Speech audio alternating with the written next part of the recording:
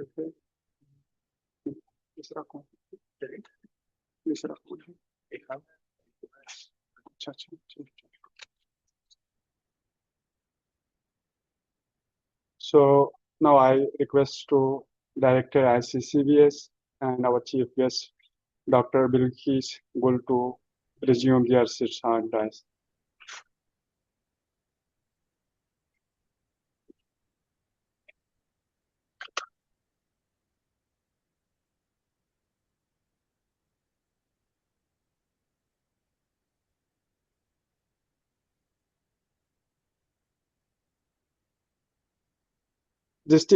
Distinguished guests, esteemed colleagues, dear students, and all our participants, it is my great honor to welcome you all to the UNESCO Chair Summit of Scientific Solidarity, Building Bridges Across Border, held here at MMDR 9 today.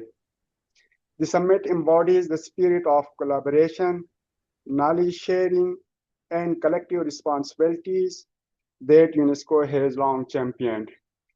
Today, we gather not only as scientists, educators, and innovators, but as partners in a shared mission to strengthen the bonds of solidarity across nations, to advance scientific excellence, and to ensure that the fruits of research and discovery benefits humanity at large.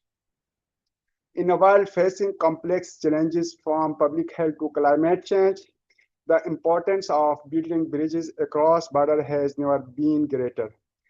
This summit provides us with a unique platform to celebrate achievements, exchange ideas, and chart pathways for future collaborations. It is a testament to power of dialogue and transformative role of science in fostering peace, progress, and sustainable development. Before we begin our session, it is my privilege to invite our director, Professor Dr. Muhammad Raza Shah Sahab, for his inaugural address. Their vision and leadership will inspire us as we embark on this important journey together. Please join me in welcoming. Yeah, Auzubillahiminash-shaytanir-rajim, Bismillahir-Rahmanir-Rahim. Professor Dr. Bilkis Gul, Dean Faculty of Sciences, University of Karachi. My dear students, ladies and gentlemen, and those who are attending online, the UNESCO shareholder across the globe. Assalamu alaikum and a very good morning. Again, it's a matter of great pleasure that we gather here to just celebrate science across the borders. The UNESCO Chair program at iccbs initiated in 2019. We signed an agreement with the UNESCO, and since then we have been regularly interacting with various UNESCO chair at various platforms, and we have kept in our mind the sustainable goals which were set for us in the UNESCO chair, and I would also, in my presentation this morning, I would also just give a brief account of what we are doing in the UNESCO chair and what are the activities.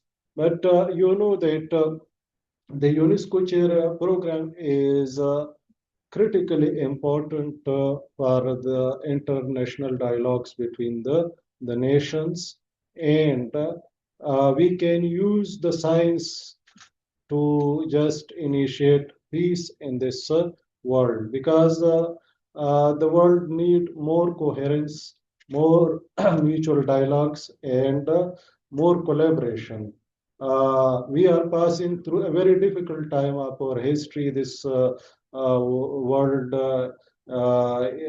is, unfortunately, we have witnessed catastrophe in Palestine and in the other part of the world.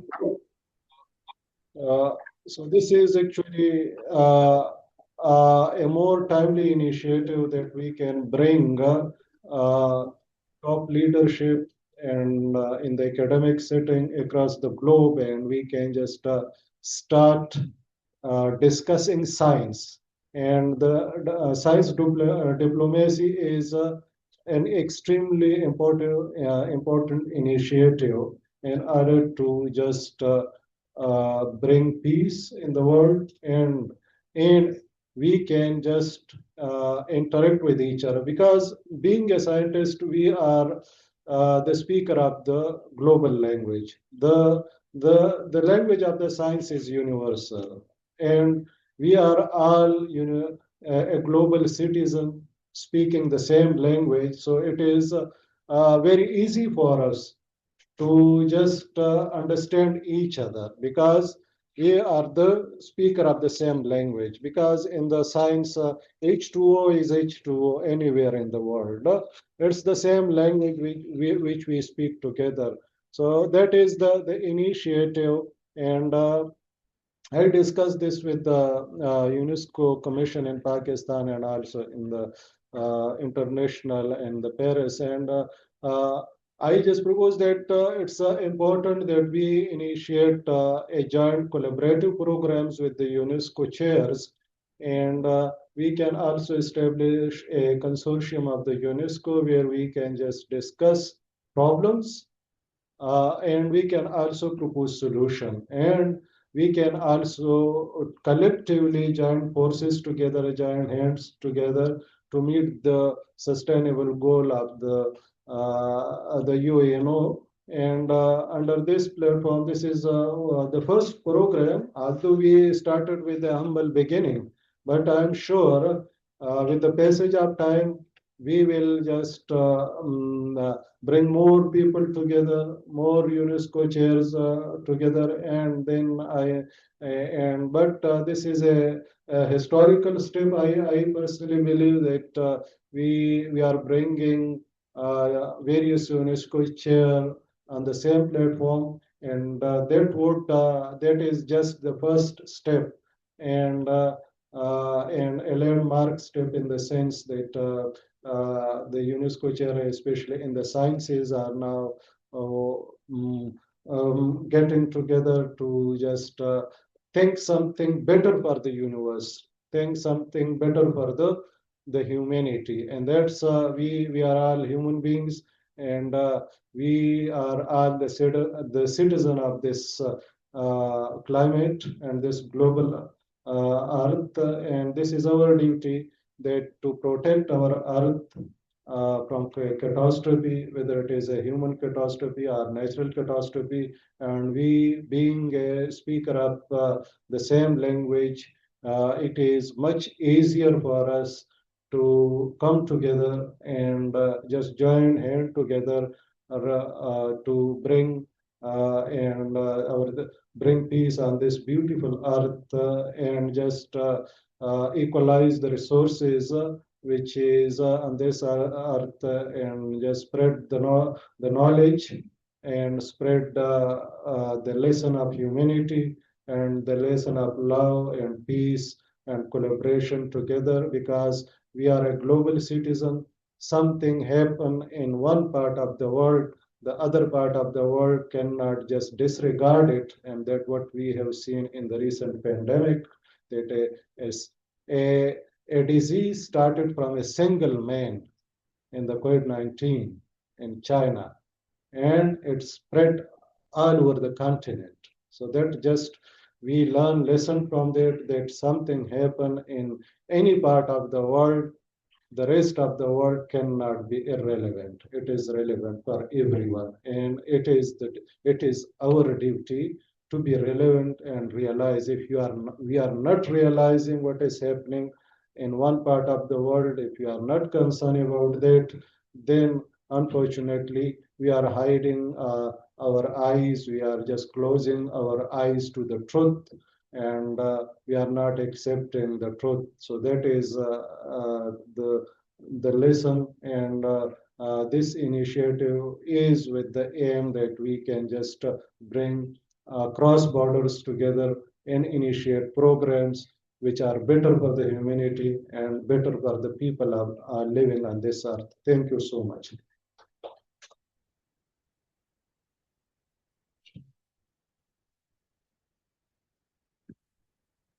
Thank you, sir, for your kind remarks. Now I welcome our chief guest, Professor Dr. Bilkis Gul, for his remarks.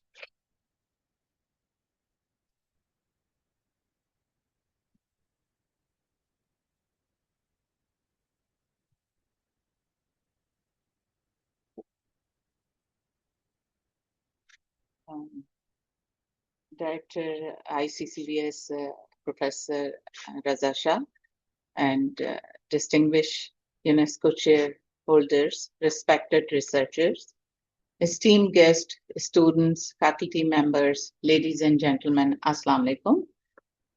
Thank you for the warm welcome. It is my pleasure and an honor to join you at this significant gathering today. I would like to begin by congratulating the University of Karachi and the International Center for Chemical and Biological Sciences, especially Professor Dr. Raza Shah, for hosting this important UNESCO Chair Summit alongside the Molecular Medicine and Drug Research Symposium. I must say that Dr. Shah's leadership and commitment continue to position Pakistan as a meaningful contributor to the global scientific community. This summit reflects the very heart of UNESCO's mission to use science as a bridge for peace, sustainability, and inclusive development. The discussions taking place here today directly support the global proposal to designate 2028 as the International Year of Science for Peace and Sustainable Development, an initiative of immense relevance to our work. UNESCO Chair serve as international hub of knowledge, innovation, and cooperation. Today's gathering strengthens connection among chairs working in a wide range of fields, including natural product chemistry, water treatment, bioethics, human genetics, higher education, digital resilience, and many more. This rich diversity of expertise reminds us that the challenges we face are interconnected and our solution must be as well. So such collaboration is essential if we are to address the shared global issues that transcend border at a time when the world is grappling with crises and conflicts, widening inequalities, since science must remain a force to cooperation, understanding, and hope. So it is therefore very crucial that we continue to promote ethical and inclusive research, expand capacity building, particularly in developing regions, and ensure that the benefit of innovation reach all societies, not just a privileged few. So just to share with all of you that we also had the UNESCO Chair in Sustainable Development halophyte utilization at our institute from where I belong from 2009 to 14. And the chair was established to recognize our significant contribution to halophyte. Halophyte are salt-tolerant plants. Research and to address the global challenges of land salinization and arid and semi-arid regions. Professor Dr. Muhammad Ajmal Khan served as the first chair holder from 2009 till mid-2012, and then after which I assumed the responsibility from 2012 to 14. The chair mandate was to advanced integrated research training, information exchange, and documentation in sustainable halophyte utilization, and to strengthen national and international collaboration, thereby positioning the University of Karachi as a global focal point for UNESCO-supported halophyte initiative. So I commend all UNESCO chairs represented here today for your dedication, your vision, and your unwavering commitment to advancing science for the greater good. Your work illuminate the path toward a more peaceful, sustainable, and equitable world. At the end, I just wish may this summit inspire new partnership, a stronger network, and meaningful contribution to UNESCO global science agenda. I wish you all a productive, rewarding, and inspiring meeting. Thank you very much.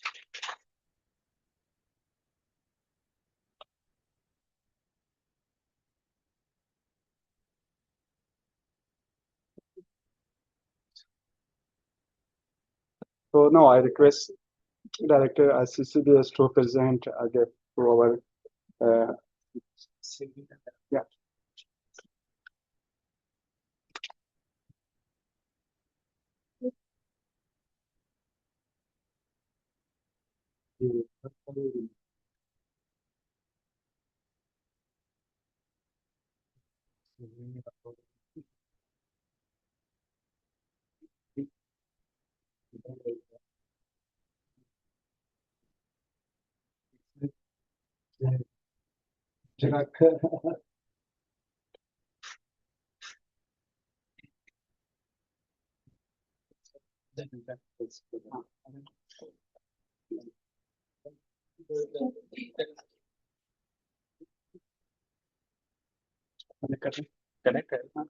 तीसरा आ गया ना वो भी connect ठीक है start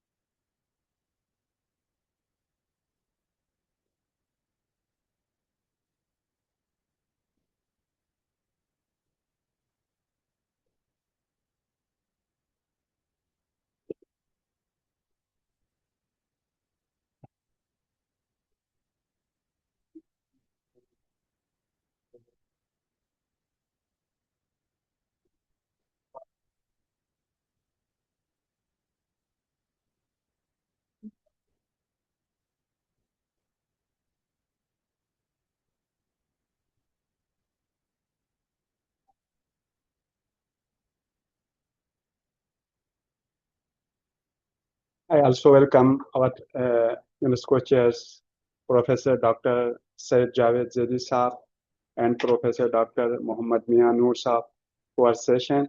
Now we will formally start our session. Our next speaker is Muhammad Salim Alini. Muhammad Salim Alini was born in Tunis, Tunisia. He earned his PhD from the California Institute of Technology in 1998 before serving as faculty member at University of Minnesota and later at Texas A&M University at Qatar.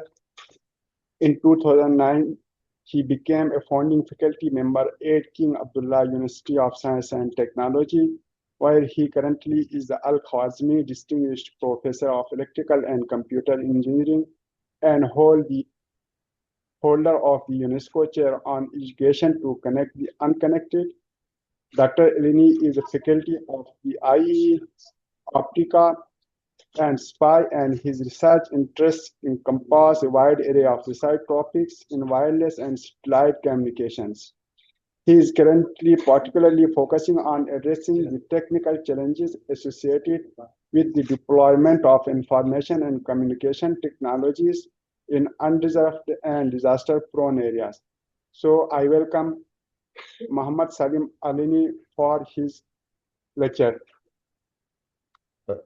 Thank you very much. Do you hear me? Yeah, we can hear you. Okay, very good. Thank you. I would like to thank Dr. Khaled and the organizer for inviting me and giving me the opportunity to talk about the activity of our UNESCO chair in this interesting event. I'm sorry for not being to make it in person, but I hope that I will be able to convey the kind of research topic we are working on via this online presentation. Let me share my screen. So, as mentioned, I work in the context of this share in the area of connected and connected. And in particular, we are focusing on some emerging technologies that are basically expecting to bring internet from the stratosphere in the next few years.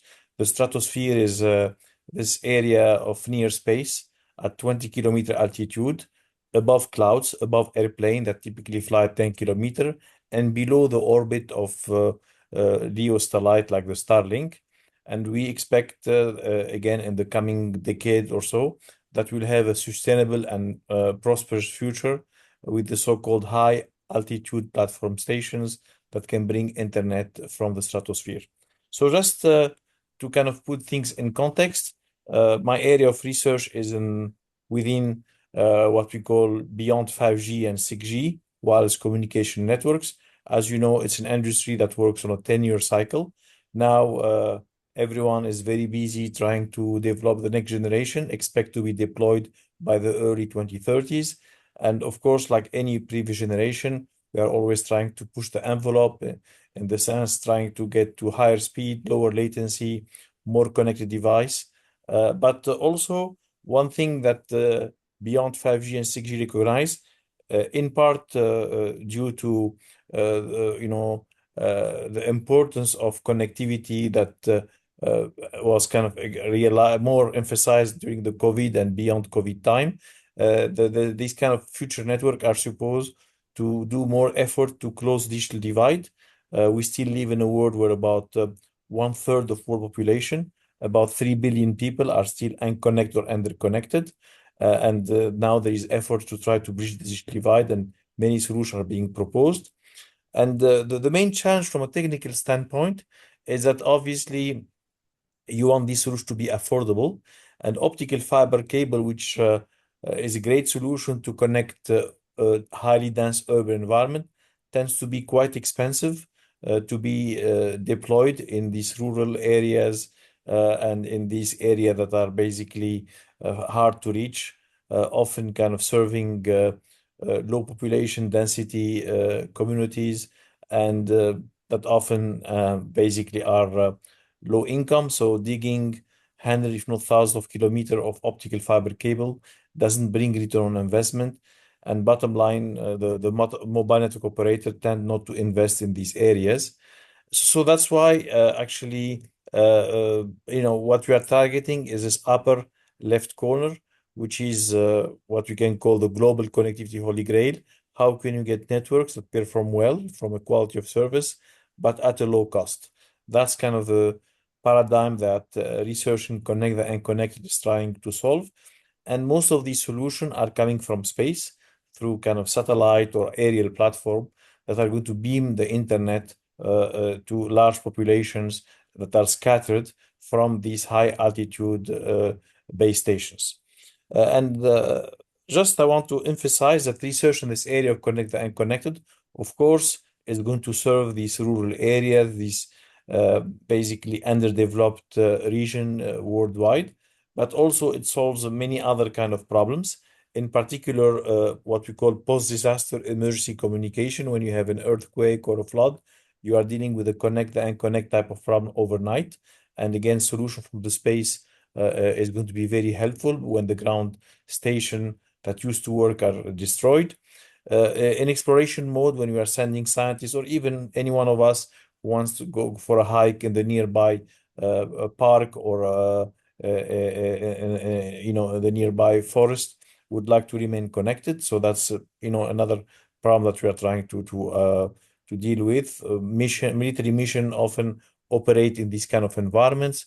When we talk about connect and connect, we are not talking only about connecting people, but we are talking about connecting all kind of IoT device, sensors, actuators, so that we move from this narrow concept in a way of a smart building, smart home, smart city to something broader that cover smart villages, smart hamlets, smart rural area for a variety of application in the context of, let's say, digital agriculture or environment monitoring and so on.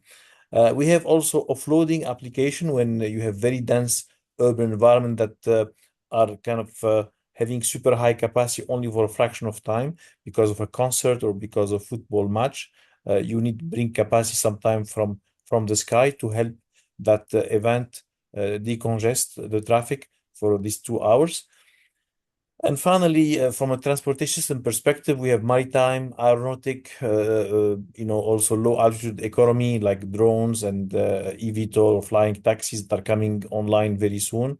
And that needs also connectivity that may not be easy to be done from the ground. So connectivity from space is the way to go. What I want to highlight here is this connect the unconnected type of problem is really broader than just connecting rural area and developing regions, although it's a very important critical aspect, but we are talking about many other important related problems.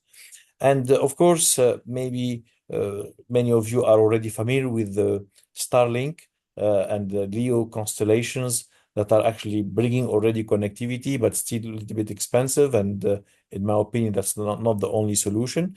But that's, of course, a great achievement that has been done over the last few years.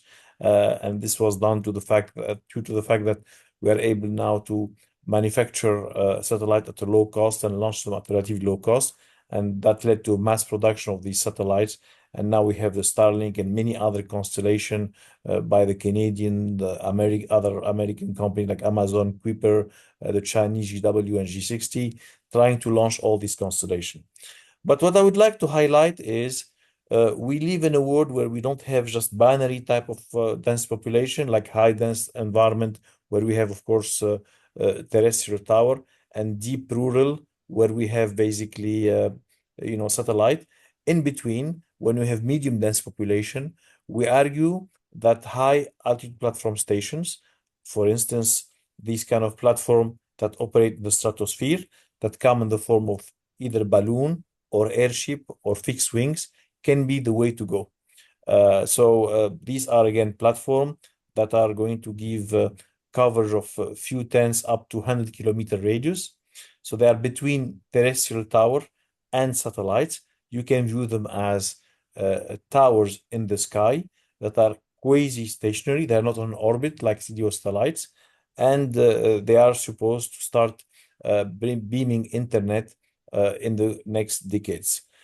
This is the vision we have for this network or constellation of hubs. We are talking about here a situation where we have, let's say, a flood, and we have people who have been moved to these refugee camps. So they are connected from these hubs. The hubs can also have or host a radar. So it can be viewed again as a tower in the sky or infrastructure, if you will, in the stratosphere that can help with not only connectivity, but a variety of other missions like radar, like you can have a camera for border control, you can have a LiDAR for environment monitoring, and so on and so forth. So it's kind of the vision we have for this constellation of flying platforms that, of course, have to be connected to the internet via feeder links or backhaul links. And we expect this to be done through laser links to the ground or to the mega constellations. So without getting into details, what we are actively working on in my research group within the context of this UNESCO Chair is to try to kind of highlight the advantage of hubs, in particular, the advantage that is very critical, known as direct-to-device advantage. This is kind of a paradigm that every single satellite constellation is trying to achieve, is how we can connect directly to a satellite from a standard regular phone, not a special satellite phone. This is quite hard to achieve from basically the classical constellations because they are just far from the ground. Hubs are much closer to the ground and basically can achieve that in an easier way. And also there is a sustainability argument that is in favor of hubs in the sense that they don't affect the atmosphere like the constellations are, and they don't generate debris. It's like aircraft that go on a mission for a few weeks or a few months, depending on the endurance of these HABs, and come back on the ground, basically for maintenance, for upgrade, and eventually it can be retired. So we work on different aspects of designing network based on HABs, assuming that these HABs will be up and running in a few years. Some experiment validation have been done by Google, by Facebook a few years ago. The business model didn't work at that time because the technology was not mature, but things are progressing quite well. The HABs industry is picking up. And we did ourselves in collaboration with Deutsche Telekom, CST, the regulator Saudi Arabia, a test a couple of years ago that was highlighted in this paper showing a 5G trial from a HABs. So things are progressing at a good pace. We show here, for instance, that we are able to maintain very good connectivity over a very large region from a HABs, whereas when you look at the at the blue sky kind of performance, it degrades after a certain kilometer because you have always limited coverage from terrestrial base station. So all in all, in this 15 minutes that was allocated to me, with thanks, I just want to highlight the importance of the work of Connect the Unconnected, and of course, highlight also that we are doing progress as telecom engineers with the satellite kind of boom over the last few years. But there is another boom that we expect to happen in the next decade with these high altitude platform stations that are going to also offer this new constellation in the stratosphere, interconnected with free space optics and providing internet from 20-kilometer altitude to connect not only people but also device. So with that, I would like to thank you for your attention and highlight again the importance of this technology from a sustainability perspective, in the sense that it doesn't deal with debris like is the case for satellite, and from an economic prosperity perspective, because it's not only a connectivity solution, but rather an infrastructure in the stratosphere that can basically bring a lot of advantages, the same way satellite bring advantages from a connectivity, imaging, monitoring perspective, from an high altitude kind of perspective. So with that, I would like to thank the organizer again for giving me the opportunity to present the work of our chair in this forum.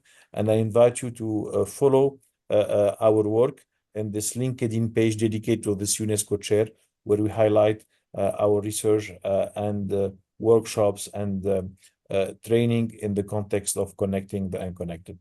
Thank you very much, and I'll be happy to take some questions.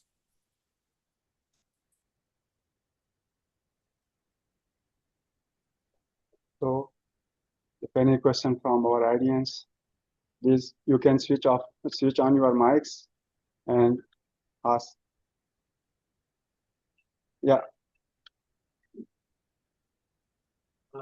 Thank you for the nice presentation and giving an overview of what you are doing. So just want to ask about the progress on 6G. So 5G has been rolled out, but unfortunately in Pakistan, we don't find 5G yet. But overall, in the world, we see 5G quite well mature technology, and of course, we see it being deployed everywhere. Now, we are hoping for 6G. So since you mentioned about the 6G, just wondering what is the state of art on the progress development of this technology? I'm not sure, I could not hear very well the question, but I think the question was about what kind of progress has been done on 6G and what do you expect out of 6G. This is the question?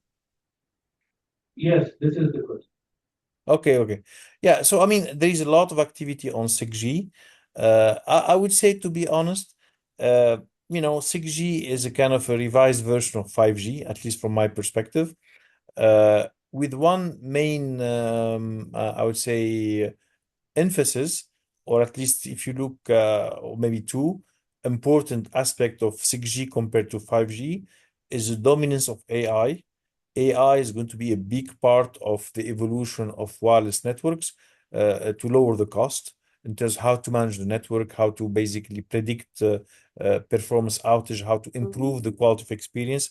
All of this basically is going to be part of the evolution of 5G to 6G. But also the other important aspect is what we call in our jargon non-terrestrial network. I think this is going to be a big part of 6G, which is basically about today, trying to bring global connectivity, global coverage, giving the opportunity for everyone to remain connected wherever they are. Of course, connecting also unconnected region. This connection to satellite, eventually, hopefully, these high-altitude platforms I talked about. This is also a big development of 6G. I would say these are the two major evolution that you will see in 6G compared to 5G.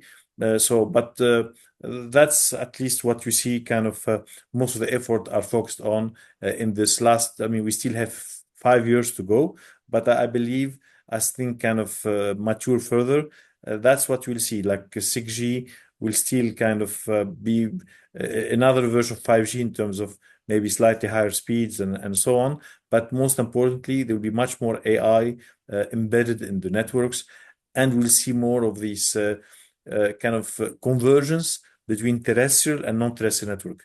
The ability to remain connected wherever you are with the same phone, that we connect to a satellite rather than a terrestrial base station when you are not in a covered area by a terrestrial base station. Yeah, one more. So, thank you very much.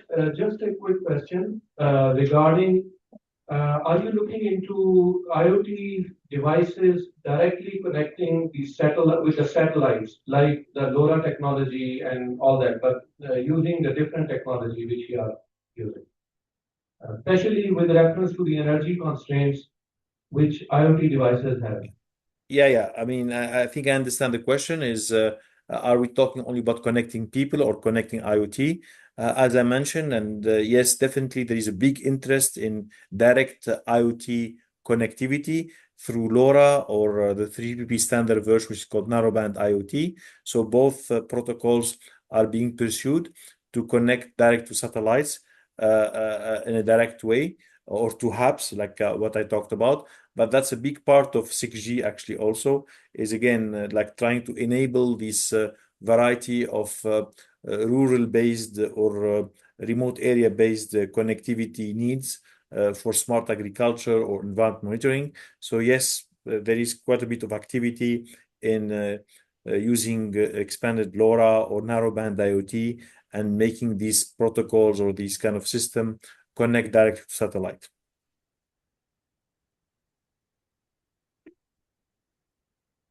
Thank you, Dr. Eleni, for your wonderful presentation. We hope in future we will meet in physical. Now, with this, I will be calling the next speaker of our today's summit, our dearest teacher, Professor Dr. Muhammad Raza Shah, Director of iccbs and the chairholder of the UNESCO Chair on Medicinal and Bioorganic Natural Product Chemistry. Professor Shah is an internationally recognized scientist with a distinguished academic and research career. He has published more than 530 research articles, authored 7 books published internationally, and holds multiple US patents. One of his author book was declared as best book of the year 2017 by HEC. He holds many accolades like Khwarizmi International Award, Tagma Imtiaz, a Pakistani Civil Award, Top Scientist for the year 2019 by the Directorate of Science and Technology, Government of KPK, even Sena Science and Innovation Award by Brain Trust UK, Abdus Salam Award. He is member of National Nanotechnology Foresight Committee and the COMSTEC Consultative Working Group of Scientists from OIC countries to prepare 10-year plan of action 2016 to 15. He has the fellowship of Pakistan Academy of Sciences, Islamic World Academy of Sciences, International Union of Pure and Applied Chemistry, the Chemical Society of Pakistan, and Royal College of Physicians, Edinburgh. His current positions include Director at iccbs University of Karachi, President the Chemical Society of Pakistan, Guest Professor Nankai University, China, Visiting Professor Hunan University of Traditional Medicine, China, Secretary Pakistan Academy of Sciences of Sindh Chapter, Advisor of the International Traditional Medicine Clinical Trial Registry, China, General Manager Center for Bioequivalence and Clinical Research, Editor Journal The Chemical Society of Pakistan, Deputy Coordinator National Chemistry Talent Contest Program of HEC. So I request all you to welcome Dr. Professor Raza.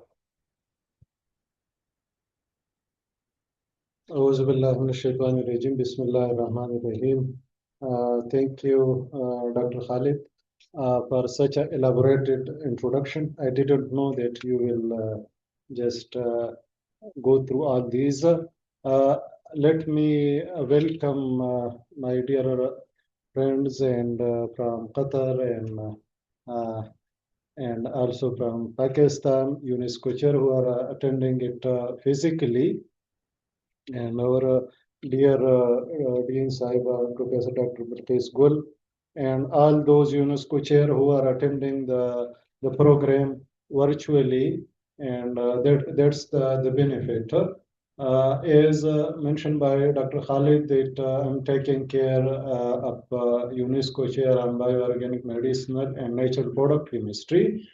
So just I was thinking that I should just talk about the science, but then I realized that it's important that I should talk about the facility, the infrastructure, and what we have been doing in the area of bioorganic natural product chemistry, so that we can just that the other UNESCO chair can have an idea then what kind of networking they can do with us, and in a similar fashion, then we can also talk. So I would be just briefly introducing our center, International Center for Chemical and Biological Sciences. As you can see that the center, the nucleus of the center were established in 1966 in a single room in the chemistry department. And then the iccbs Research Institute of Chemistry. Actually, basically, this first room which were established in the chemistry department, it was the Professor Dr. Sri Muzama Siddiqui was the person who just established that laboratory. He is a well-known natural product chemist, and he isolated a number of important natural products which include ajmalin, which he named after his teacher and mentor, Hakim Ajmal Khan, and that is used to control cardiovascular and blood pressure internationally, that particular drug. And then Hussein Ibrahim Jamal Foundation just gave us some amount, handsome amount of money, and we just constructed that old building of Pichiji, and then we never looked back.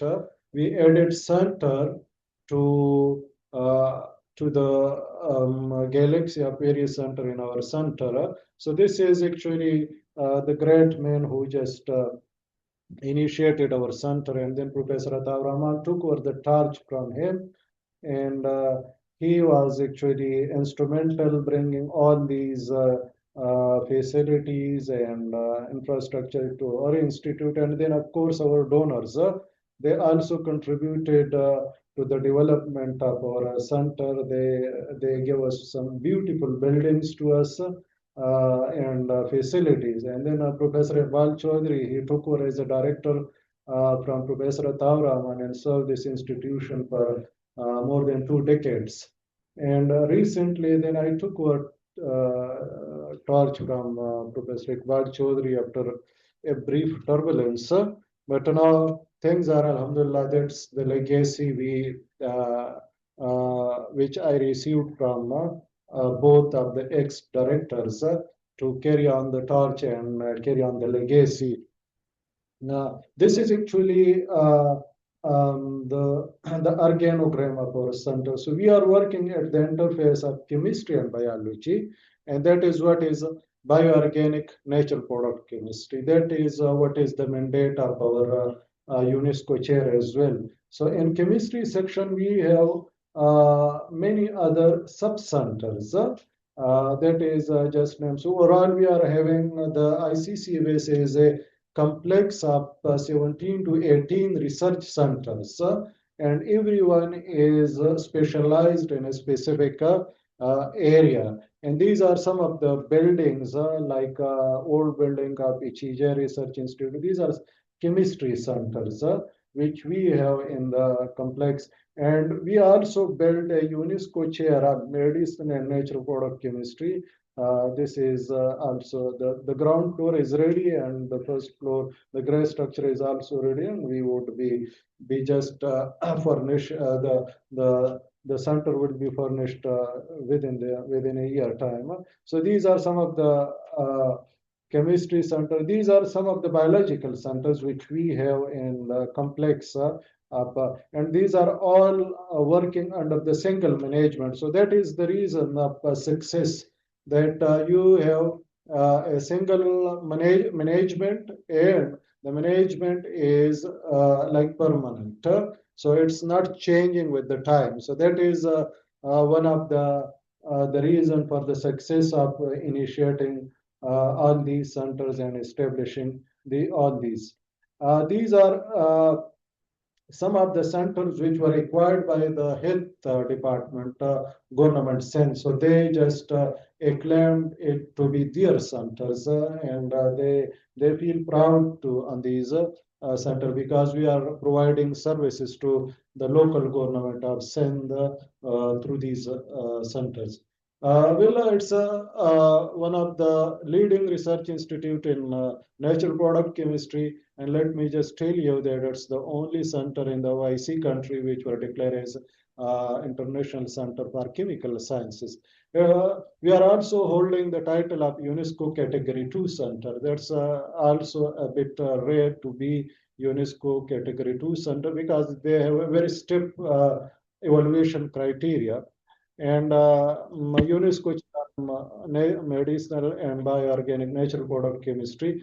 We are also TWA Center of Excellence, WHO Collaborating Center. We are the only center in the OIC countries which were declared as Best Research Institute by the Islamic Development Bank twice. We are also TWA Center of Excellence. We are just training our colleagues from and researcher from the which is sponsored by the World Academy of Sciences.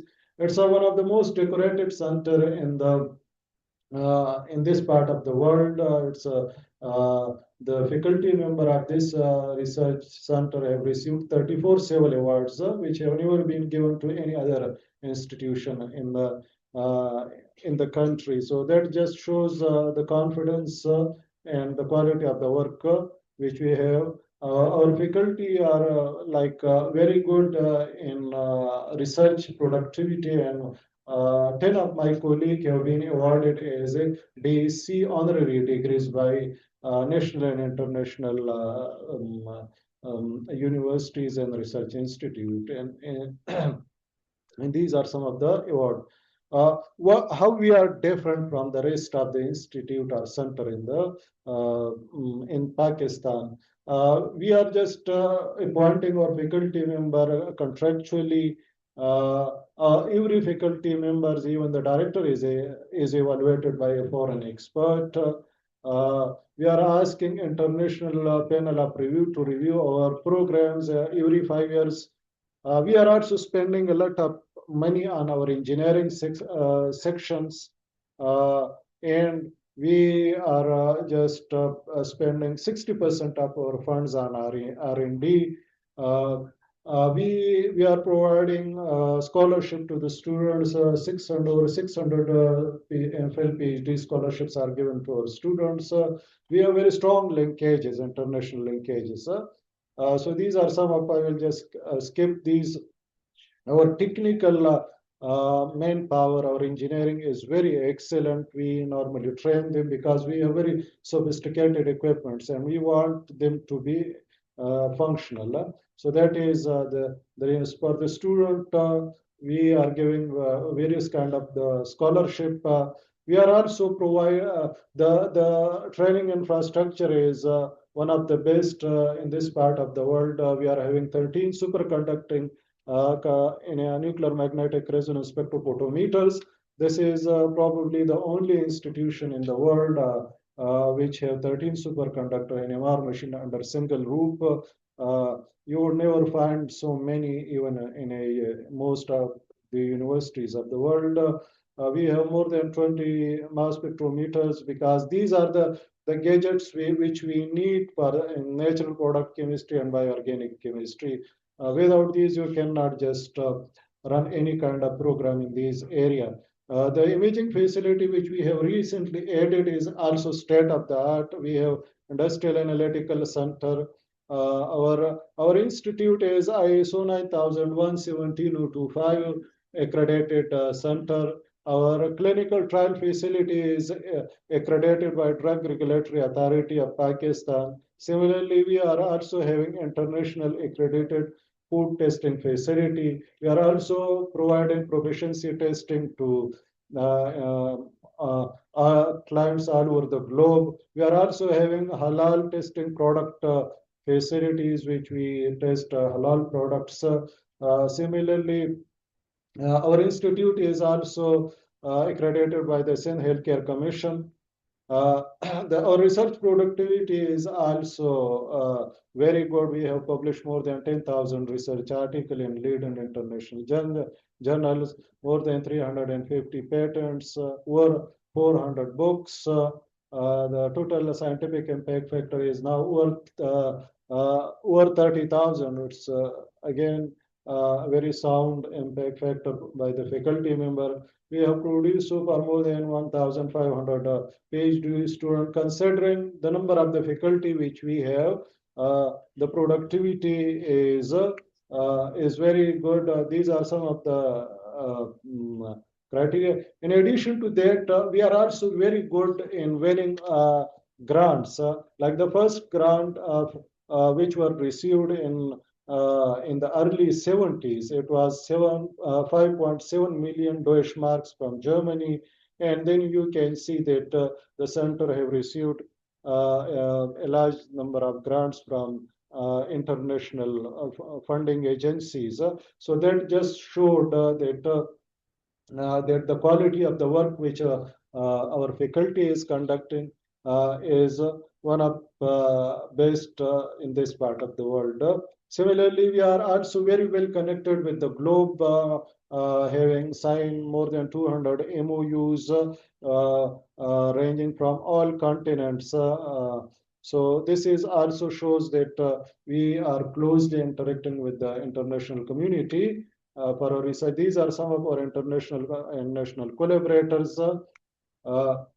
We have very good and strategic relationship with China, and mirror centers are established in our institute. Like one center were established here, and the mirror center is established in China. So that is our joint strategic collaboration with China. So the director of these centers which are here, there are normally two directors of these centers. One is from Pakistan and the other is from China.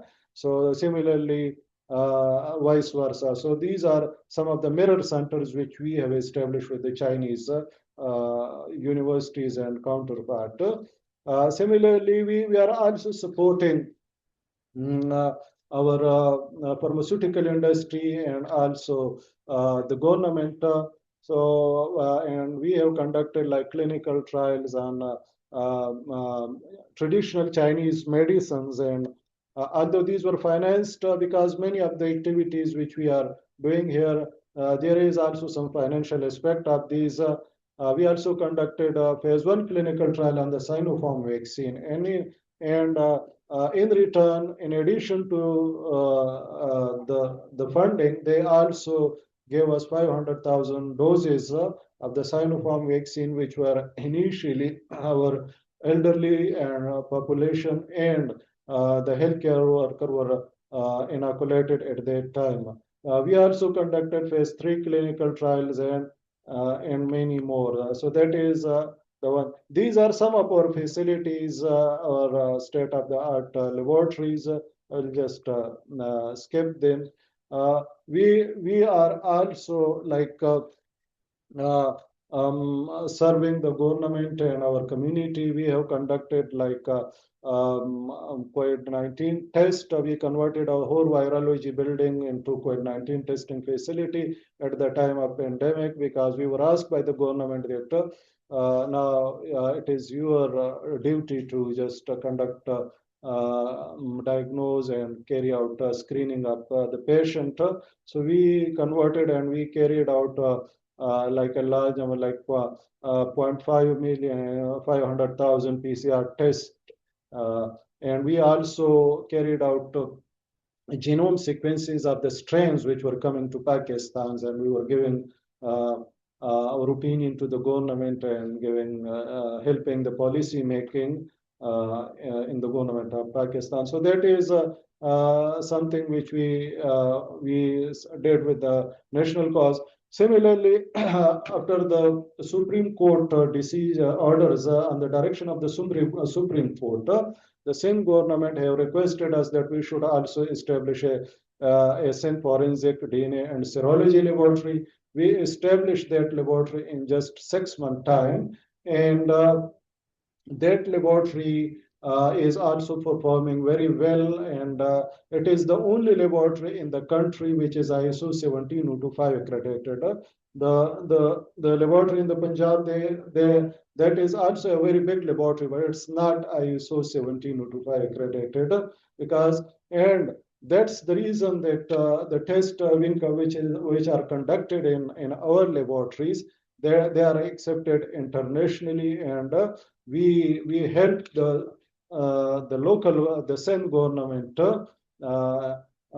in solving many of the problems which received like media attraction, like recently Mustafa Amir case was one of the recent example who was killed in a home, and then his body was burned somewhere else.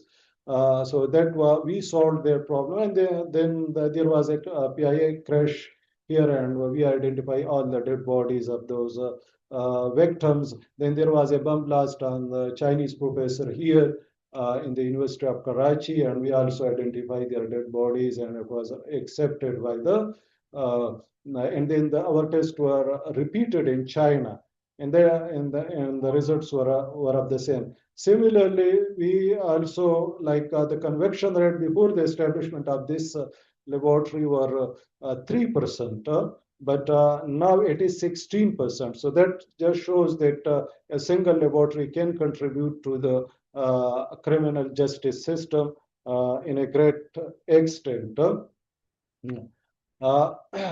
These are we are also providing services to our 600 laboratory through our industrial analytical center, and helping our facilities are state of the art. We are also having halal testing laboratory, that what I already mentioned. The clinical trial units, the first ISO 17025 accredited facility in the country. We have conducted now more than 28 studies in this center. These are some of the certificates. This is also very equipped laboratory. We also have a very strong biotechnology wing where we are just providing plants to the local farmers. Like there was virus in the Sindh province a few years ago, and the banana were infected by that virus, and then we developed a virus-free banana here in our center, and we distributed that into in the farmers, and in order to just develop virus-resistant banana. And now, because there were a threat to the banana that it would be eliminated very quickly, but with the help, with the efforts of our center, now, Alhamdulillah, that is overcome and the banana is still there. So we also the orchids which you can see here in the front, that is from our own biotechnology wing and our own greenhouses. So it's a very difficult in Pakistan to grow orchids, and that's what we have just grown in our biotechnology wing of the IC. We also have a very good technology incubation center. So any student or any researcher who have an idea, they can just get a space in our technology incubation center. We provide them space and mentorship, and then they can just start their own companies. And we are not claiming their inventions. We are not. We just only want that there should be more scientific companies in Pakistan. And what you can see that the Bionic.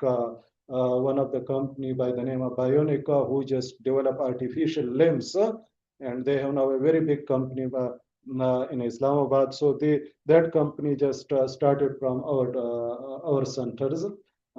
Similarly, these are Latif Ibrahim. We are also serving the community by providing free access to the computers in our Latif Ibrahim Jamal National Information Center. We also conduct public awareness programs, like we conduct summer internship program, winter internship program, and so on. We are also providing scholarship to the students. So more than 1,200 scholars from developing world just got training in our institute, which also include 120 German students who came to our laboratories, and they just got training in our laboratories here. So these are some of our fellowship programs.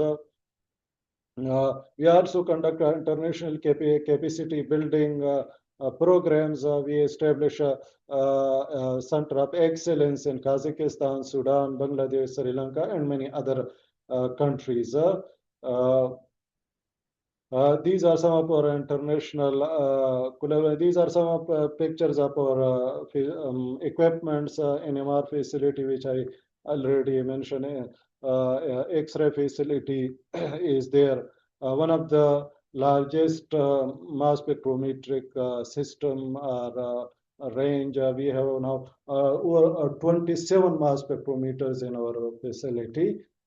Similarly, the imaging facilities are also quite nice. We have scanning electron microscope, atomic force microscope, and many other imaging facilities. We also have Basel 3 laboratory. This is quite rare in Pakistan to have Basel 3 laboratories in order to just handle viruses and bacteria. We have, for the bacteria, we do have Basel 2 laboratories, but for the viruses, we have Basel 3 laboratories. The imaging facility, which I already mentioned, we do have patch clamp facility for the cell physiology studies. And then for the genome center, in the genome center, we do have genome sequencing facilities, very well equipped laboratory in our genome centers. We also have laboratory of animal research, National Laboratory for Animal Research. This is our animal house, which just we are providing toxicological studies and preclinical studies to the pharmaceutical industry in our facilities. Similarly, our nanotechnology center is also very well equipped. Like we have zeta potential, DAC, electrospinning machines, and optical tensor, and many more. So it's also one, and that is the first nanotechnology center, full-fledged center in the country. So most of the equipment which is needed for the nanotechnology or nano research are here in our center. Computational facility is also available in our institute. We also have pilot scale production facility for the natural products, and also we are providing services to our local pharmaceutical industry, especially herbal industry, Hamdard, Herbion, and Karshi. They were using at some point of time our facility. We do have nitrogen liquefaction and helium liquefaction plant because these are needed to run our NMR spectrophotometers. So that what we have established. Our laboratories are also very well equipped. We are acquiring one of the latest journal in the area of natural product and bioorganic chemistry, and also in the area of biological sciences. And we were also hub for the rest of the country, where we initiated a video conferencing facility at the time of General Pervez Musharraf back in 2001 somewhere. He just inaugurated this facility, and we were declared as a focal point of video conferencing facility for the whole country. We were managing the video conferencing facility of the whole country. Nowadays, every university have their own, and HEC is doing, but before that, we were responsible for that. Similarly, we have very good accommodation facility. We provide in transport services for the students who are living in Karachi. And our international student, we are also providing recreation facility to our international students. Mostly we are getting students from Africa. So we used to conduct matches, football matches between Asia and Africa. And most of the time, Africa win those matches. We also provide daycare facility for our female students and teacher. They can drop their children in our facility, and then they can just take up there after finishing the day. Similarly, many Nobel laureates have visited our institute, and they just appreciated the research work, the infrastructure, the facilities which we have, which include Sir Barton and Sir Brown and Richard Ernst and so on. So this is actually some of the UNESCO chair. I would just, in a 5 minutes, I will just, after I assume the charge, we have initiated a number of programs. We just, I will just give you a brief account just in 5 minutes. That 100 the first this was actually the agreement which I mentioned, that it was signed in 2020, and then I took over in as a chair in 2024, and then after that we started a number of programs. These are the objectives, but we started programs that would after I took over in a few months' time.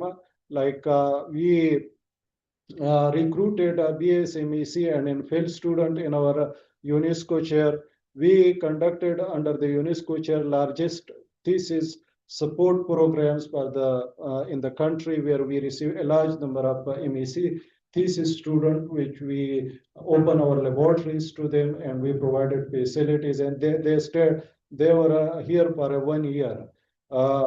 We also supported 174 students in their research under these programs, and that is project support programs. We are and 17 students were selected.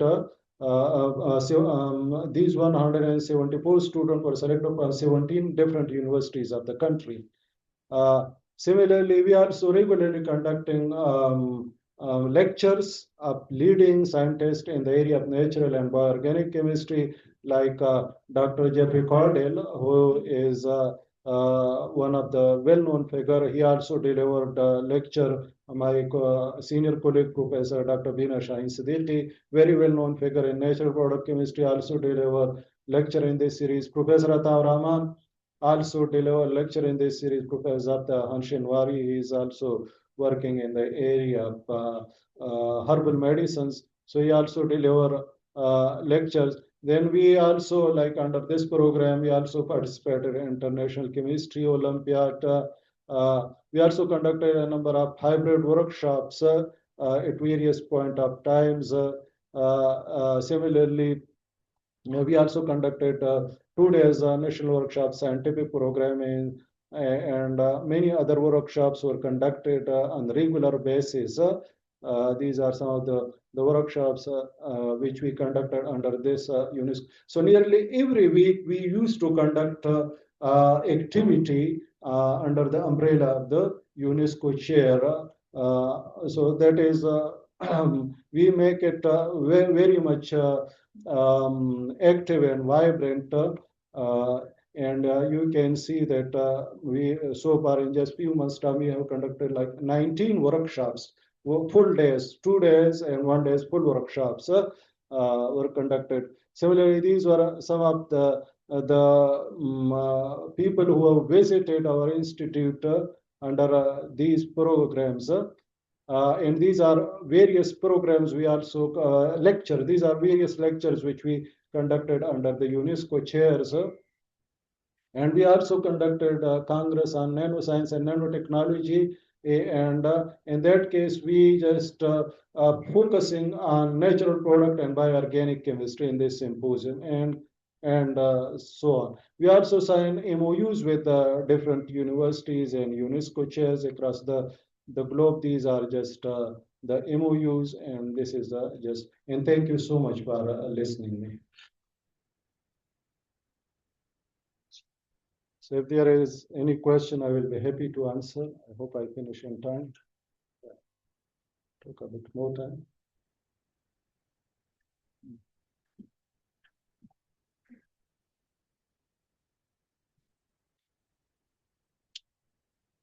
So if there is no question, then So if there is no question, then we close this session. and I have been for- working through. So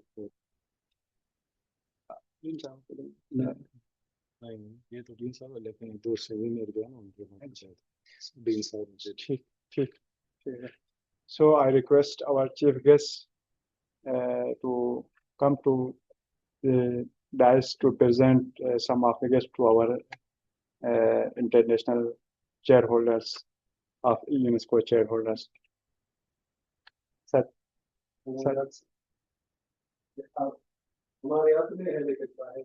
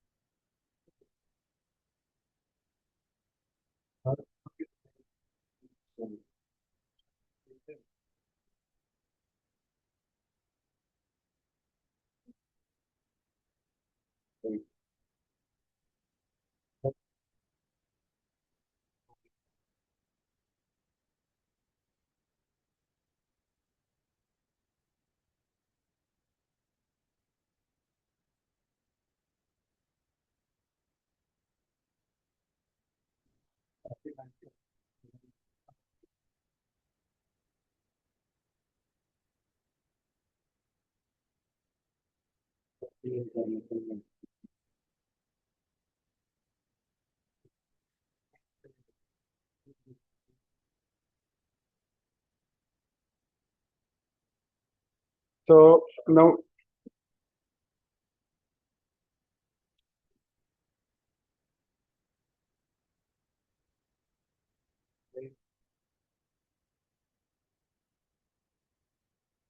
now we have half an hour tea break. We will be here sharp at 11 AM. ठीक है वहाँ जाएंगे जी sir, हमने transport manage कर लिया है नीचे. So transport is there. Just you have to go downstairs and buses will be there and you have to come with the same transport here.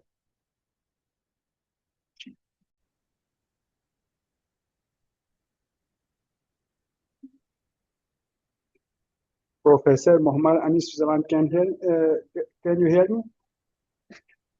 Hello. Yes, Okay. I'm audible. yeah. So can you share your slides? We resume our session now. Actually, the last session was a bit delayed, so we have a few participants. We are waiting. Just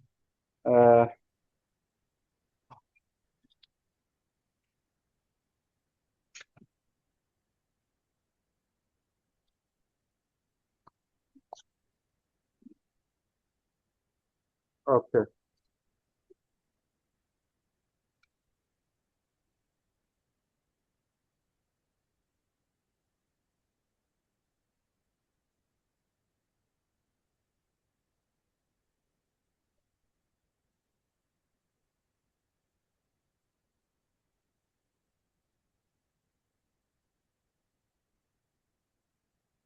Okay.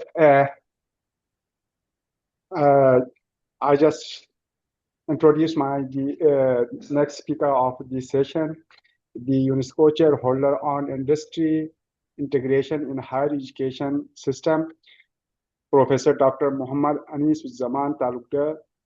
He is a professor of the Department of Electrical and Electronic Engineering at Bangladesh University of Information Technology and holder of the UNESCO Chair on Industry Integration in Higher Education System, the first UNESCO Chair in Bangladesh. He was the founding director of the Research and Innovation Center for Science and Engineering at BUET from 2020 to 2024. Dr. Taubbar has held several prestigious international academic positions, including visiting professor at University of Maryland, USA 2011 to 2018, distinguished Marie Curie Individual Fellow at the University of Leeds, UK, honorary fellow at the Hong Kong Polytechnic University, and honorary visiting academy at City University of London 2023.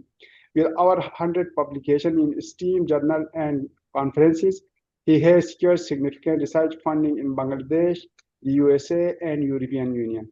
A senior member of IEEE, Dr. Torokdar served as the president of IEC Bangladesh National Committee. At BUET, he played a key role in shaping research and innovation policies, serving as the member secretary of the committees that drafted the ordinance for RISE, the Faculty of Postgraduate Studies, and BUET's intellectual property policy, all of which he successfully led to approved by the BUET syndicate. He also spearheaded the formation of the Institutional Review Board at BUET, serving as its founding chair and led the establishment of BUET Innovation Hub. Since 2022, he served on a National Steering Committee and the Selection and Monitoring Committee for the Ministry of Education, Grants for Advanced Research in Education. He has also served in the ICT industry, digital commerce, freelancing, entrepreneurship, and startup subcommittee of the National Task Force and Novo Theatre Board of Governors. In addition, Dr. Abdal is actively involved in national research and innovation initiatives. He was a member of the executive committee of the A2I Innovation Fund, the special research grant of the Ministry of Science and Technology. Currently, he is a member of Research and Knowledge Management Cell of the Directorate of Technical Education and advisor to the FBCCI Innovation and Research Center. Please, I request you all to welcome Anis Zaman for his lecture.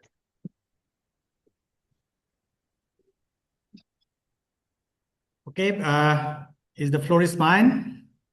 Yes, sir. And am I audible? Yeah, you are audible.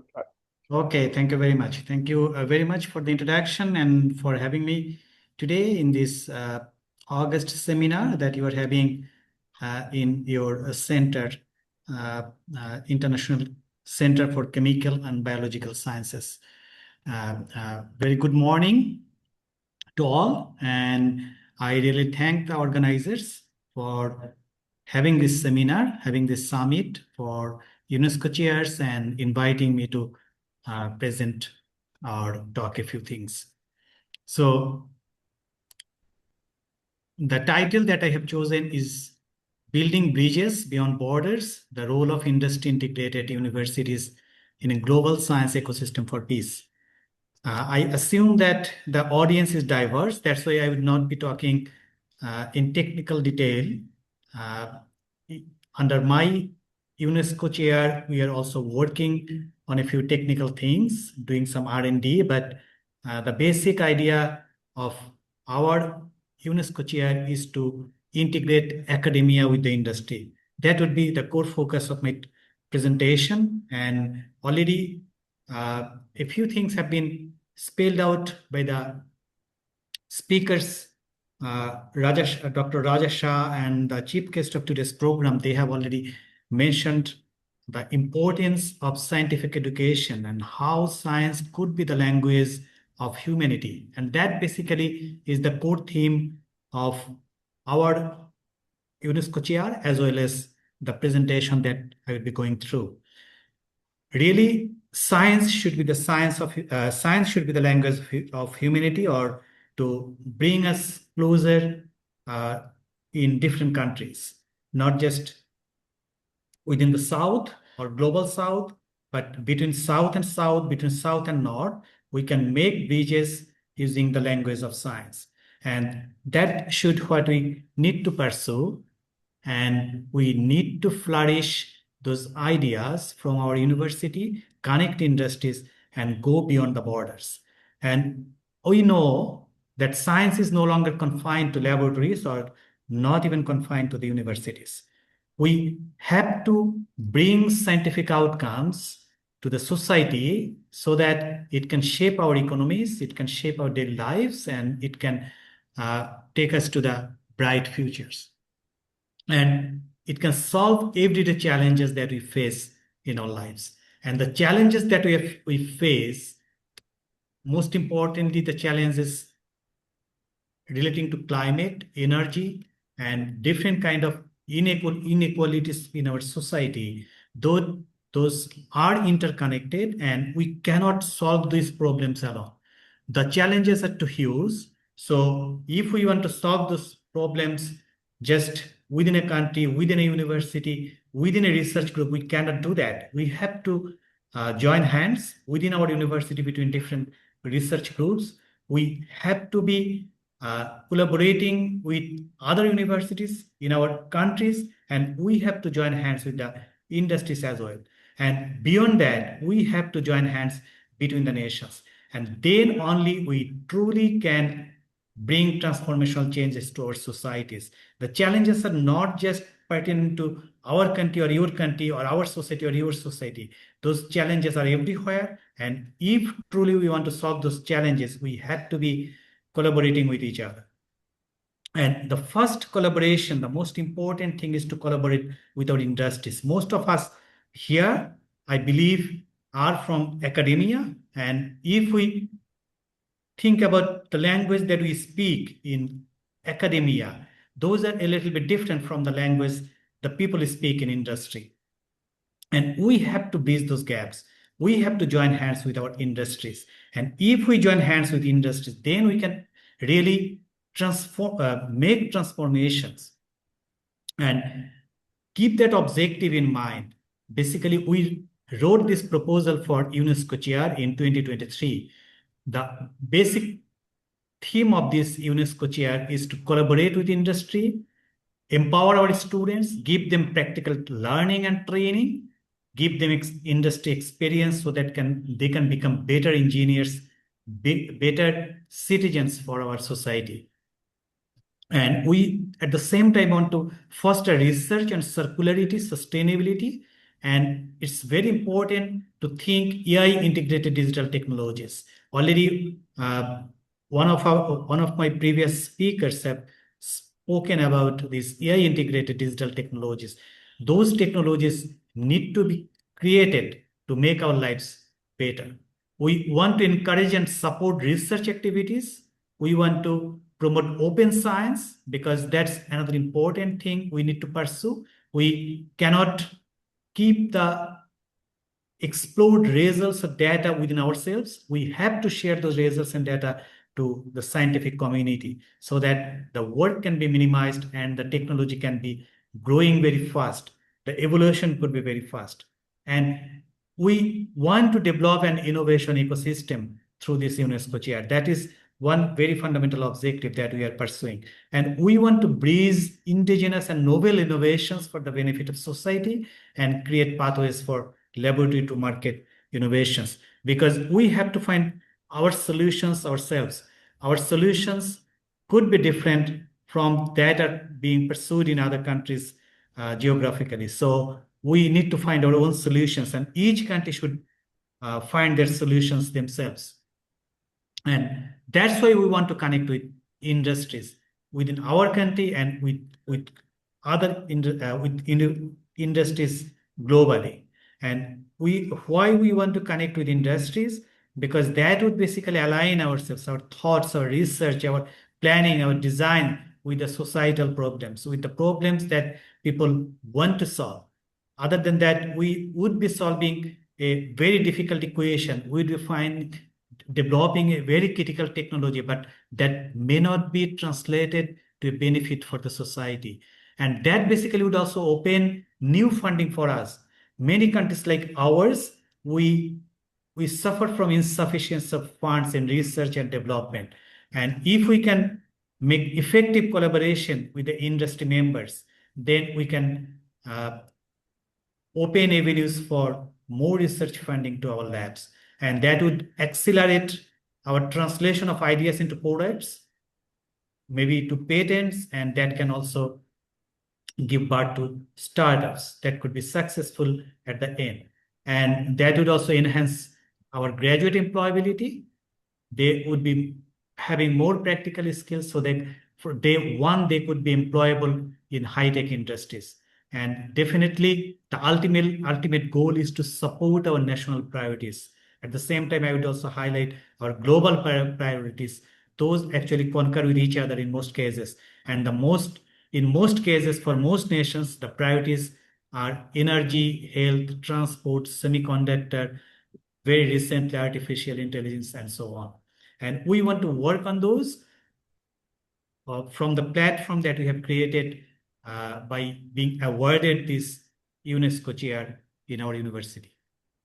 So just to give you a few examples, I believe all of you know these examples, yet I would like to refresh your memories by giving these examples. These are very important examples for industry academic collaboration. We can keep these pictures in mind always, and we can pursue to replicate these examples. The first example is the relationship between Stanford and Google. You know that Google was basically a startup originated in a Stanford laboratory. The PageRank algorithm that was developed by Larry and Page, that actually originated from Stanford. And from there, we know how much it grew over the last couple of decades. And just envision if something similar could be grown from our laboratories, then how much impact that could be having on our universities as well as on our societies and on our countries. And the next one is the Oxford AstraZeneca vaccine. We know that in the beginning of 2020, everything was shattered. We were so scared that what would happen to the world. And then this relationship showed us a path that humanity could be survived. And this relationship is between Oxford and AstraZeneca. They developed a vaccine, and why this vaccine came to a doorstep because of the industry academia relationship between Oxford and AstraZeneca.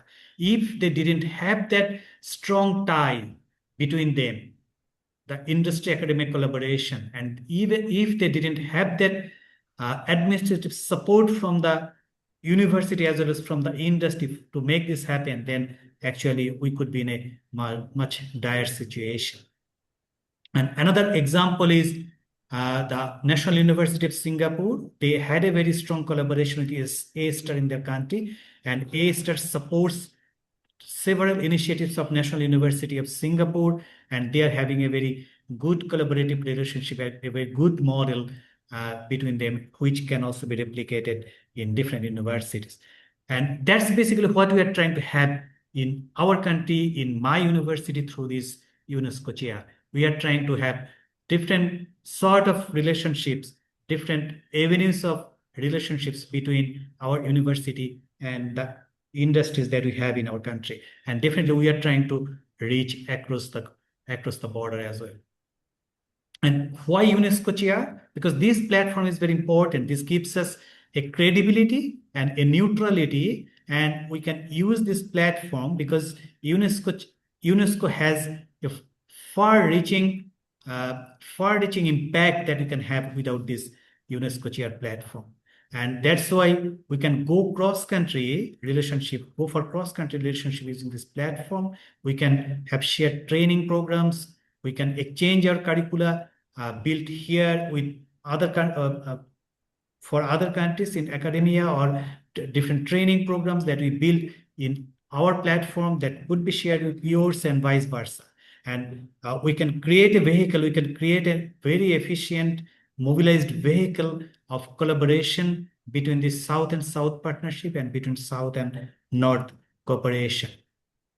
And this basically brings us to another point that has already been spoken about the scientific diplomacy, which is very important because the cultural differences that we have in many cases that works as an obstacle when we want to make diplomacy, when we want to join our hands. But scientific language is the most important language at this moment of the earth that can close those gaps, make those bridges, and overcome all the obstacles we have in our minds.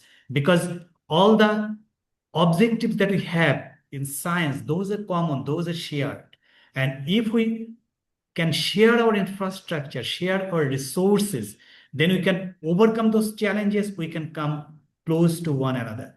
And you see that in many countries in South, we usually don't have that much high-end facilities. For example, if you think about nanofabrication facilities, most of us don't have the state-of-the-art nanofab facilities. And even if we have maybe one or a couple within the country or only a few in the country. Then what we should do, we actually should join our hands and we share our resources between us so that we don't have the duplicacy of resources, rather we can exploit or utilize those resources much efficiently. We know about the AI compute clusters that we need. Those are very expensive. Those are very extensive, comprehensive facilities that we need to build in our countries. And those also require lots of funds just to operate. The power consumption that an AI compute cluster, if we think state of the art globally, that requires huge amount of power to run. So we need not duplicate our resources. Rather, let us think about how we can share our resources, how we can create common funds, and we can create common resources. For another example is hydrogen energy research. That's very important nowadays because it is needless to say how much is important is to do energy research due to the depleting fossil fuel energy. So one very important energy source or energy carrier could be hydrogen. So we need to do this kind of research. Now, if we want to do this kind of research, from the fundamental research to the deployment to the development of prototype and for large scale industrial integration for the commercialization, those requires huge resources and huge manpower. If we don't join hands, each of our nations separately, each of our countries separately, we be on the losing side. Rather, if we join hands, that becomes much more, becomes a successful story for us. So that's what we want to do from our UNESCO chair. We want to make these collaborations. And if we want to, we'd very much like to create regional centers of excellence between these UNESCO chairs with our neighboring countries or beyond.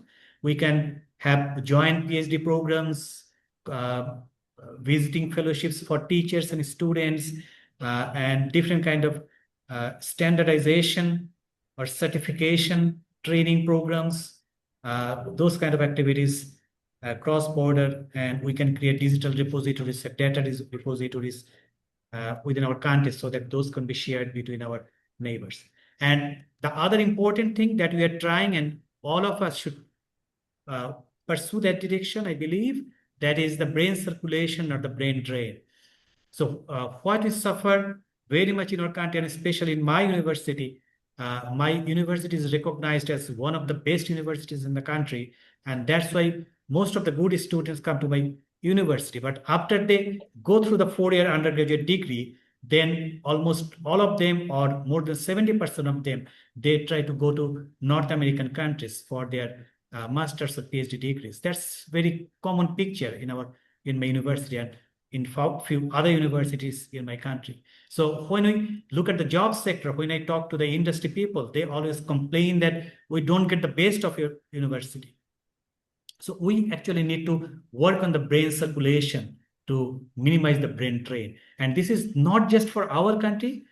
What we can do, we can make this kind of collaboration, this kind of agreement between our neighboring countries so that there can be circulation. Some of our students can come to our country, some of our students can go to your country for internship, for joint laboratory activities, for visiting research exchanges, so that there is always a circulation. And if we can create that kind of vibe within our country and that kind of environment within the country, joining hands with the industries, so that even after our students graduate from a North American university, after they do PhD or they do a master's degree, they can come back to our country because they would see a much vibrant research activity here, a much vibrant or prospective job environment here. So they would consider coming back. And that's one model we are trying to pursue at this moment. We are working on that direction. And the objectives that we are pursuing also include inclusion and responsible innovation, so that we can include everyone irrespective of their gender and caste or any unrepresentative group. And we are trying to pursue the STEM pathways for our country so that the economic can get benefit from the learning of the students when they graduate after 4-year undergrad degree or after they do masters or PhDs.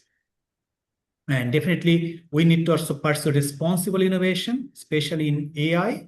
And also, we know how much it is important to make our environment green, how much it is important to make our data protected, how much it is important to have a recycling mechanism in place for our electronic wastes. So all those are within our active plan, and we are pursuing those activities under this UNESCO Chair. And we want to create technologies that would empower especially the poor and needy and the underrepresented groups, so that if someone wants to do a critical disease diagnosis, for example, they can do just using their smartphones. Or the people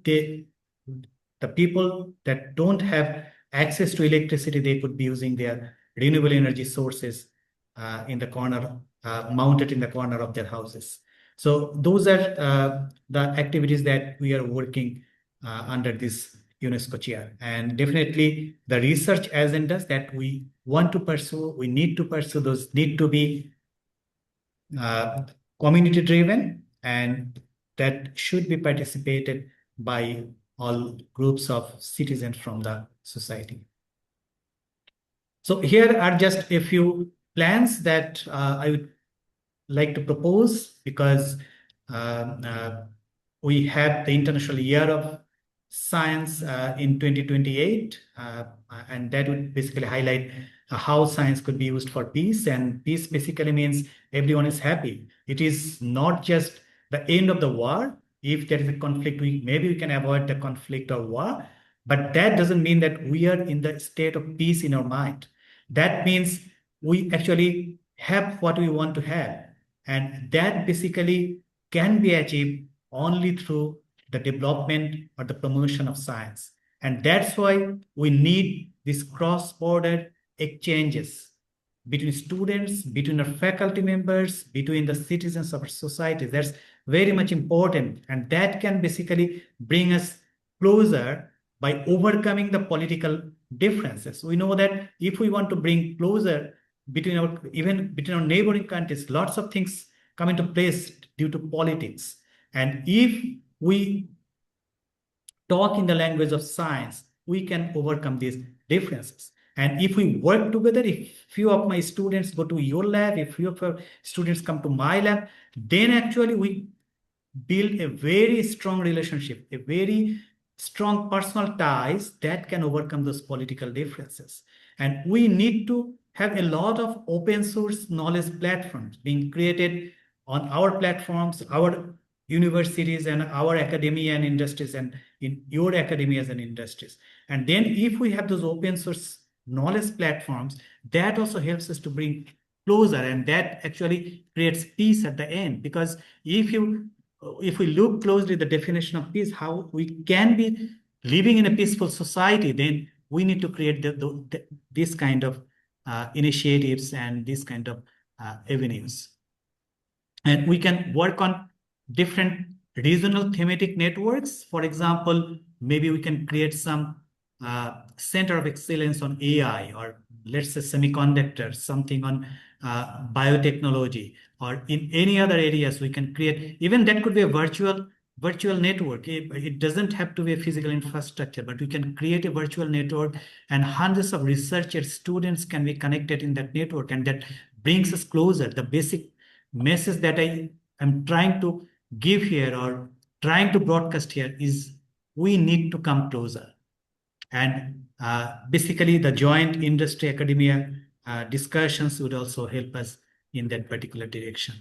And again, this is the vision forward from me. We need to collaborative, we need to inclusive, and we need to be peace driven. And if we can create bridges using these UNESCO chairs between ourselves, then truly we can bring peace to our societies, to ourselves.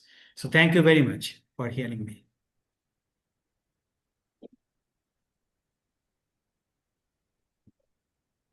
Thank you, sir, for such a clear and inspiring lecture. We look forward with great anticipation to welcoming your insights again in a future lecture in person. So we are running out of time. Yeah. Yes. So our next speaker is already late. So thank you, sir, for again, and we will be taking the next speaker. Thank you.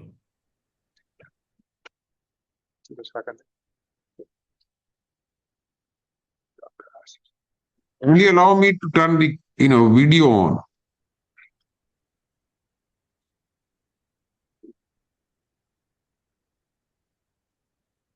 Am I audible? Yes, sir.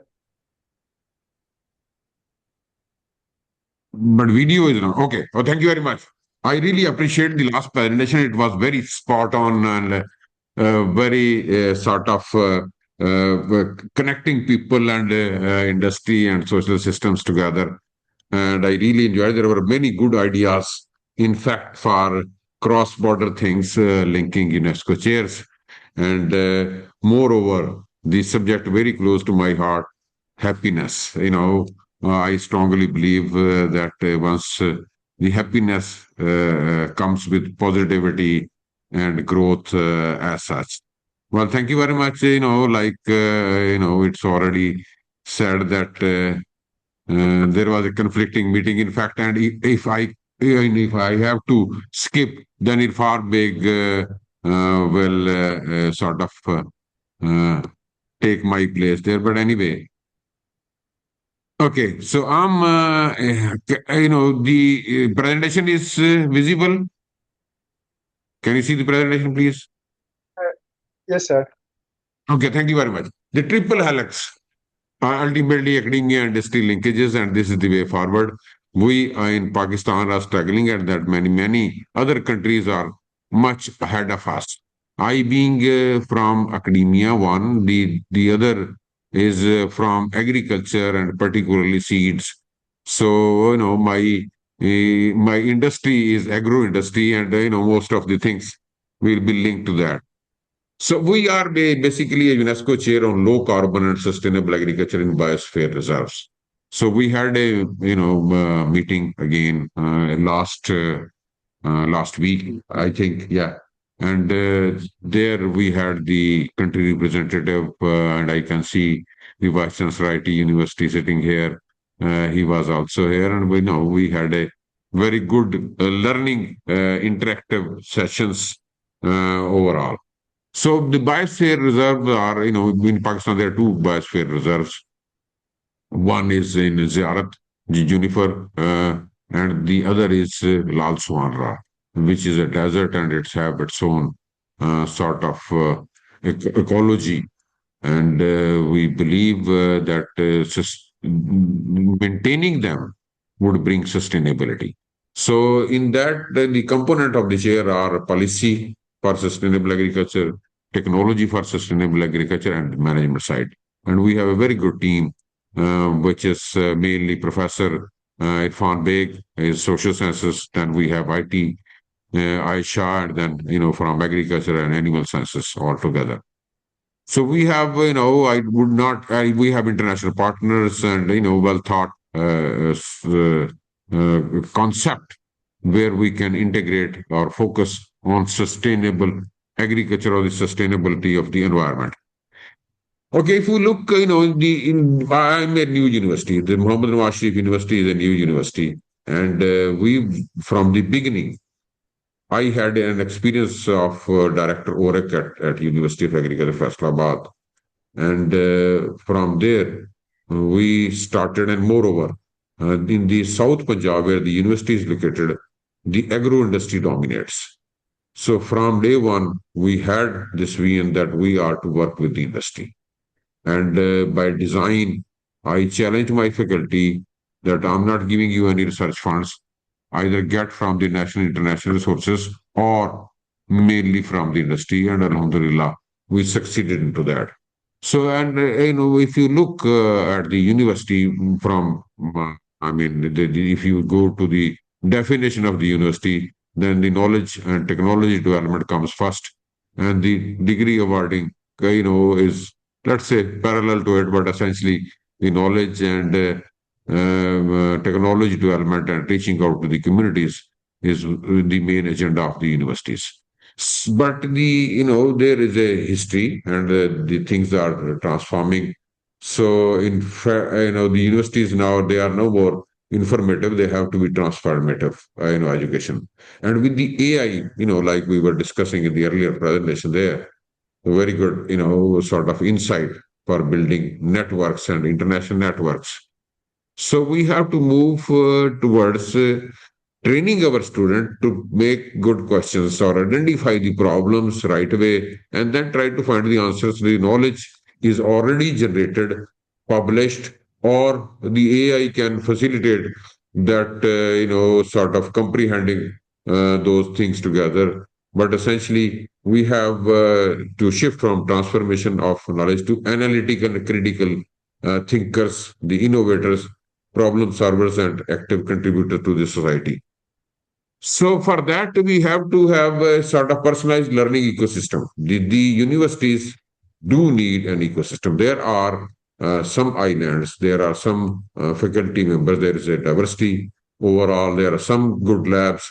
But, if you want to create an ecosystem where the innovation can flourish or the in academia industry can sort of promoted, or we have to move towards knowledge development ecology, we have to develop an ecosystem, which is very important, that that relates to the overall peace. Like a very good definition of peace again, the peace does not necessarily mean not fighting, but it is mean how happy the society is or the overall the institution is.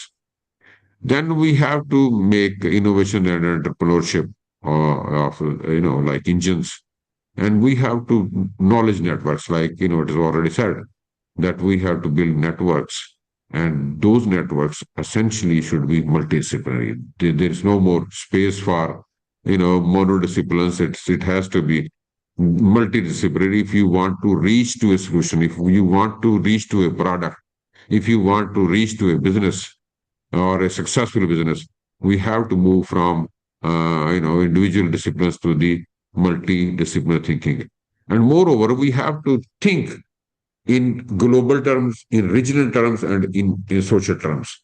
We are all connected. Now we can realize more, and particularly in agriculture, when we look at the food security, when we look at the climate change or the sort of changes which is coming to the whole consumption patterns, supply chains, value chains, preferences. So we have to have, sort of a thinking which essentially relates to the social impacts and the innovations, not in local terms, but the international or global sense. So typically, the triple helix is not a new term; it is an old term. Many countries succeeded; they are ahead of us, and we are moving there. So universities have to go from teaching to innovations. The universities become successful, the innovations, once you start developing knowledge, developing technologies that ultimately strengthens the degree program or the teaching centers back there. So the universities are different from colleges that, instead of teaching them the, already textbooks, so you bring them aligned with the modern or emerging knowledges or technologies there. Likewise, the industries were, sort of thinking in the, old sense, once they find some patent or they can individual interest. Now there is a trend that the coming up generations of the new industries also, they do realize that, instead of recruiting from the market which are not relevant, let's code educate them and sort of customize the human resource they want for to develop their industry and also for pumping in the innovations to enhance their businesses. Now the government has to realize overall the governance system is changing. One, the typical, sort of job system we had in regular job system, pension systems, they are kind of changing all over the world. We are little behind, and we are into that phase also. That instead of being regulator and getting stripped to anything, we have to give space to the private sector in everything, research and development, or commercialization, businesses. So we have to facilitate them. We have to enable them.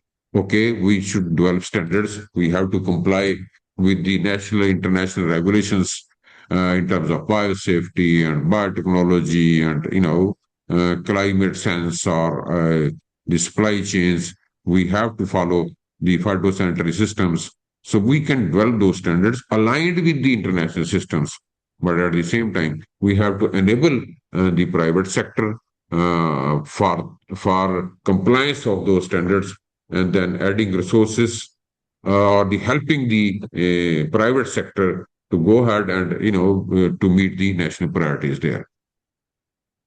Okay, the old linear model was that the government was funding research. We were get funding from Pakistan Science Foundation or HEC, and now they are also the funding agencies are also moving towards industrial linkages. But essentially, we have to sort of, although the industrial network or the industrial base or the industry's health is not very strong in Pakistan, so that they can think of these things, they are also struggling.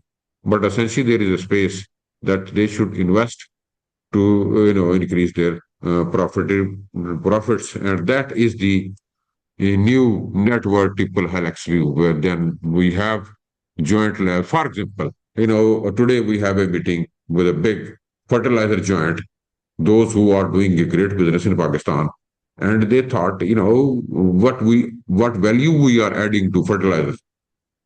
So instead of developing a new centers for R&D away from the universities, away from the research centers, let's talk to the university, and they are now with us are developing a research and development center.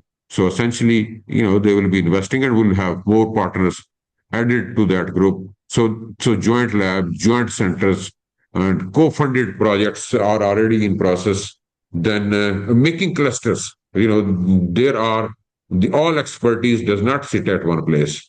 For example, if we need expertise to make apps or make mobilize IT resources, so we have to have that multidisciplinary approach, and then we can have commissioned. So this is what we envision today in today's deal.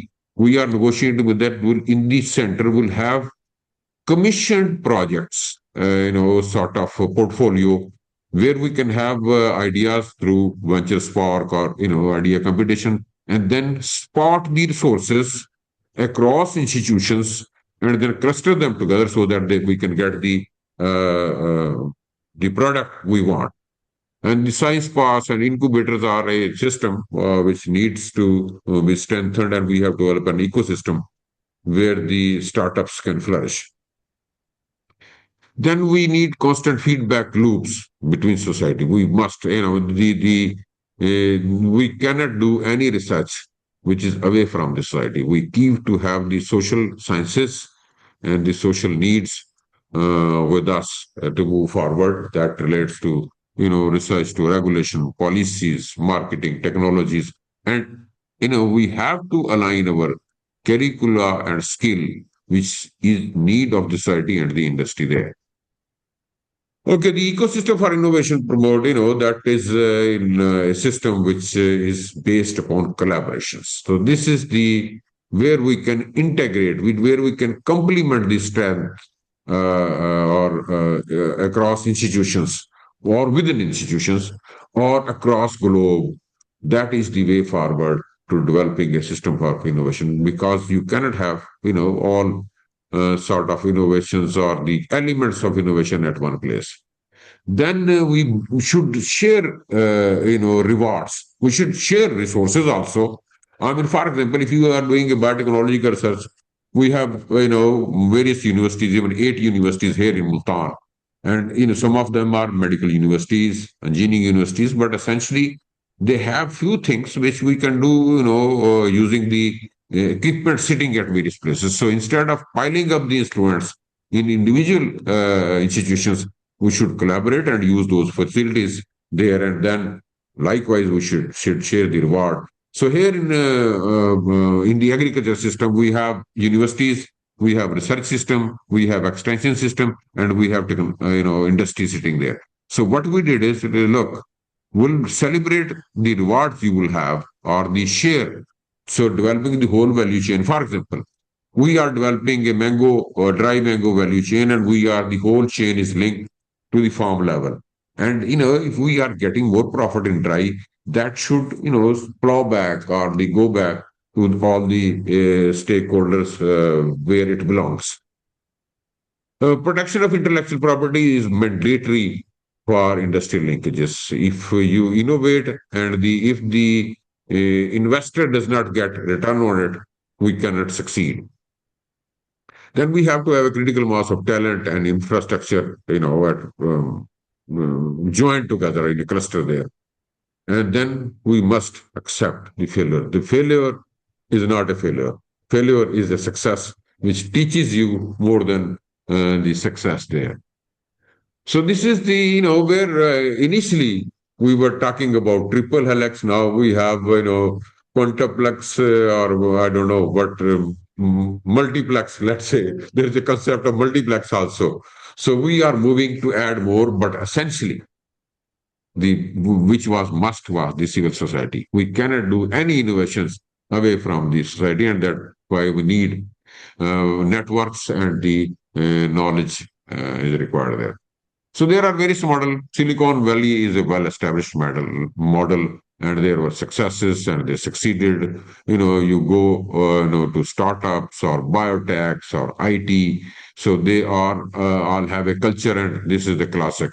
Likewise, in Netherlands, the Wageningen model also is a sustainable research model which relates to the industry. Then we have Singapore. Then many more. Everything has their own model, and there is a key we can learn from. What are the learnings from there, but we must develop our own model, which is sort of suits to our attitudes, environment, and so based upon that, we analyzed what is happening. This is Mansoor Muhammad Nawaz Sharif University of Agriculture, Multan. So we, as a part of our business plan, we develop our own model. So we believe that in bits and pieces, we are doing research, but that is not benefiting the farmer community. So what is missing? What are the existing gaps? We analyzed, and we started collective actions. We engaged the students with the industry and farming community. We did media campaigns, engaged youth in that outreach. We did science for farmers that we do. For example, this UNESCO conference I'm doing here is what is the benefit to the farmer? My main client is farming community. So we, every conference we do, which is essentially in English or, an international language, but, that must be followed up with 1 day session for farmers where we can sort of share the knowledge we have created. Okay, this is the triple model. We have whole of chain approach in mango, where mango and cotton are the main areas there. So we, the small 97% farmers are small farmers. So they cannot go for sort of mechanized, or heavy machinery oriented or the corporates there. So we, develop from the baseline, the cluster we have the lead cluster, so farmer, and then the small farmers, and then we introduce two brands, Uni from University, Unifresh and Univalue. Anything we are doing fresh, for example, veggies and fruits, we are marketing. This is the registered brand, Unifresh, and we leverage this brand to those clusters initially, so that they can enter into high-end markets and the export chains. And then once they are established, they can establish their own brands. Then unique value is for dry things. For example, dry mango. And now we are doing dry strawberry and multi dry fruits there. So we have we have incubated companies. Those who are using these brands, they are now at the sort of graduation stage. Then we have incubated companies which are offering technical services to those clusters, taking them to the mango festivals in Beijing and many other places where we can highlight that how good our mangoes are.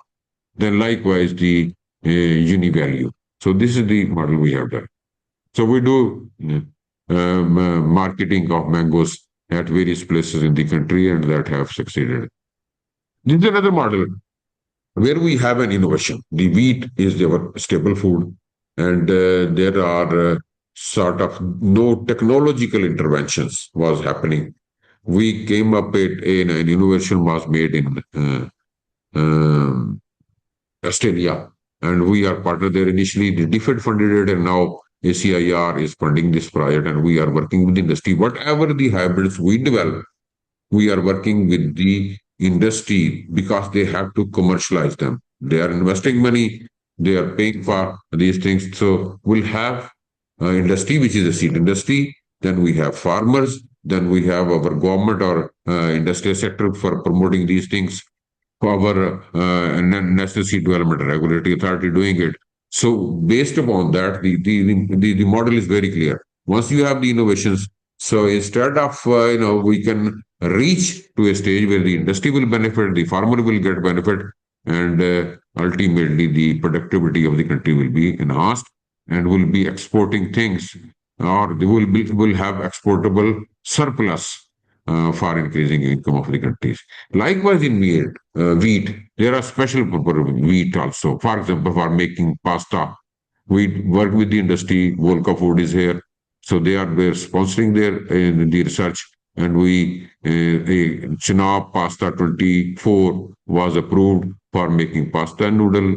Semolina milling industry, government food. Now we have cluster of farmers, those who are producing this pasta 24 for the industry which is being used. Likewise, recently, last week, a low gluten wheat variety has been approved. That is the need of the industry and need of the future. And that was all is happening on industrial demand and with their sponsorship. Likewise, colored cotton is Mahmood Group. We are working with them to develop their desire. They are for international compliance. They have market for that organic, naturally colored cotton. They have international linkages. They are in the export chain. They wanted to grow this, to develop the variety, to develop multi-lines.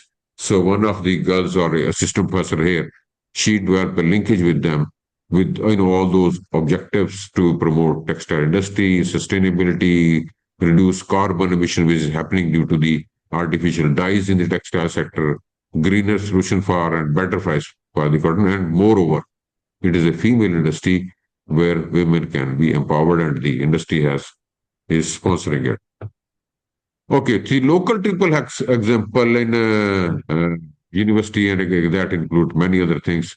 We hold a venture spark, a business plan company. We have well established business incubation and entrepreneurship center here. We have a very good OREX system here. We organize annually the venture sparks, and this year we'll be organizing in January, not this year, in January 6th somewhere. So we invite people in food, agriculture and food security. So that is the brand of the business plan competition.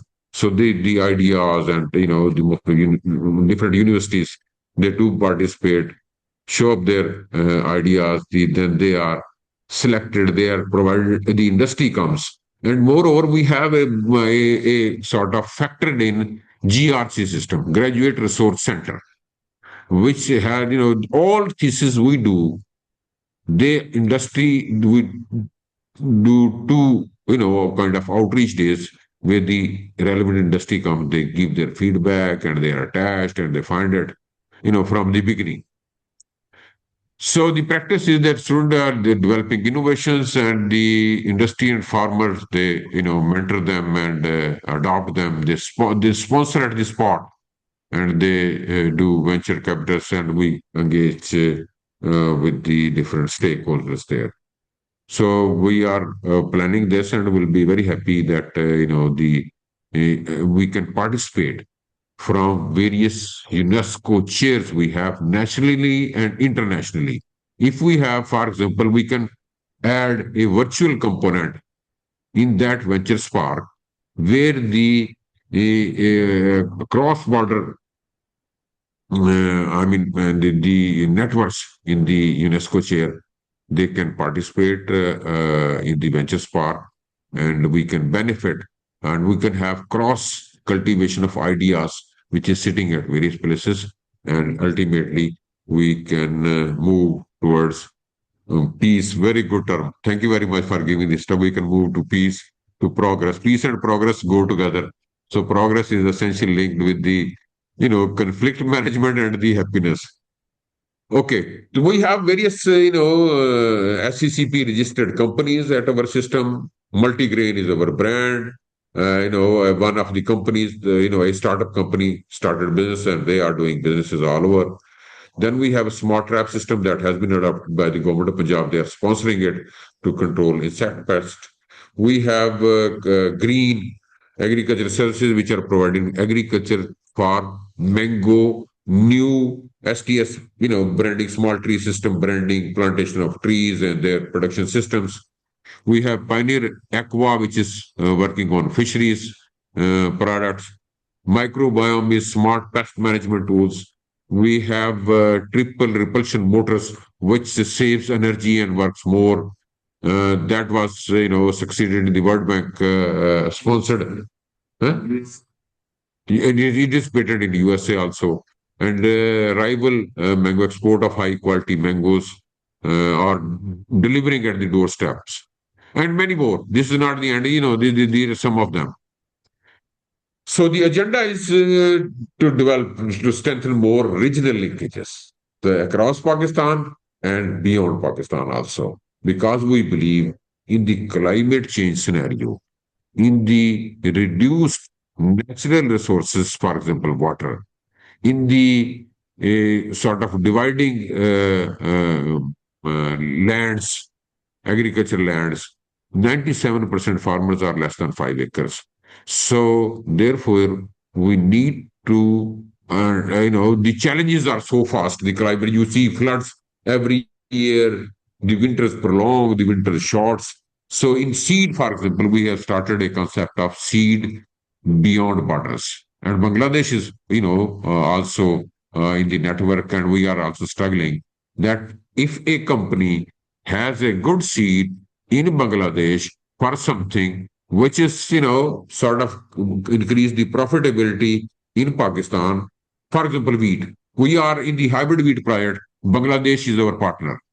Then we have Ethiopia, our partners. So if a good variety in Pakistan or hybrid is developed in Pakistan by some company, and if it can give benefit to the farmers of Bangladesh, or can increase the productivity, wheat productivity in Bangladesh, there should be minimum regulations to adapt that variety, or for cultivation, or to allow that company to do the seed business in Bangladesh. So this is what is the concept we are promoting for regional linkages.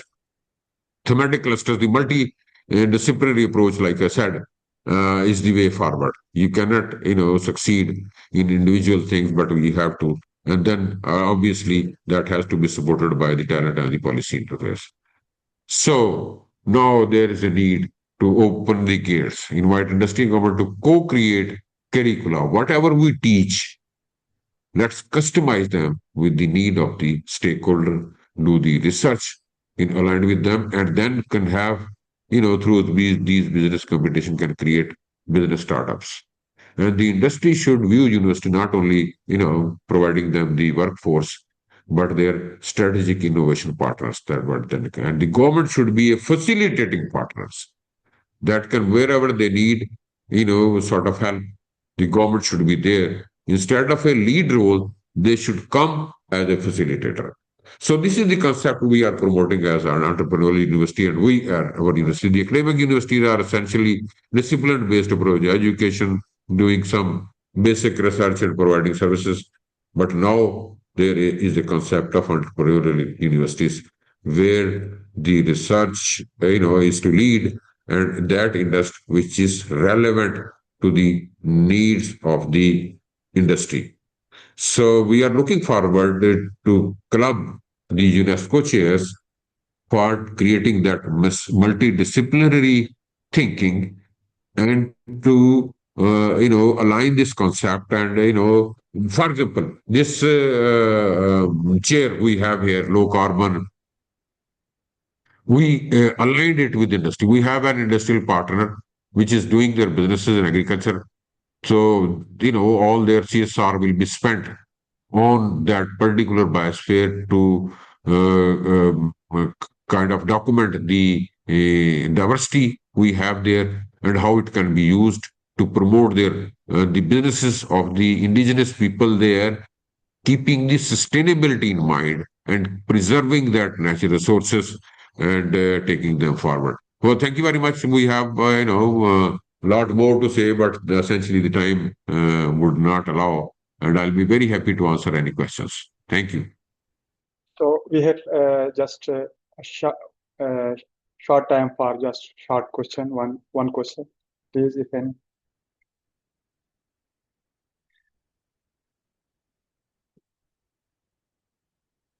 So if there is no question, I will thank you, Professor Dr. Asif Ali, for such a wonderful talk. Sir, we will eagerly wait the opportunity to benefit from your wisdom again in upcoming lectures, face-to-face at iccbs.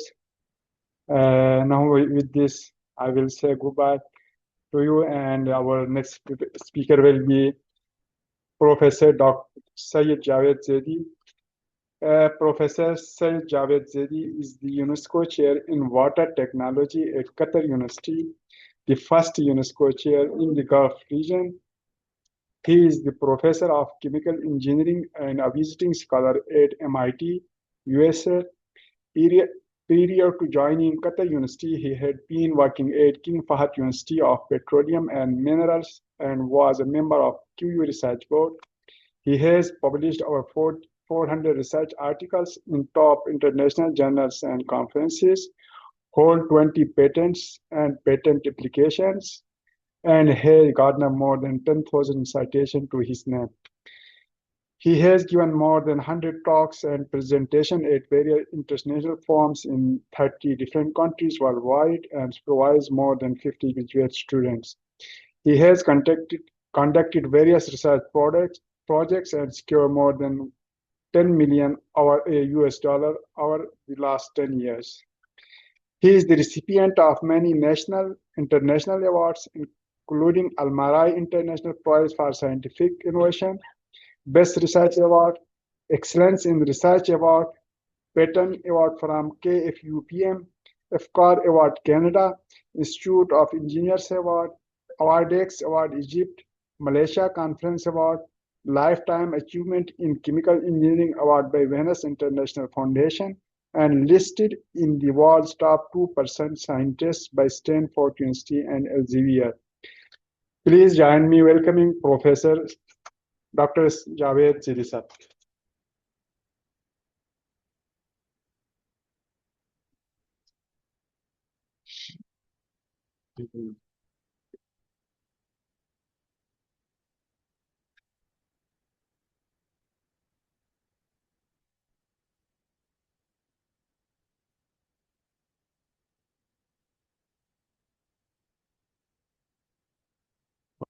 No, no, no, this one.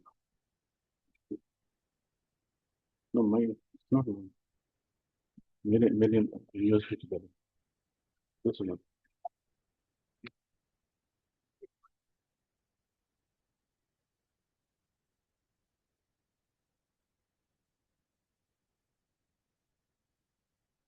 एक minute. Just, can I use my laptop? No, no, here. Just, oh, this one.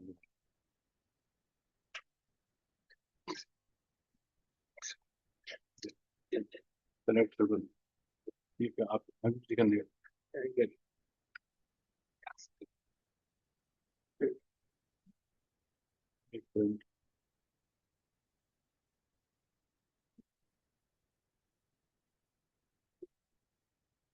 presentation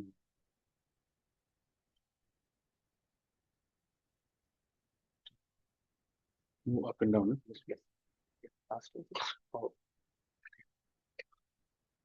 okay assalamu alaikum and good morning to everybody and I'd like to thank especially Professor Raza for inviting me for this innovative talk and also I thank the moderator for introducing me to giving me too much information. Thank you very much. So I'm going to give an overview today. Here it is not very much technical, but because this is the aim of the meeting is to build bridges and collaboration. So I'm going to give an overview of our UNESCO Chair in desalination water treatment. As you know that water is important for life, for everybody. We are not to survive.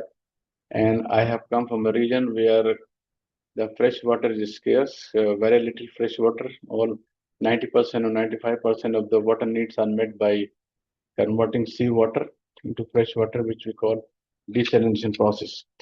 So just quick facts on water that you know the water will be the defining features of the 21st centuries, and the UN predicts by this, especially this year, 2/3 of the world population will suffer from severe or acute shortage, and we have seen, I think, conflicts in the region, and there will be conflict about sharing water. We have seen in the region also within our borders and outside our borders, and also by 2050, it is predicted that 1 in 5 developing countries will face acute water shortage. So just giving a background, so by 2030, you see here almost 1.5 billion people will not be able to meet their daily water needs without low-cost desalination. And we see here, even now, in our Asian country, you go to rural areas, we don't have very limited access or no access to fresh water. So this UN Sustainable Development Goal, they assigned goal number 6, which is SDG, for accelerating the framework and launch as a milestone for UN Water Action Decade. So now coming to the scenario in Qatar, and GCC country, as you know, the GCC countries, the peninsula, they are dependent completely on seawater desalination. So Qatar and GCC countries, Gulf Cooperation countries, they face significant water shortage due to limited freshwater resources and climate conditions, changing severe weather conditions, temperature rising more than 45, sometimes going to 50, high evaporation rate, and water stress is rising, and also because of growing population, growing infrastructure, the water demand has increased. So desalination, which is a process of converting water, seawater, into fresh water, removing the minerals to make it potable water, is a very crucial for those countries. And Qatar and GCC nations, they have developed and implemented a lot of these innovative desalination processes to treat this water. So, I'm sorry, this is going back up, it's going up forward. How to go back? Going forward. No. How to go back? Then go back. This one. Going back. This is forward.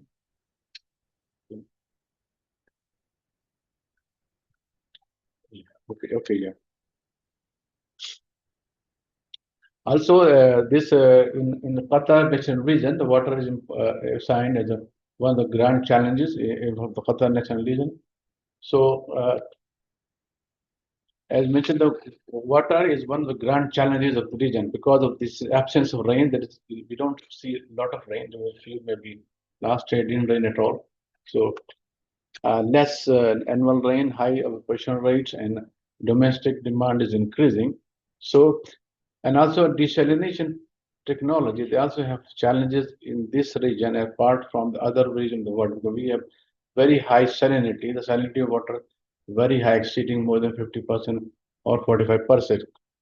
They have algal blooms, wind. So there are challenges for this. So UNESCO Chair program, which is established, they established UNESCO chairs in different parts of the world to enhance the collaboration and collaborate actively. So with this region, the UNESCO chair was established at Qatar University. As we know, Qatar University is a very known university. It has very high ranking. It has established, distinguished among higher education in the region. Internationally, it is ranked top 10% university of the whole MENA region, and also it is ranked among the top 200 in the globally by Times Higher Education and then.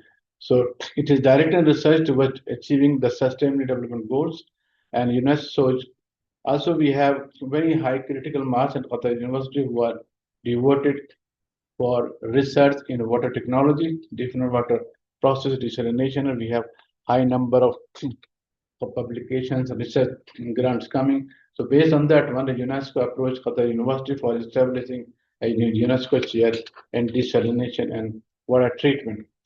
So the UNESCO chair was established in 2022 at Qatar University. This is a snapshot of our opening ceremony. This where we have the introduced and minister, distinguished speakers. They came and they initially launched this UNESCO chair at Qatar University, and I have been given the charge of holding the chair of this important UNESCO chair at Qatar University. Now, this UNESCO chair is the first chair in the whole GCC region in desalination and water treatment who is given the charge of taking and advancing the research. And it is based on, we have in this UNESCO chair collaboration in more than 30 universities, institutions worldwide, across the globe. We have in North America, in the Asian region, we have in the Southeast Asia, and all the 30 universities and the NGOs and other industries. As well as we have a potential, I have a good friend, a very good collaborator also from Pakistan, from UET. He's also part of the network, Professor Yunus. He's head as the dean of at the College of Engineering. So we have a good network, good joining hands together. So the aim is to collaborate and come together, and it's like a win-win situation when you do a hand and you work together. And also at the same time, we have been talking this collaboration and industry academia, but for me the main goal is elevating the standard living of the people. This society should be happy, providing satisfaction level. This is the end game and our aim for whatever research we do, whatever collaboration we do. It's not just for the sake of collaboration. It is just for having a progress and prosperity of the people. This is most important. Elevating the standard of the people, the satisfaction level, peace of mind. All whatever activities we do. So this is also the goal when the UNDP, United Development Goal was established. Okay, we have 19 SDGs. Okay, and water is one of them, which is SDG number 6.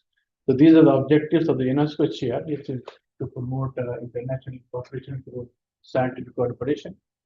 We have developed understanding of environmental impact of desalination. Okay, this is better. I will more comfortable.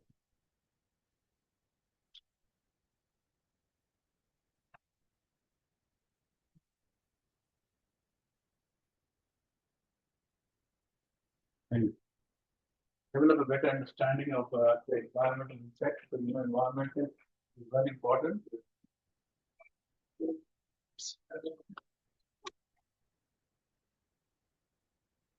How the environment is very important to us. Climate change causing a lot of different effects, not only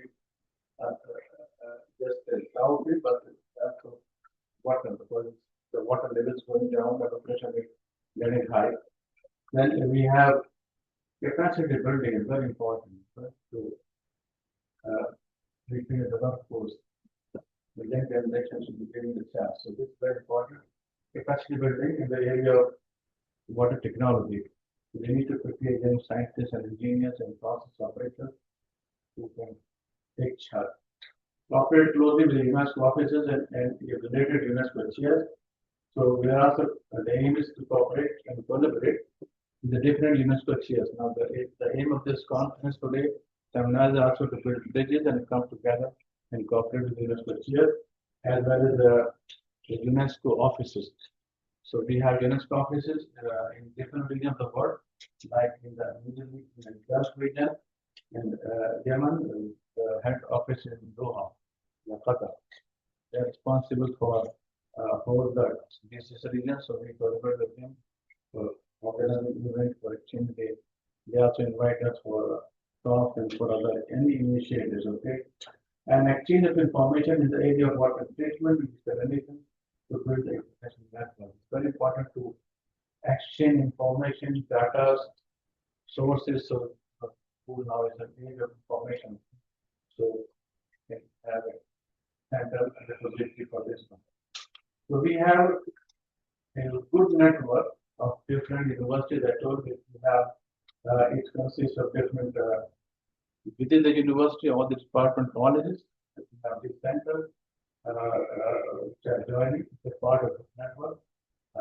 Like we have environmental centers and for advanced materials, Center for Sustainable Development and different departments, the chemical, mechanical, and civil engineering who are part of the network.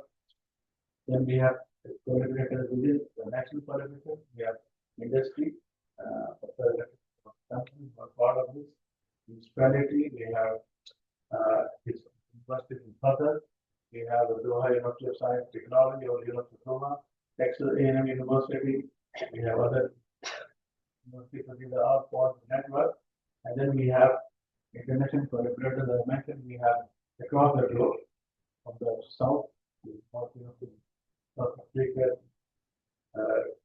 universities in Nigeria, in the south, we have the north, Canada, and the US universities, Australia, as well as Middle East, Southeast Asia, in the University of Singapore, which is a very renowned job in the field of water treatment. And University of Malaysia, so many. We have universities from India, like universities and not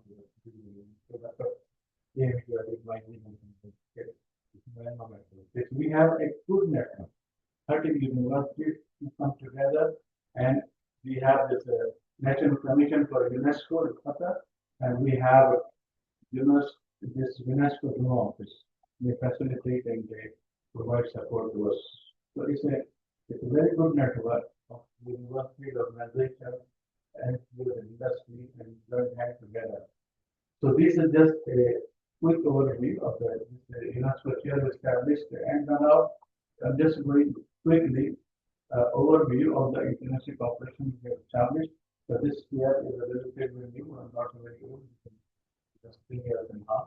So we have established. So we started because the aim is to collaborate and cooperate. So we have our cooperation with the UNESCO Chair in Iran on water reuse, University of Tehran. So Professor Rajesh, we have a very good interaction with them. We organize a very confident seminar for having joined together and common ground.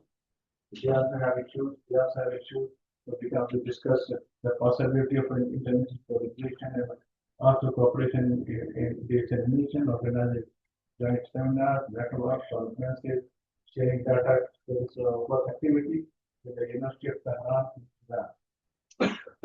Then we have a very high level panel discussion with the Gulf Water Conference, very big.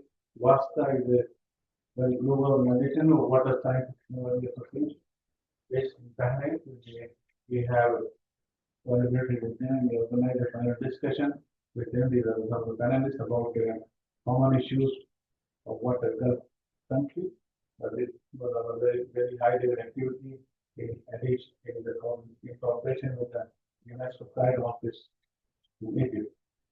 Also, we have organized, we're talking sustainability about we organized a panel discussion, water solution for sustainable agriculture and Qatar, because Qatar, as you know, is the arid country and the demand of water high agriculture is very low, but now speaking, the activity in agriculture is increasing. We have a lot of greenhouses, but at the same time, cannot use seawater for agriculture. So water is used for agriculture instead of water and very expensive. Sometimes they say water is more expensive than petrol over there. So this was very fruitful discussion. They wanted it was during the Qatar Expo. You may have heard about Qatar Expo. It was a very huge event. So we invited us. We have industry speakers. We have speakers from academia. It was a successful event. Then we also organized an online summer school. COVID also, COVID gave us some opportunity. Before COVID, there was issue, but after COVID, there is a blessing in the that we can say here.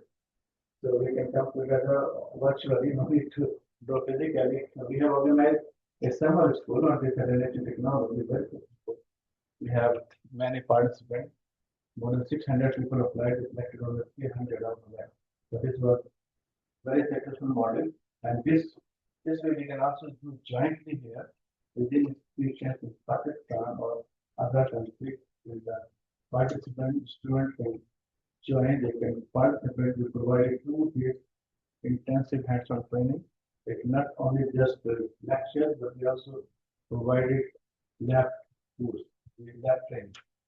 And in this one, the advantage is there because we have provided the participant a certificate from UNESCO. So that will be very helpful for the student for the advancing the study. So this is one of the very successful activities in cooperation with the UNESCO office in Doha, and we have also speakers from that one from the University of Pakistan, USA, Canada University, and from the University of India, and of course in Qatar. So we have organized over the 2-3 years more than 15 seminars from different institutions, and we have organized the event. This was our collaborator from University of Sydney. We have organized a seminar from membrane technology for dissemination and power generation. So this professor here, Professor Ali Othai, he delivered a talk. So we discussed about some of the latest kind of technology and processes. But you know that in membrane we have reverse osmosis for popular RO, very popular technology, but there are some challenges, issues with this one, depending on each region specific. And we have a new technology coming for power generation with osmotic power. So you can generate osmotic power from this, from water, because not just hydrothermal. It is a a natural phenomena where the fresh water makes the seawater receded the barrier. We give a lot of energy. We call it osmotic energy. So there's a lot of work going on in this one. Like this one. Also, we have a collaborator from, as I mentioned, from Turkey, University, Istanbul Technical University. This Professor David Shazam, he invited and he gave a talk to the UNESCO Chair at Qatar University. And Professor David was very famous popular in nanomaterials, nanotechnology, especially for different processes. And our aim here is for water treatment. So we have good interaction with him, and we have organized the lab tours interaction session with our students and our staff. This was very successful activity. Then we are interacting outside the industry. There's an industry called UK company, HFT, very famous consulting company. So we organized Professor, this is Mr. Valia Brazil. She's a senior advisor from PhD, and she visited Qatar. We talk about how does the water sector plan for treatment. So the UK water sector. So we have interaction how the UK is doing in terms of water managing water, treating water. Also, they have fresh water sources, but we do have issues for water consumption available and rate is very high. So, especially drinking water. So this is our industry interaction. Very good standard is very US, and we have benefited a lot from this industry experience. Also, we have organized a conference which was on a virtual level of the next partners and chemicals and materials for emerging technologies, especially sustainable development. So this was jointly organized by us and other partners, and we have a very even at the workshop, the turnout was very high, more than 500 people joined virtually. So we have 3 days session. And this is one of the, as I mentioned, the aim is just to cooperate, collaborate, come together, guidelines, and then come the idea. So this was also one of our activities we conducted. Also, we have a German Water Sustainability Day. We organized with our collaborator in Germany. We have professors from various universities in Germany, and we joined together with our Sustainable Center. We have Qatar University, very active center. So we have organized a joint activity where we call it Qatar German Water Sustainability Day. We have series of talks and lectures, and others came from Germany. So we all related discussing about water examination and the brine management. So brine management becomes very difficult to deal with, especially when the desalination water, what happens when you remove salt, so you get only 40% water you get, but that concentrated. So this is very issue is standing back to the field causing the marine life problem. So this was about the Qatar Water German Day. Then we have also we organized a workshop or a training course. These participants are from the industry, from our Eastern industry in Qatar. We organized a training course for the process engineer in water desalination industry in Qatar. So this is we had a workshop, and we have good participation from water treatment industry in Qatar. So this is a training course. This is from the capacity building. Then we have also a panel discussion. I was invited at a very future of desalination conference, very high level conference in Saudi Arabia. There was a panel discussion about innovation and new technology. So very successful event. This was a future energy summit at UAE. The panel discussion were organized for what are the challenges for socio-economic strength for Abu Dhabi. Joint collaboration with them. I was invited as a panelist for them. That we also have a panel discussion on circular economy and sustainable water management in agriculture. This was organized in Doha collaboration with our partner in the Gulf country. This is just a snapshot of it. Also, we have a very high level event. This donation is a realistic option for Yemen. The Dutch embassy in the World Bank, they organize jointly, they approach us based on our experience they want to establish a desalination facility in Yemen because Yemen is facing now acute water shortages. So there is a conflict going on as well as there are freshwater sources are depleting. So they asked us to design and suggest for desalination plant and water treatment plant in Yemen. This was organized with the University World Bank. And we also have a high level event with IHPB, Intergovernmental Hydrological Program, a joint seminar towards sustainable and affordable desalination in the Arab region. So this was just some of the snapshot, and we have a tech session with students of our university. We have a lot of enthusiasm. Students were there, good interaction. And then we have, so these are our international collaborations currently active, very active. We have Istanbul Technical University, University of Technology City in Australia. We have University of South Dakota in the United States. We have very strong collaboration with Dakota University, Texas A&M University in Qatar, as well as Texas A&M University in the main campus, University of Houston. We have University of Technology Malaysia, UK, we call, and for this and the mode of collaboration is that we do have a joint. This is I have a joint project. We have a joint project with them where we work together. So we have two different models for the university. One is that you apply for grant, is very highly competitive because the competition is training. We have another very good model for the university called International Research Collaboration Program, where the Qatar University gives whatever partner university contribute, they match it. For example, if they give $2,000 American dollar, US dollar, Qatar University will match it. So this is also very successful. We have model. We have been collaborating with the universities in Malaysia, in KCC University, Aliquot University. We have recent established and University. So this is a very successful model of collaboration. Usually, where we have basic funding from them. So it's like situation, you take care of your thing, we take care of our thing.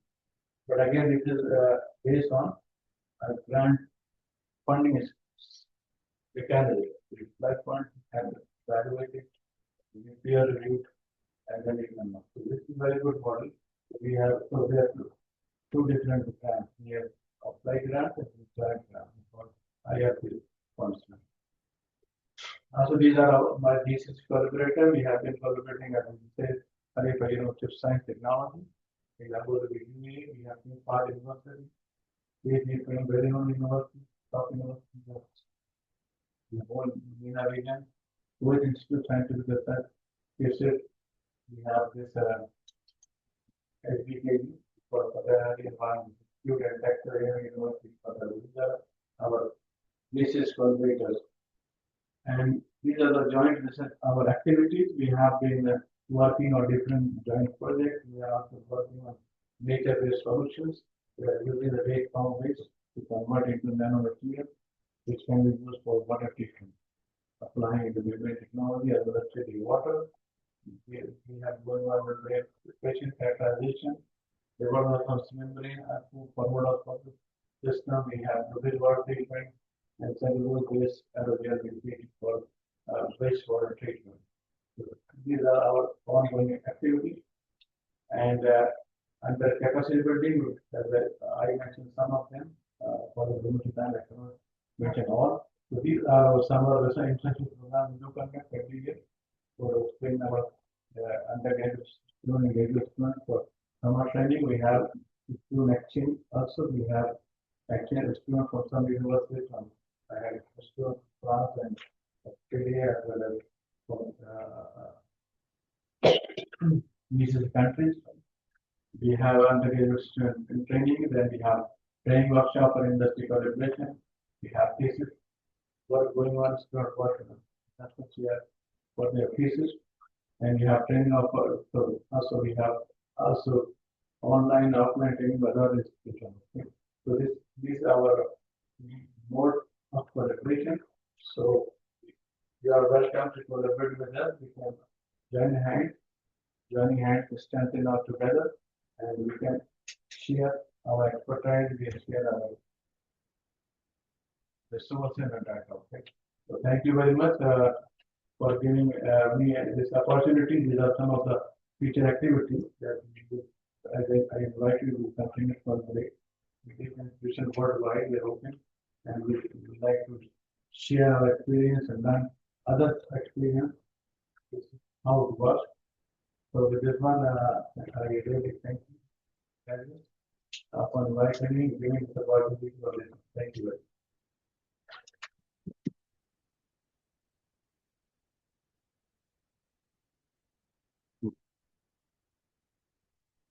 You have any questions? Yes or no? Yeah. Questions, comments?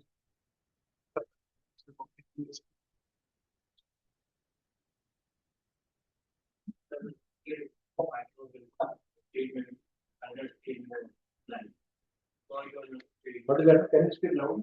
Microwave treatment Yeah. and iron cable line. So if we use microscope, it's more cheaper as compared to other people. Microscopic. Microbiology.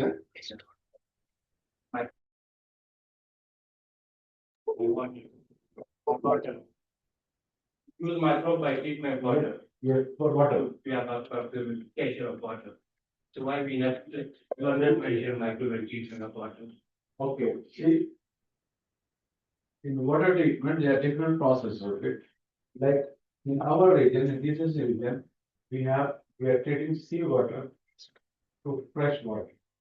So basically, we apply desalination process called reverse osmosis or multi-stage plasma solution. Okay, or we apply the forward osmosis process. It goes through different steps, pre-treatment, then your main process, and then we do post-treatment. Now, microbial treatment is very mainly when you are treating the municipal wastewater, when you have bacteria, lot of pathogens, okay, or water which is contaminated, like, for example, in this region you have rivers coming across those lakes. So there the microbial treatment is more than more certain. So every problem is a solution. Is solution in the region especially. In our region, our main focus technology is desalination.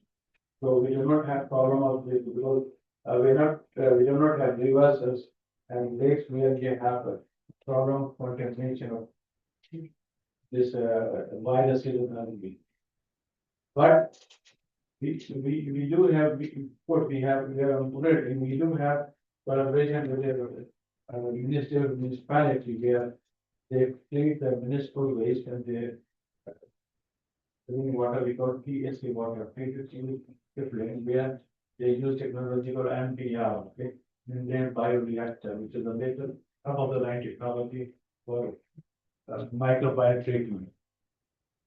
Hope I answered the question. Yeah, I have a question that by purifying water by reverse osmosis, they can remove all the important calcium, phosphorus, magnesium. So how they can affect our health? So we just drink H2O, not like mineral water. Yeah. Yeah, so they can any effect on our health or not? The Okay, very good question. See, this is water which we treat, we remove all the like all minerals, okay? The reverse osmosis or thermal process. It involves different steps. We first remove our macroparticles that can be used in salts.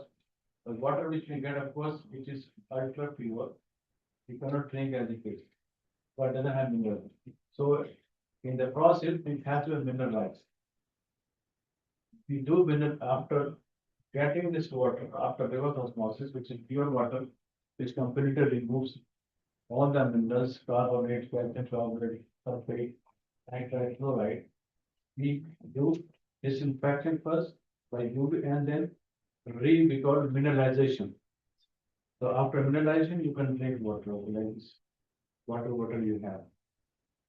But yeah, of course, people say this, we have very popular, we are at home, we are having RO, small potent provider. Basically, it's not RO filter. We just use a filter in normal filtration and just put some UV. So yeah, it's a good, very good business. People have this that once after treating the water becomes like deionized water, for example, doesn't have minerals, so it's not safe for the health. This water is mineralized, provide required minerals, like you see that the water we drink, if every, I don't know where, exactly they write all the minerals present in the water, with the WHO guideline that should not exceed a certain limit. So it is mineralized within standards protocols, so that it is suitable for drinking. So thank you. We are now running out of time. Yeah. Professor Zulfalil bin Alvi, can you unmute your mic, please? Thank you. Thank you, sir. Thank you, sir, for sharing your knowledge and your presence today with us here. So now our next presenter is Professor Dr. Zulfalil bin Alvi. He is a member of the WHO Technical Advisory Group on Genomics.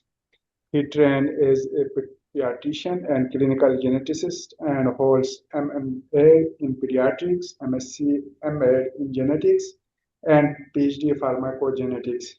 His decades of experience have greatly contributed to the study of rare diseases in the Malaya population, and his participation in the Human Ovarium Project and Global Globulin Network. He was awarded the UNESCO Chair on Human Genetics of Thalassemia in 2022.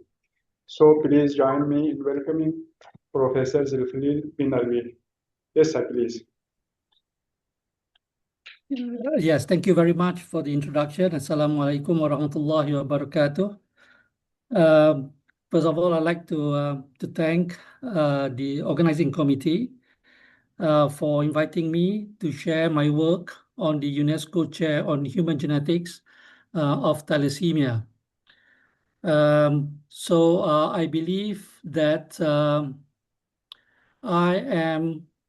are not many medical doctors as well as geneticists or molecular scientists in the audience. So I would just like to start my presentation by giving some background information about genetics and thalassemia, just to give some context to what I am going to describe later about UNESCO Chair. So if you look at the global distribution of malaria and the global distribution of hemoglobinopathies, including malaria, you will find similarities between these two.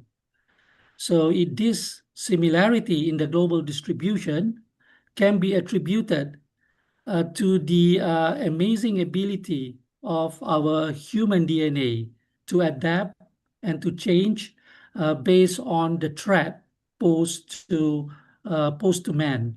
And in this case, malaria, as we know, the malaria parasites infect the human RBC. And in order to survive the infection of malaria, our DNA and our RBC adapt or make changes so that the RBC becomes less favorable for the malaria parasite to enter and to replicate. So while humans survive malaria because of this adaptation in their DNA, it has now created a new disease, which we call hemoglobinopathies. And hemoglobinopathies includes thalassemia. So thalassemia affects those from from the malaria area as well as the thalassemia endemic area. And if you look at these countries or these regions, these are also countries which have been identified by the World Bank as the low and middle income countries. And these are the countries where the health system are weak and therefore unable to cope with the global burden of the disease. Now, the global burden of the disease, thalassemia and other hemoglobinopathies, is huge. Up to 100 children with thalassemia major die each year in low and middle income countries. And in Africa, children affected with hemoglobin disorders, which includes thalassemia and sickle cell disease, do not survive beyond the age of 5 years. And in terms of the economical burden, is also huge, especially for low and middle income countries like Malaysia. The government, the Ministry of Health Malaysia, spends about 100,000 ringgit, Malaysian ringgit per year to treat one thalassemia major patients in the country. And for the lifespan, average lifespan of 50 years for thalassemia patients in Malaysia, the government spends about 5 million ringgit per lifespan of each patient. This is equivalent to about 1.25 million US dollar. So it is similar to other countries like United Kingdom, for example. United Kingdom originally do not have thalassemia or other hemoglobinopathies, but due to the migration, human migration from Asia, from Africa, from Middle East to UK, they have brought along with them the hemoglobinopathies. And in the UK, it is estimated the total expenditure, the healthcare expenditure for the management of one thalassemia patient is about 720,000 US dollar for the first 50 years of patient's life. So this is not much different from what the Malaysian government is spending. So this is a huge amount, not just for a middle income countries like Malaysia, but also for any country to spend on the management or treatment of a thalassemia patient. So the global burden of thalassemia and other hemoglobinopathies is huge. And unfortunately, most of it is the disease affects mainly in low and middle income countries. Now, against this background, we have established the Global Globin Network, and we launched this GGN in 2014, and currently we have 81 members from 32 countries. The focus of this network is on hemoglobinopathies in low and middle income countries by strengthening education and research in the human genetics of thalassemia. Thalassemia, as you are aware, is one of the commonest genetic disease affecting globally. So Global Globin Network hopes to achieve its goals by building capacity for genetic diagnosis and clinical services and research and education, and by sharing all the genetic data between the GGN member countries.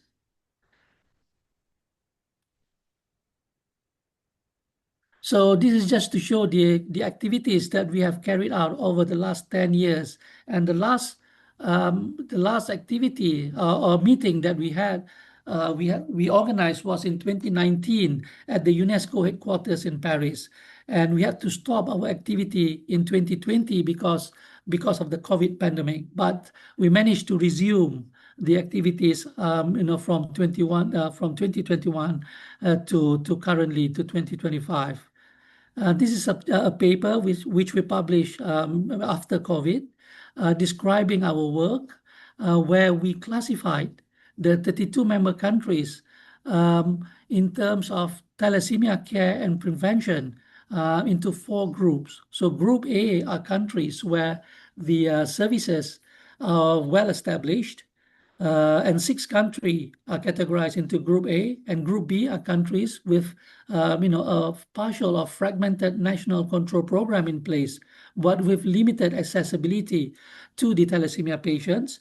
And Pakistan is grouped into Group B, and Group C are countries where expertise on thalassemia collection and management exists, but it is not part of a sustainable national control program. 7 countries are listed in Group C, and Group D are countries where expertise or infrastructure are limited, and 3 countries are grouped into Group D.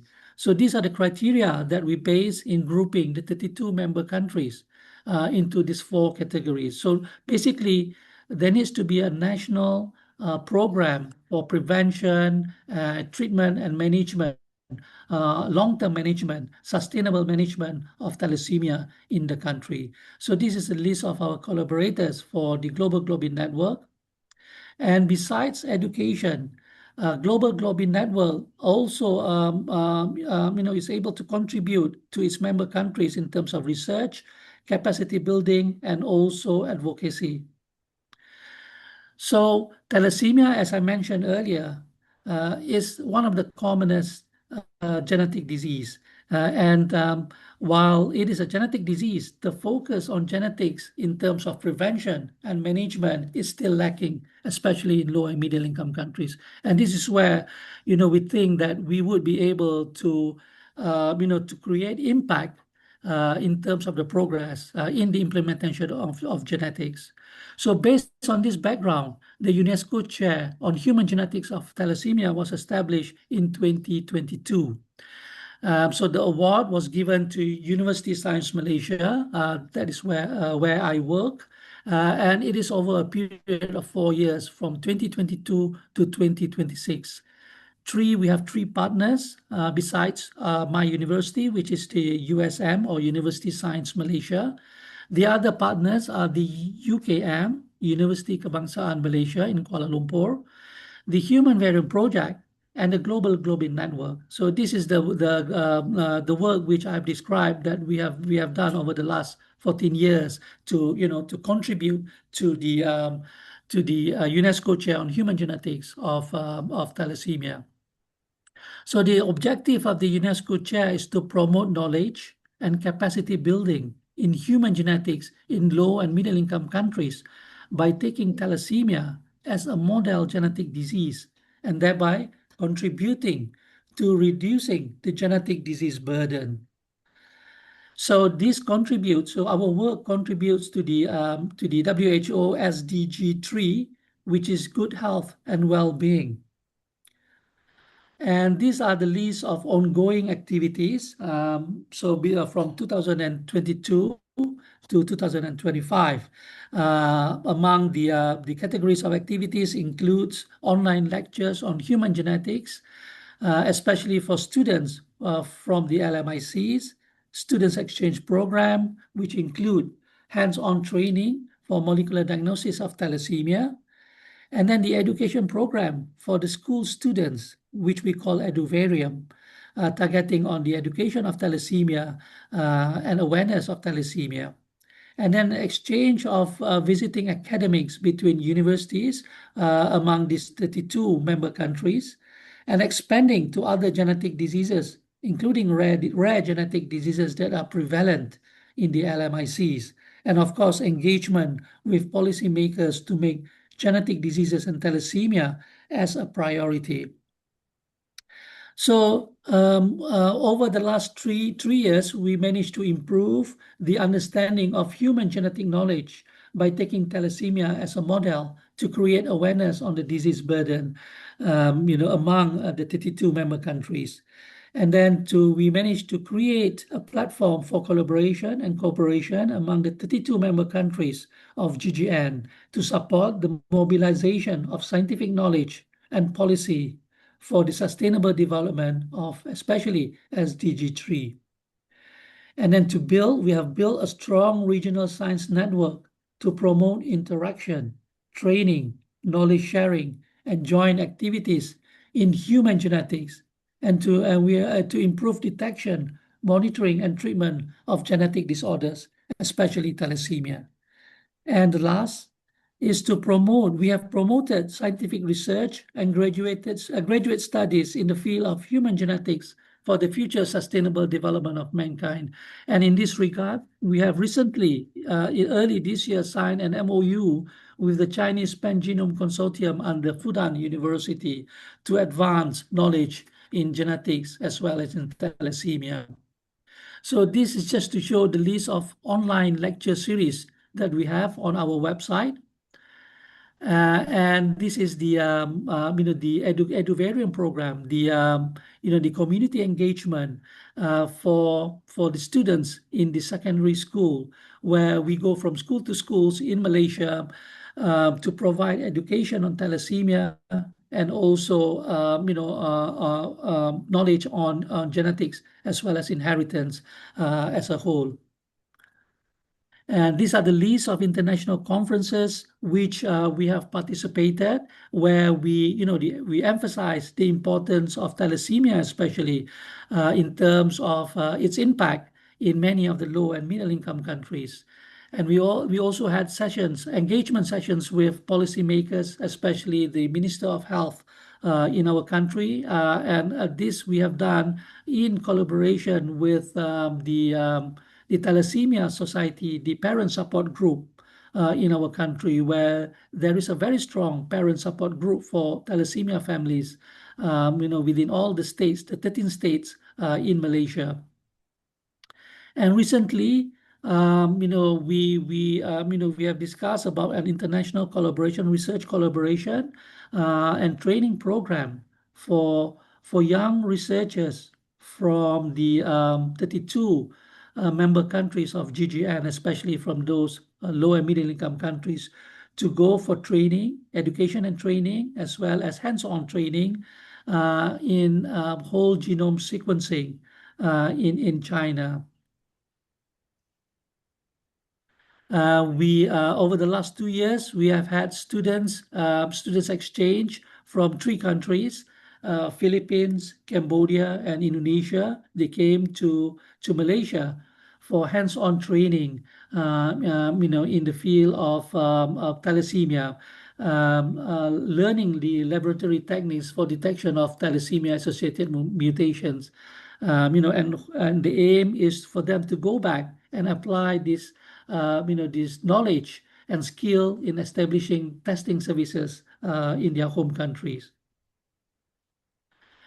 So we also signed a research collaboration MOA with University of Philippines for the in the field of thalassemia.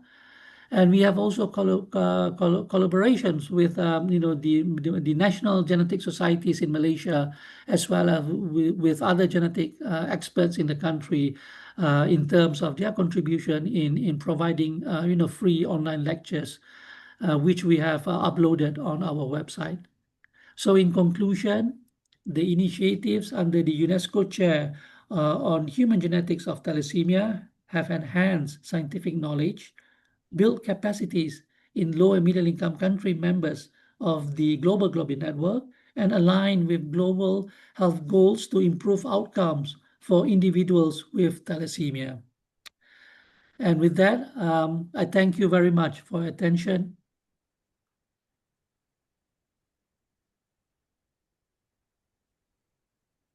Thank you, sir, for your nice talk. We have a couple of minutes for short question, if anyone, please.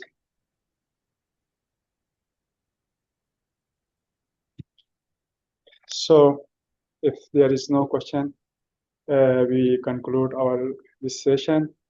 Our next session will be sharp 2 p.m. I request you all to move forward to the multipurpose hall. We have arranged the transport downstairs. And I thank you, Professor Zulfar-Ibn Alvi, and I hope to meet you in person in future events. Thank you, sir. And Thank for you, inshallah. our other our online participants, we will resume our presentation session sharp 2 p.m. Pakistan Standard Time. Thank you. Thank you. Thank you. Thank you. Thank you very much. Assalamu alaikum. So, I have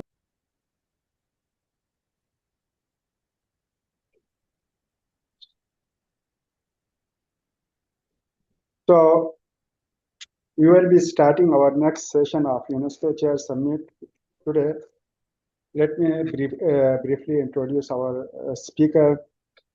Ali Akbar Musawi Mawahidi is Professor of Biophysics and Head of Institute of Biochemistry and Biophysics, University of Tehran.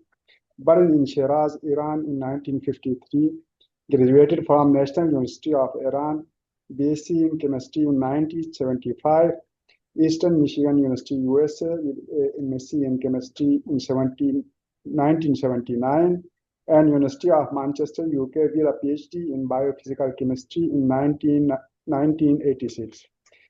His research career has been mostly marked on biothermodynamics and protein structure-function relationship.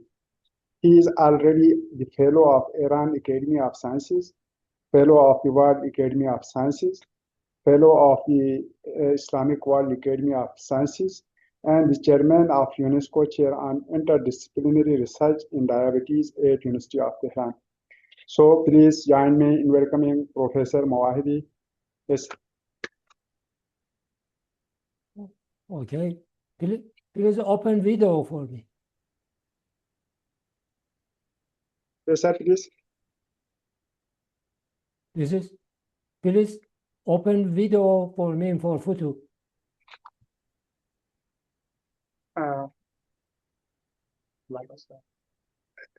You can be controlling, sir. Okay. You have shared. It's clear to us. Your PPT is clear. Okay. Okay. Bismillah ar-Rahman ar-Rahim. Salaam alaikum to everybody. Greetings to all. Today, I'm very pleased to attend to this forum, and I thank you very much from Professor Raza Shah to invited me and to attend to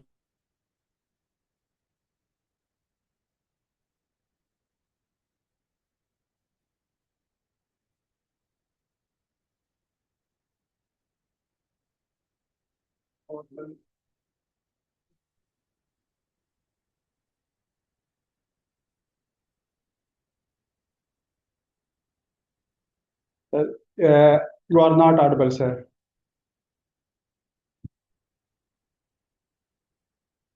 Hello.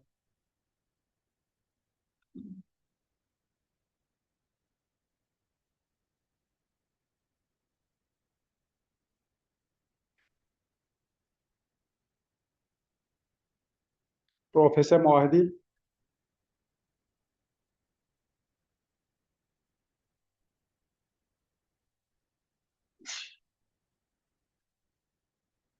Disconnect करके reconnect करें तो उसको पता नहीं चलेगा ना, वो चलता जाएगा। डिस्कनेक्ट खुद होंगे, वो खुद हो गए डिस्कनेक्ट हो गए? हाँ अच्छा, हाँ यहाँ पे 2 आ जाएंगे ना, तो वो आएंगे यहाँ पे खुद ही हो गए disconnect.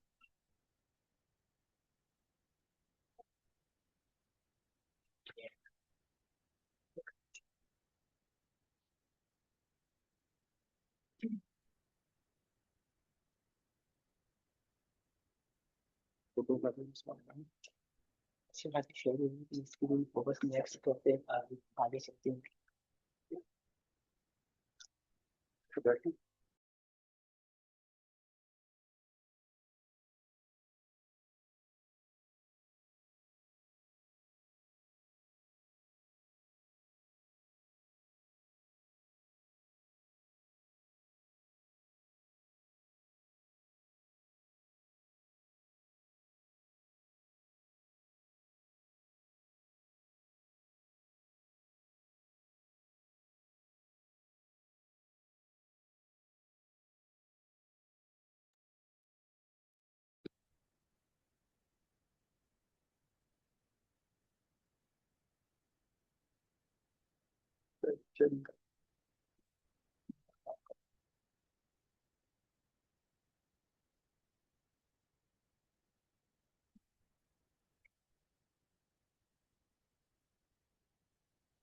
Excuse me, it's disconnected. Are you hear me?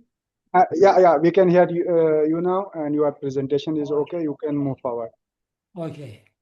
First, I would like to introduce our UNESCO Chair on Interdisciplinary Research in Diabetes.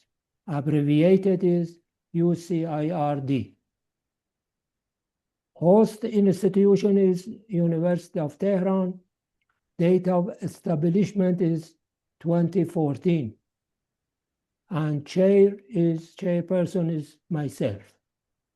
Major objectives of the chair is research and innovation, foster interdisciplinary research in diabetes and its related complications, with the aim of advancing scientific understanding, enhancing knowledge, and improving lifestyle intervention.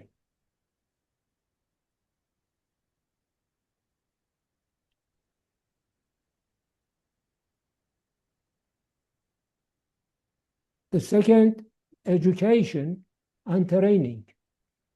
Offer high-quality educational courses and a specialized workshop for students, researchers, to strengthen both their scientific and practical competence.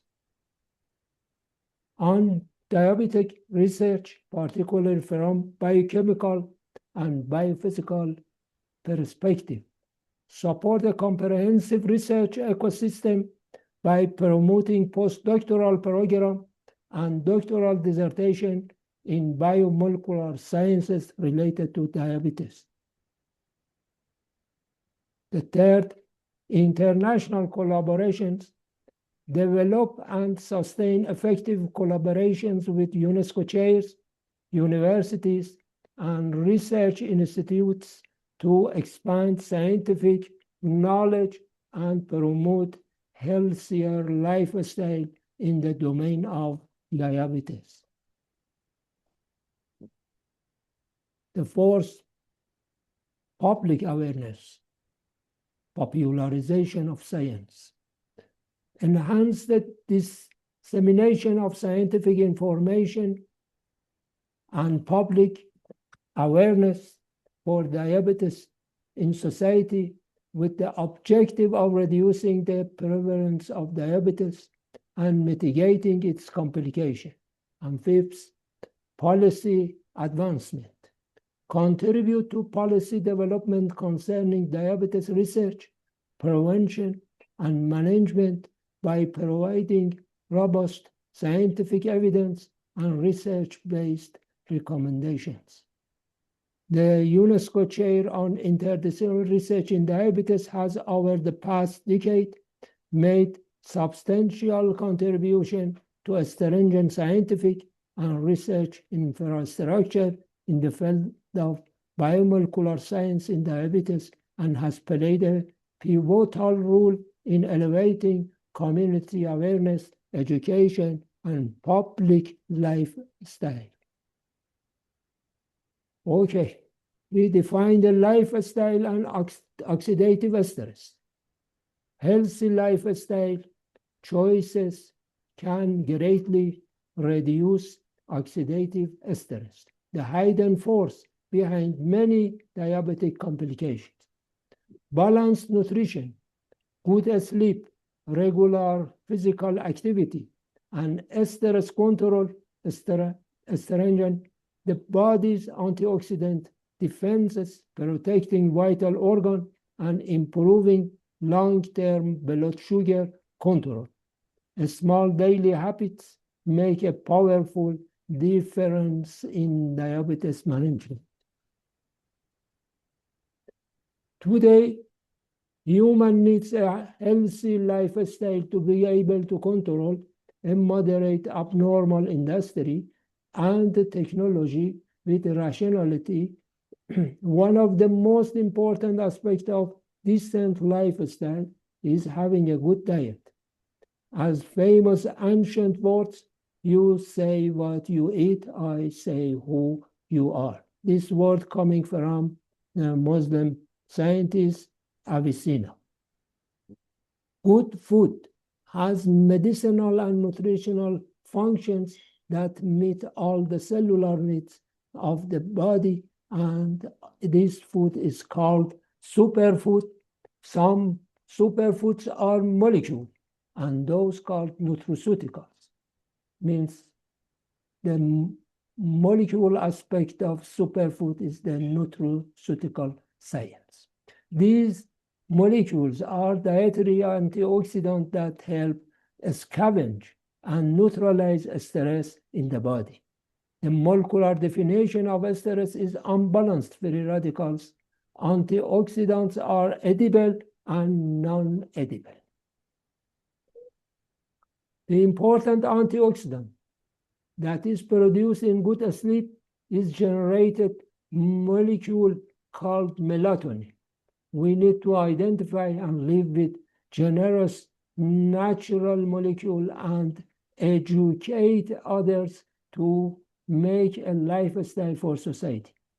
The root causes of many diseases, including type 2 diabetes, are imbalances in free radicals, commonly referred to as stress.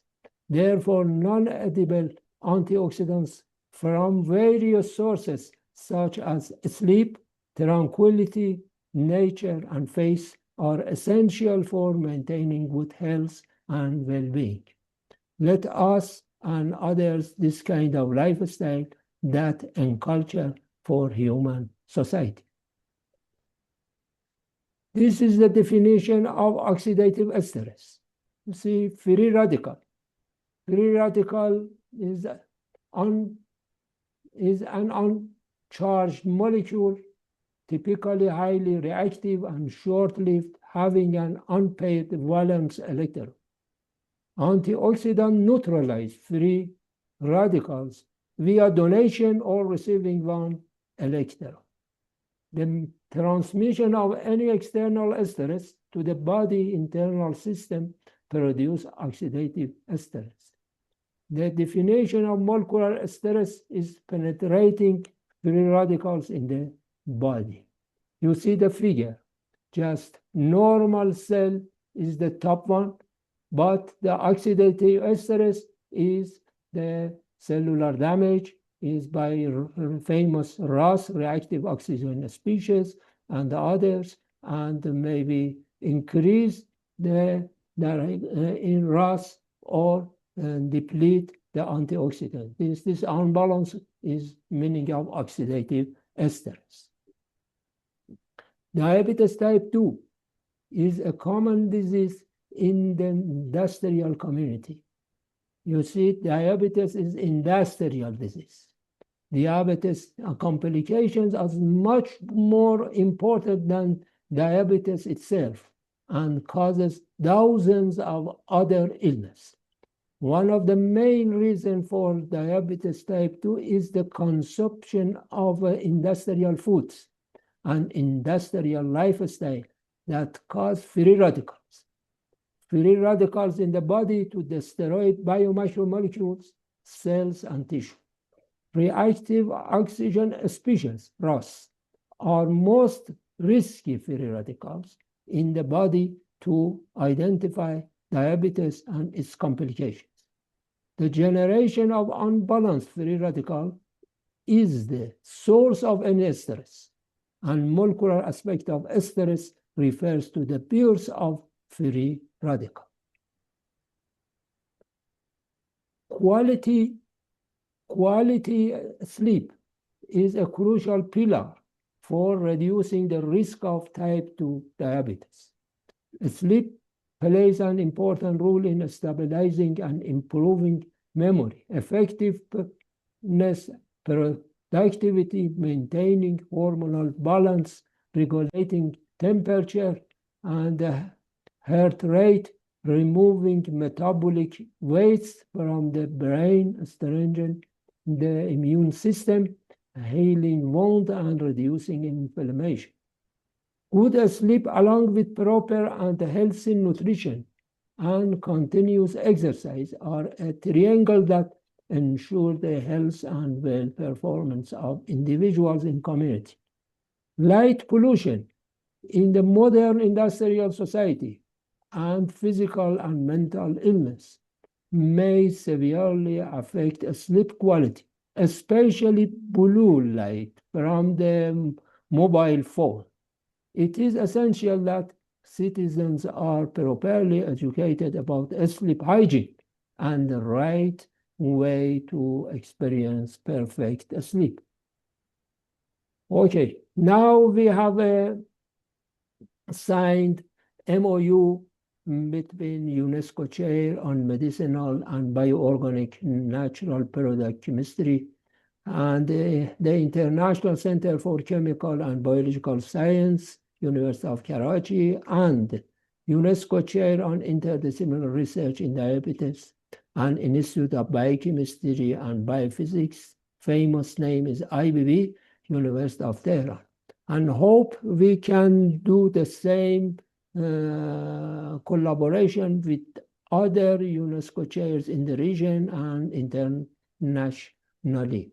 I would like to inform you, as much as I know, 17 UNESCO chairs are active in Iran, and 6 of them hosted in University of Tehran, and we are ready to collaborate with the other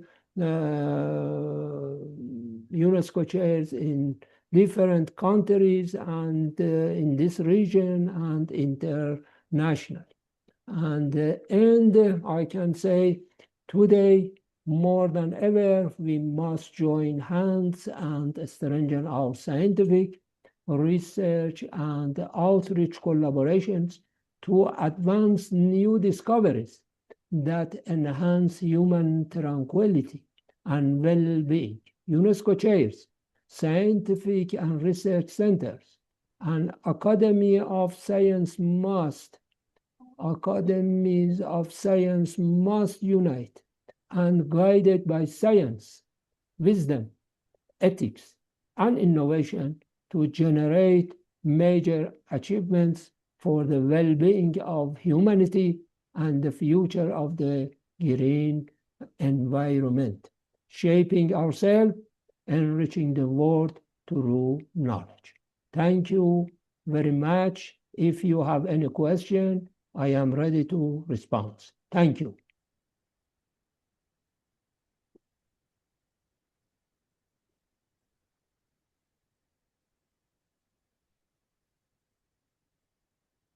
Thank you, Professor Mawahidi, for your nice and clear presentation. We have enough time for questions. Any of the audience, if you have any question, please, you can ask Professor Mawahidi.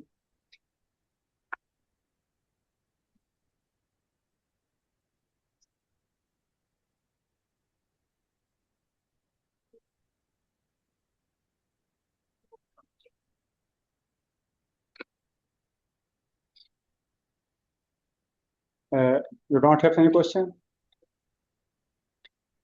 Okay, Sir Mawahidi, with reference to our MOU, we have arranged an MOU signing ceremony on 27th of November at 2 p.m. sharp Pakistan Standard Time.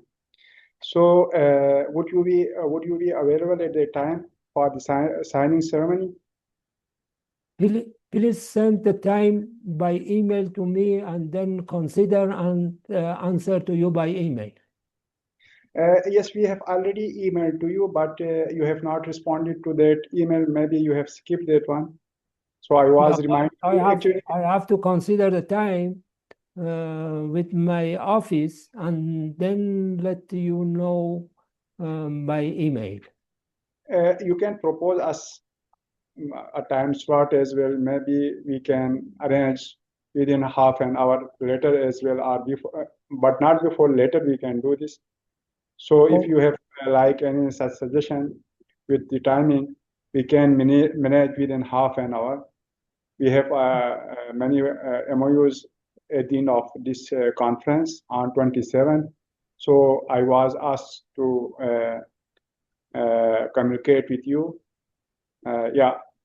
Thank you very much. Yeah, communicate to me and then I consider and will be a response to you by email, inshallah. Okay, thank you. Thank you very much. Thank you Goodbye. very much.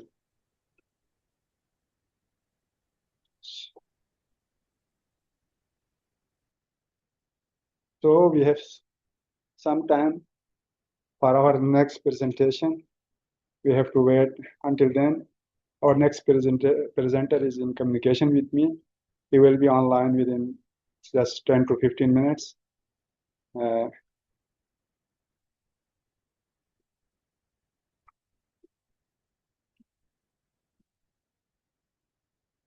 we can hear you. Can you share your presentation? Yes, I'm sharing. Just give me 1 second, please. Thank you.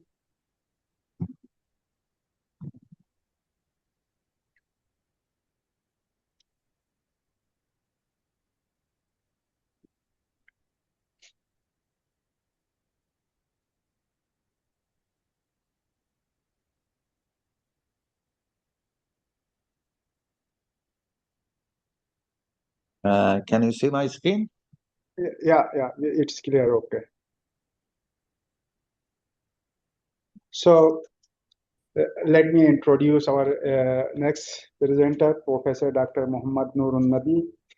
Professor Muhammad Noorun Nabi holds the UNESCO Chair on Education for Sustainable Development, Green Skills and Climate Actions. He is the director of the Center for Sustainability and Climate, the first sustainability and climate think tank in Saudi Arabia, Prince Sultan University, Saudi Arabia. He is a global think tank leader on sustainability and climate with 18 years of experience. He is the founder and president of Vision for Sustainable Africa, the only international NGO bearing all 48 African countries together for sustainable and climate action and solution. Please join me welcoming Professor Dr. Muhammad Noorun Nabi. Dr. Noorun Nabi, the mic is over to you. Thank you so much for your kind words. And Professor Khalid and your team, I would like to thank you for hosting me and for organizing these important sessions on UNESCO Chair Summit for Scientific Solidarity, Building Bridges Across Borders at MMDR 9.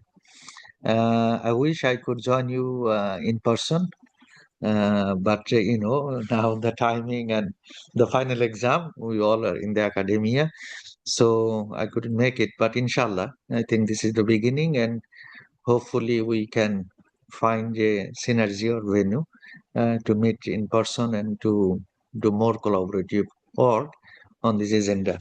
So I'd like to highlight, just a food for thought for United Nations SDG and as a higher education, what could be our role? And so I'm based on Prince Sultan University Center for Sustainability and Climate, and I'm a visiting fellow at St. Anthony's College, University of Oxford, and linked with the Harvard Business Review, visiting professor at George Washington University, University in Salerno in Italy, also Murcia, and distinguished visiting professor at King Saud University.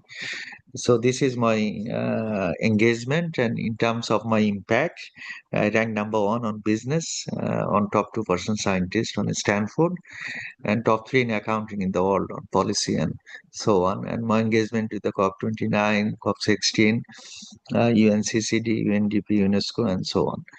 So I would like to highlight few of the areas.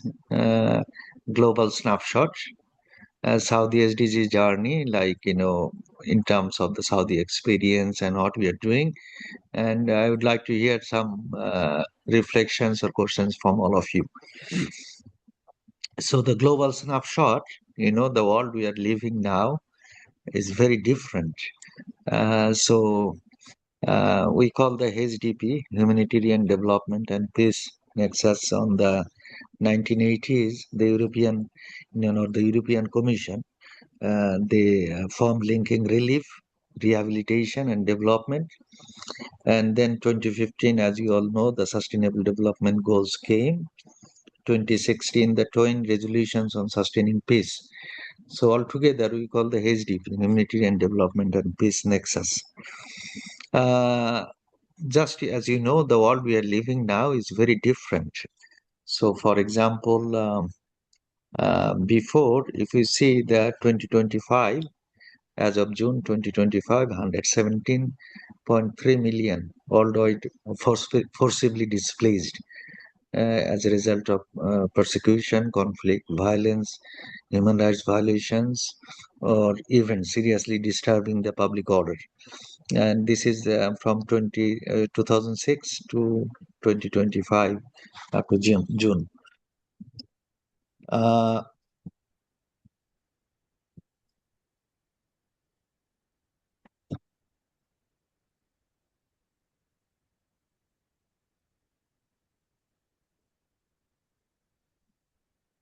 If you see the breakdown, mostly the internally displaced people, 68 million, and other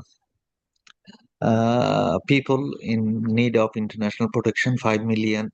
So the IDP, or the internally displaced people, representing around 58% of all forcibly displaced people.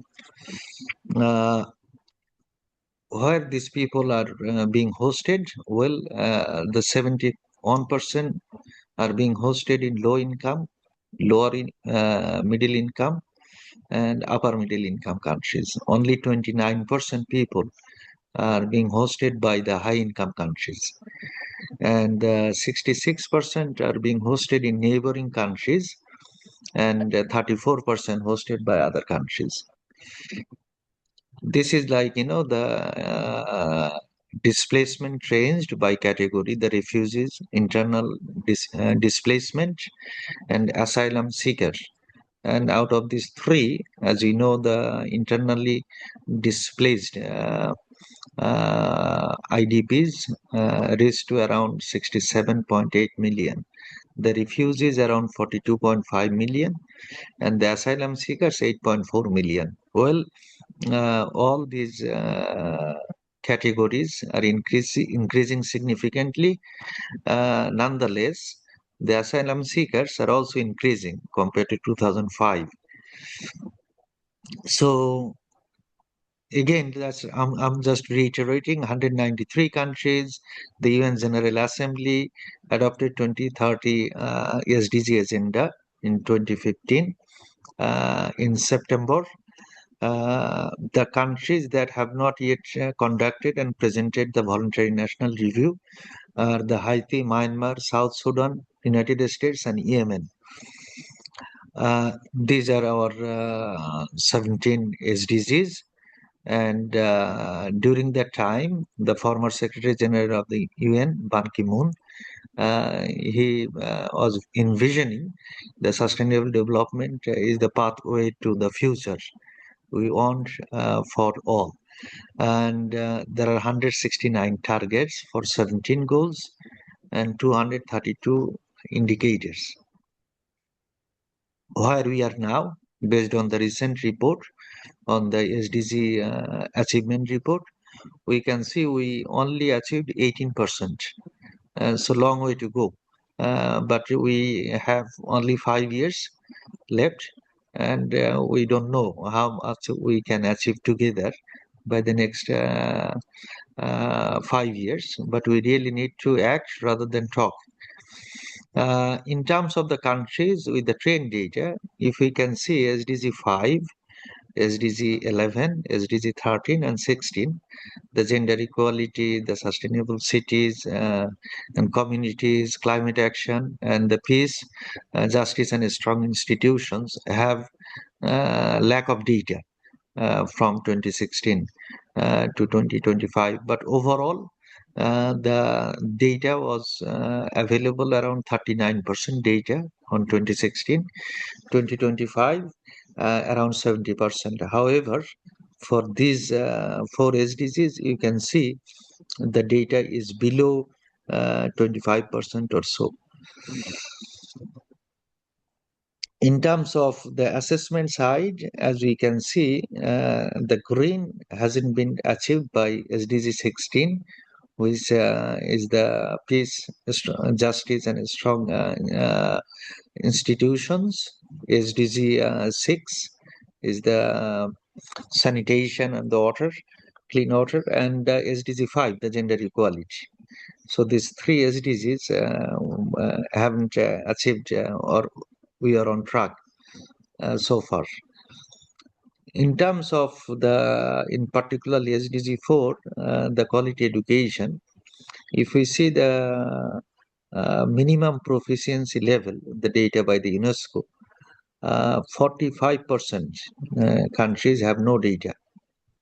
23% countries, no trending data, 7% no progress. Overall, only 15% countries are progressing fastly. So this is the basic, and then we can discuss about the skills, employment, and other things, right? In terms of the public education expenditure, again, 8% countries have no data, 38% countries have not made the benchmark. Only 32% countries meeting the benchmark on 4% public expenditure on education, and the 17% countries only met both of the benchmark. And here, this scorecard, it shows the availability of the data. I wanted to share the experience of MENA, and this is not only the MENA countries, but I think this is the picture of the global picture. You can see the fast progress. Very few countries, for example, Tunisia, Saudi Arabia, Morocco, Oman, Jordan, Egypt, Bahrain. However, if you see the Iraq, Libya, even if Kuwait, the Syria, United Arab Emirates, and Yemen, there are not much fast progress, or even if most of the countries, or I mean all the countries, have no data as well. So this is the global picture. In terms of female share of the STEM in South Asia, since it's happening in Pakistan, I wanted to share some data for the STEM education. If you see only the India, Sri Lanka, and Maldives are above the South Asian average, which is around 30.7%. But if you see the Afghanistan and Bangladesh, 12.6%, 20.4%, and Nepal, 28.2%. Well, the data from the World Bank, no data for Pakistan. So this is again the availability or the lack of data for many countries. If you see the global enrollment for the primary school, secondary school, and tertiary education or the university side, the gender parity has achieved. So more female than male, 1.13 to 1. Primary and secondary has met. Primary is close to 1, 0.97. In terms of the university education, again, in the South Asian side, out of these 8 countries, if you see the only Maldives achieved the global average, which is 46.5%, and also above the 50% threshold. But if you see the India, Sri Lanka, Nepal, Bangladesh, Bhutan, Pakistan, and Afghanistan, very low. Except India, all the countries below 30%, and especially the Bhutan, Pakistan, and Afghanistan are in the high risk zone because of the very low percentage of female in the university education. Lot of research are happening globally because of the ranking, government push, and so on and so forth. Few countries, especially US, published around 17 million research. China, over the last 30 years, produced nearly 12 million.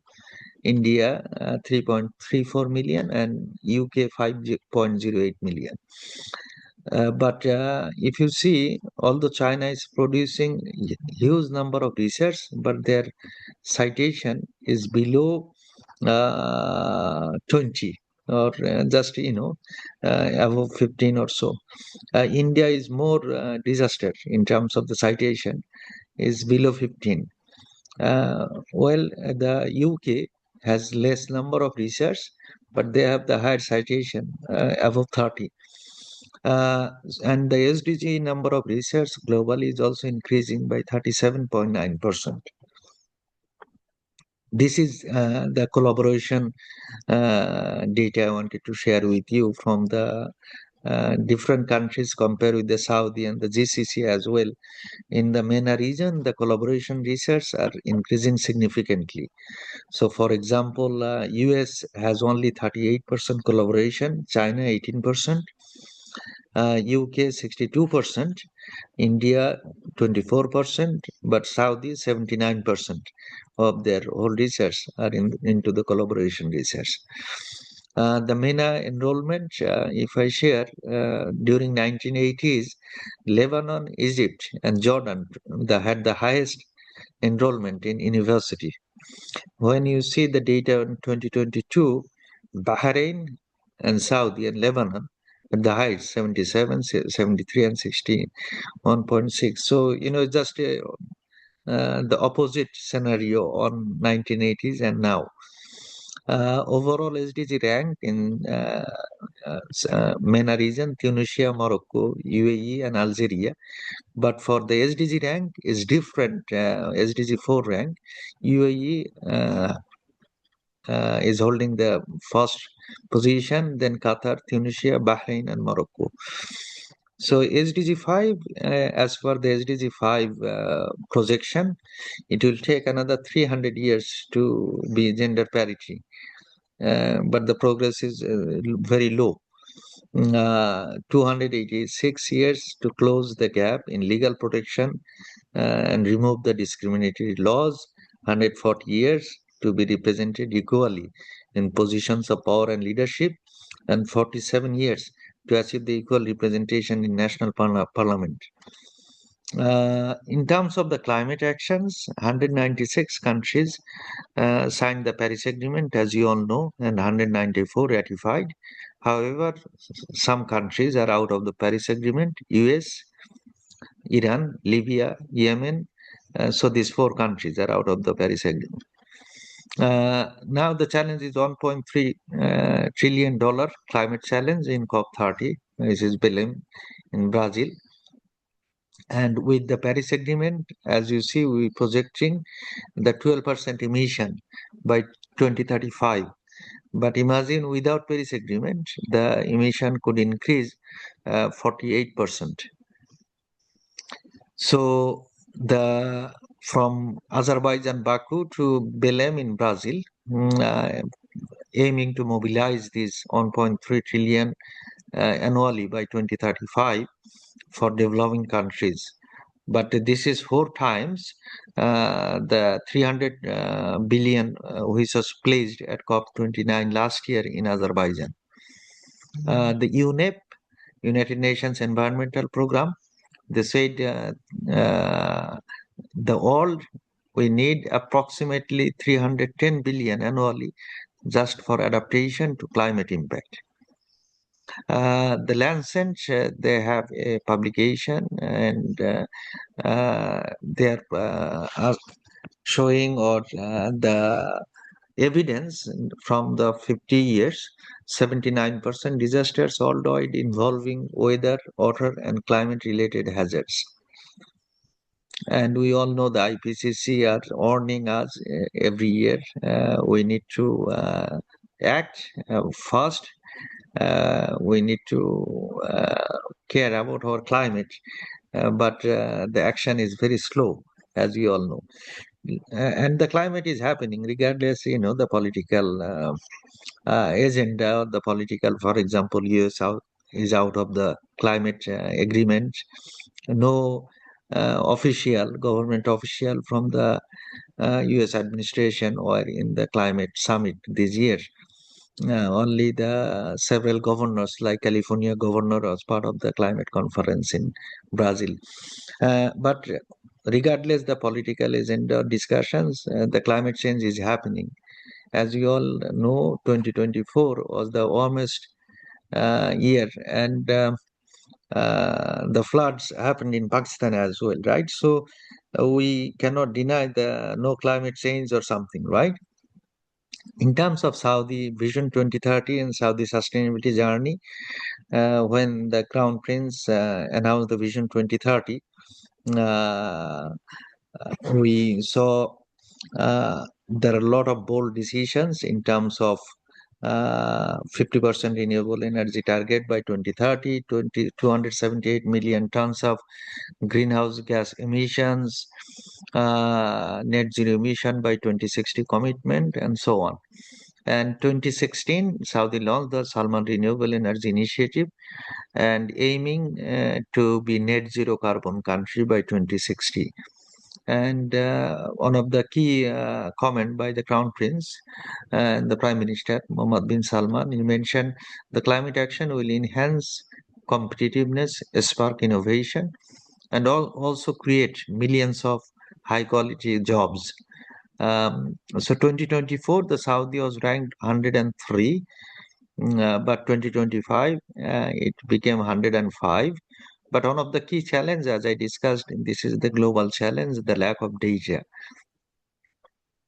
One of the significant progress on Saudi female labor force during 2017 first quarter was 17.4, but now it is around over 36%. And this is the highest progression anywhere in the world. So 43.08 women in mid and senior management, over 78,000 women in senior positions, and over 551,000, nearly 500,000 women business owners. The G20 leadership, largest education budget in the GCC countries, the STEM graduation 18.1% graduates versus OECD 2%, the highest increase in gender parity among 14 countries, and huge education budget, for example, 8.8% GDP versus 4.6% global average. And they ranked number one among 45 countries for arts and humanities graduates, which entail the educational diversity in Saudi. Well, 2034 World Cup will be in Saudi, and we can see the sustainability impact in the football piece. Fukushima is building the Japan's first all-timber circular soccer stadium, which is the second. The first one is the Forest Green Rover Stadium in Gloucestershire, in United Kingdom. In terms of our contribution, the Saudi higher education, mostly the Saudi students, 95.1%, 1.62 million students in the higher education, 49% female and 51% male. The number of students globally enrolled around 264 million. And as we know, 25 million or surging, because from 2020 and more than double in 2000, there are only 100 million students globally. You all are familiar with the Future of Jobs report for from the World Economic Forum. 1,000 leading global employers, more than 14 million workers, 22 industry and 55 economies. And the fastest growing jobs, as you all know, everything with the technology, big data, fintech, AI, software, security, data warehouse, and so on. However, the green hiring jobs are increasing significantly. is more above 50%. So this is the data for the just from during the COVID till 2024. We also have the SDG Accord agreement. We are the official net zero signatory to achieve net zero by 2060. We are the first carbon neutral certified university in the MENA region. Our think tank, we are working with the UNESCO chairship on different areas in terms of policy, in terms of students' engagement and community challenges and solutions. We are the first university in the MENA to get accreditation with the UNCCD for the desertification, and we have the first UNESCO Chair on ESG green skills and climate action. And also just I wanted to highlight few other things. We also introduced PSU UNESCO Global South Fellowship. We are also part of the voluntary national review by Saudi government to the United Nations on the SDG 4 quality education as an in-depth case. We have an agreement with the UNGCC, United Nations Global Compact, WFP, King Salman Relief Center, and so on. This is our recent report on the Sustainable Development Report for our university 2025, which is also available in the website. And in terms of the COP presence, and we are discussing the policy, we are publishing, and we are engaging with both youth and the policymakers. The two global initiatives, Global BCD, Biodiversity, Climate and Desertification Network, Research Network, and Global Youth Biodiversity, Climate and Desertification Network. Policy papers, we published 2023 on UN SDG linked research for 15 years of data. Recently, we published this year the Sustainable Development Goals implementation in higher education in the MENA region, and enhanced competitive resilience in the MENA region for General Authority for Competition in Saudi Arabia, quality of country report with the UNCCD. This is our world where we are living now, and we strongly believe together we can build a sustainable Saudi and a sustainable world.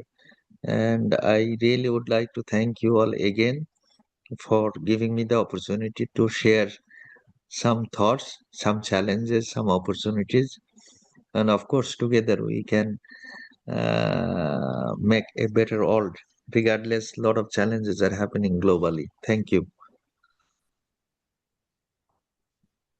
Thank you, sir, for your comprehensive talk on the activities that your chair is doing.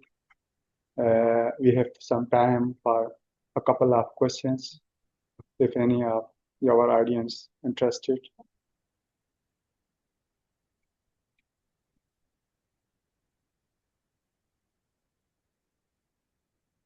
So,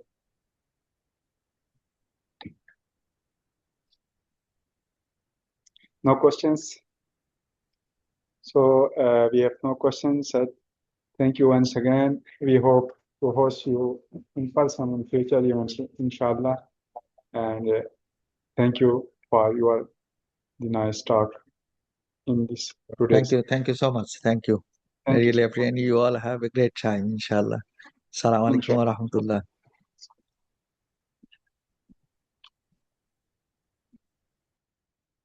Okay.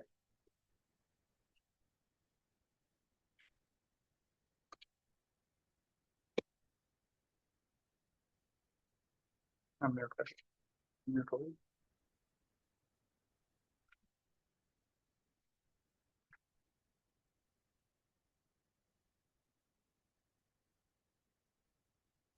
Okay. Assalamu alaikum. Can you hear us, madam? Hello. Hello. Can you hear us? Am I audible? Can you see my shared screen? Yes, but can you share in full screen mode? Okay. Okay.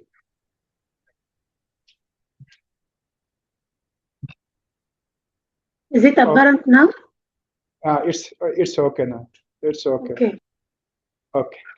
So let me to introduce our next speaker, Professor Sonia M.S. Azar. She is a professor of forensic medicine and toxicology, the director of UNESCO Chair on Bioethics, Faculty of Medicine, and Shams University, Cairo, Egypt, and member of National Committee of Social and Human Science, Egyptian National Commission for UNESCO. She has established the National Network of Bioethics, Egypt. She led a project funded by UNESCO to develop code of ethical use of AI technologies in Egypt.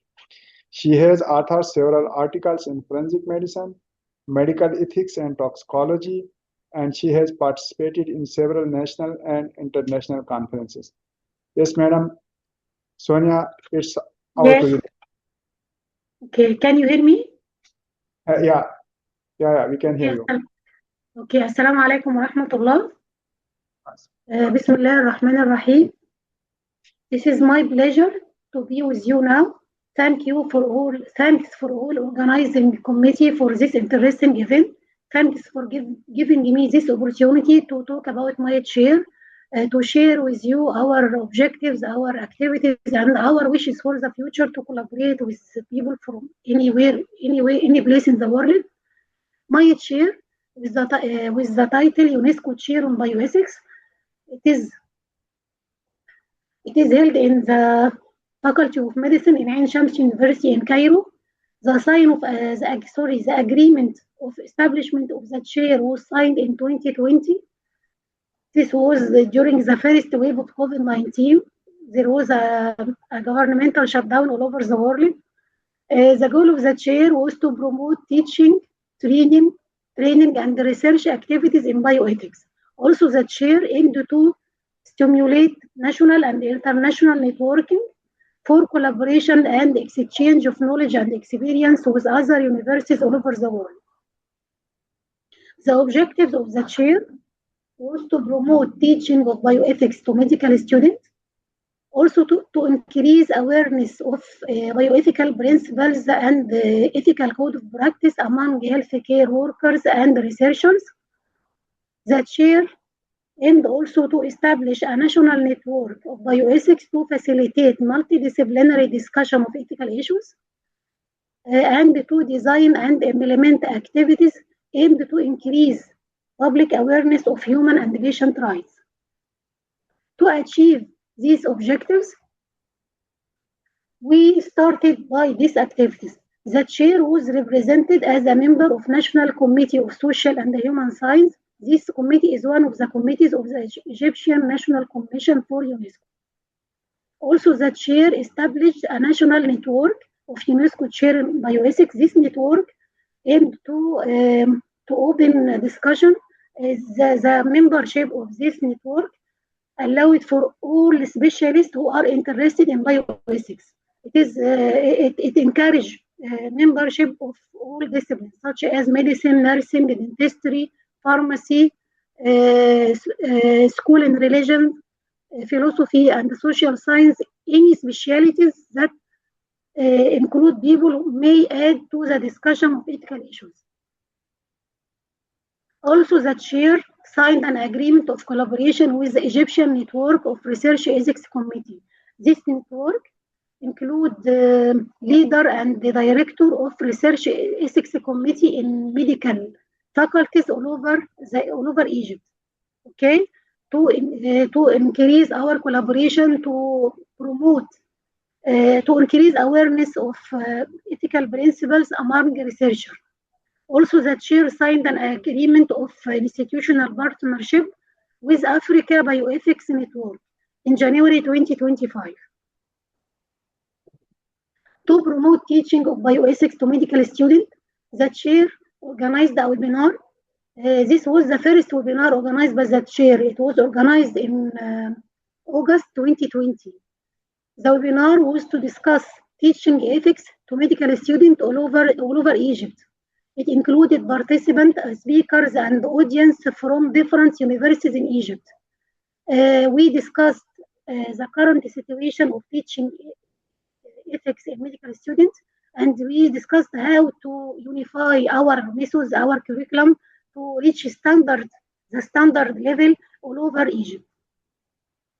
The second one was to discuss ethics of using human patient in medical education. This was in collaboration with the regional institute of FEMAR in Cairo. It discussed the ethics of using human patient in teaching or examination, clinical examination and exams. To promote research in bioethics, the chair organized a webinar with a researcher in collaboration with a researcher from the University of Bristol to present an introduction about the empirical bioethics. This is one of the main school of research in bioethics, empirical and theoretical. Dr. Jonathan Eves presented an introduction about the main methods of empirical bioethics and recommended some resources to go in depth in this method of research. Also, the chair organized a webinar with the title Bioethical Framework for Researchers. This webinar was in collaboration with the Egyptian Network of Research Ethics Committee. In this webinar, we discussed the current regulation and laws related to medical research. Also, the webinar represented a framework for ethics of social and behavioral and educational research. It was a good knowledge for researchers with medical background. They need more information and more knowledge about this type of research. The chair was keen to be updated and to attend a meeting of Global Forum of Bioethics of Research. This forum organized annual meeting to discuss the most recent ethical issues. Okay, the chair was attending many meetings. The last one was in 2024. It was for discussion of ethical issue arising due to climate change. Also, the chair cooperate with UNESCO through participation in meeting, conferences, and focus group discussions that was held and organized by UNESCO. From the start of establishment of the chair, there was several meetings organized to discuss the response of COVID-19, how the Arab region responses to COVID-19, regarding preventive measures, regarding medical practice, regarding vaccination, and how to ensure solidarity in vaccination. The chair was a member, a participating member in all these meetings. Also, the chair participated in the Third World Higher Education Conference that was held in 2021 by organizing a focus group discussion with several experts in Egypt in medical education, and we presented a consultation report of the impact of COVID-19 on higher education in Egypt. Also, the UNESCO Beirut office, there was several activities discussing how to encourage cooperation and collaboration in the Arab region. The chair also participating is also was a main participant in this activities. The UNESCO regional office in Cairo also has established medical activities and the event related to bioethics, and the chair was invited and participated in these activities, either for to support establishment of another UNESCO chairs in Egypt to discuss how to use the e-learning to encourage to promote the process of learning and teaching in Egypt, and to discuss scientific culture in Arab region. The chair has established the first annual conference in Egypt specialized in bioethics. It was the first one was in 2022. From this date, the conference is organized annually. It is my pleasure to welcome and to invite all of you to participate in the next one. It will be in Cairo in the period from 8 to 10 of April 2026. I hope to see all of you participating either by attendance or by participation by talks in this conference. It allow online or in-person participation. The chair led a project to develop a national code to use for ethical use of AI technologies and digital transformation. This project was funded by UNESCO through the program of the year 2023. Also, the chair applied for UNESCO Campus Africa Research Cluster Pilot Project. This project aims to encourage collaboration between UNESCO chairs in Africa. It requires application by collaboration of at least 2 UNESCO chairs in Africa. UNESCO chair in Egypt applied in collaboration with UNESCO chair in South Africa. The UNESCO Oliver Tambo chair of human rights. We are waiting for the decision about this project. Finally, I like to thank all of you. I just wanted to show this is the website of the chair, the page of the Facebook, and my email for any inquiries or any suggestion for the future. Thanks for all of you.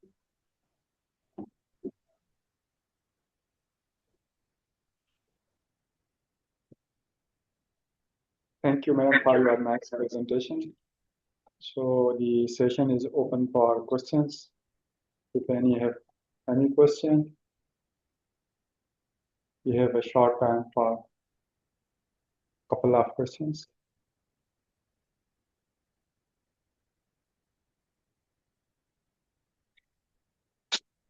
If no, I would like to thank once again Professor Sonia for his time and for his presentation for this session today. And I would like to express my support for your in-person participation in future events at iccbs, inshallah. Thank you, Madam. Thank you. Thank you.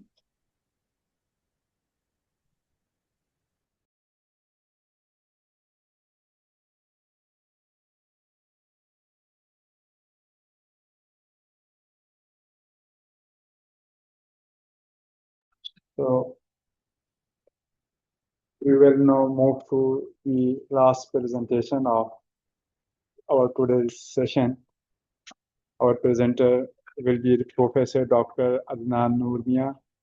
Dr. Adnan Noor Mia earned his PhD in computer engineering from Spenza University of Rome, Italy, followed by a postdoctoral position at the same institution. In 2018-9, he served as a visiting scholar in the Department of Computer Science and Technology at University of Cambridge, UK. Currently, he holds the position of Vice Chancellor at Information Technology University in Lahore, Pakistan, bringing over 25 years of experience in higher education.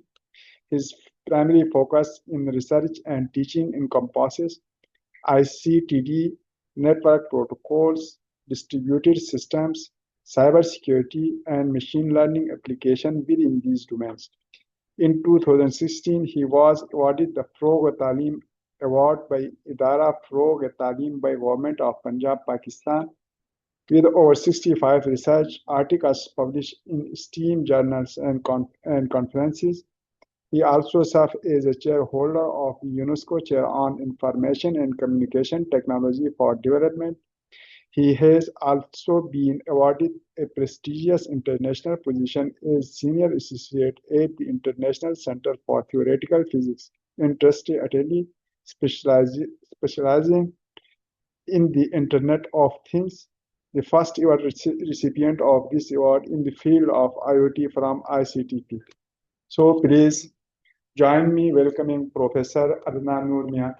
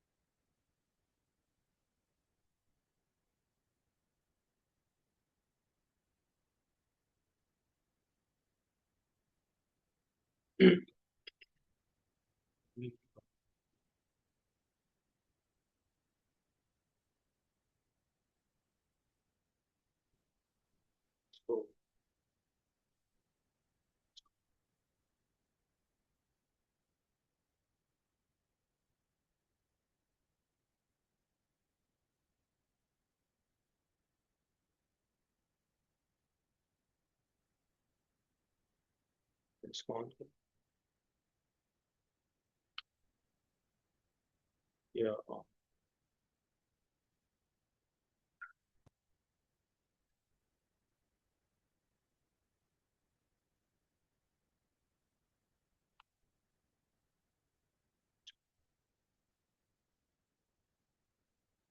Bismillah Rahman Rahim.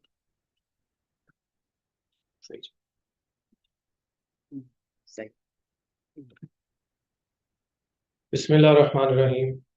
So the good news is I'm the last presenter. But the not so good news is you might be feeling sleepy by now. So, and my area of research is quite different from the work which I think people are doing. Anyone of you who is in ICT, who is in computer science, software engineering, cybersecurity, networks, or any kind of thing? No one. So everybody's in life sciences, molecular biology, Biology and chemistry. and chemistry. An artificial center. Artificial intelligence.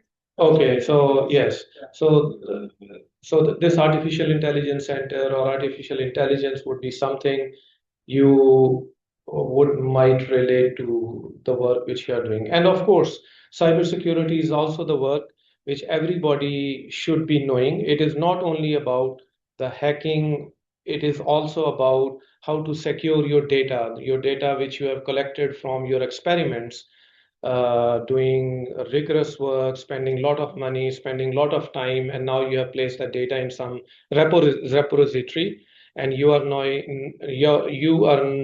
now planning to have a patent of that, and don't want to disclose this data to anyone. So you want to place this digital information in a secure way. So how to do it? So people would be after you to grab that, to have that information, but you have to make it secure. So cyber security, artificial intelligence, ICT, you communicate, this is all things are related, and these are so intermingled in our lives that I think you cannot detach yourself from these things. And of course, AI now is being used in every field. So first of all, let me introduce. So I think should be I have to इसको थोड़ा सा बेहतर कर लें पीछे से volume थोड़ा अच्छा जी वॉल्यूम थोड़ा सा और ऊपर कर दें आप देखें चलें that's fine okay so the UNESCO Chair is in ICT Information and Communication Technologies for Development. It was founded in 2018, and I am the UNESCO Chair holder since 2023. So first of all, thank you very much for inviting in this UNESCO Chair Summit. And do you have a pointer? Okay, right. Thank you very much. Yes, this one. Next. So this is a little brief summary of how I'm going to proceed.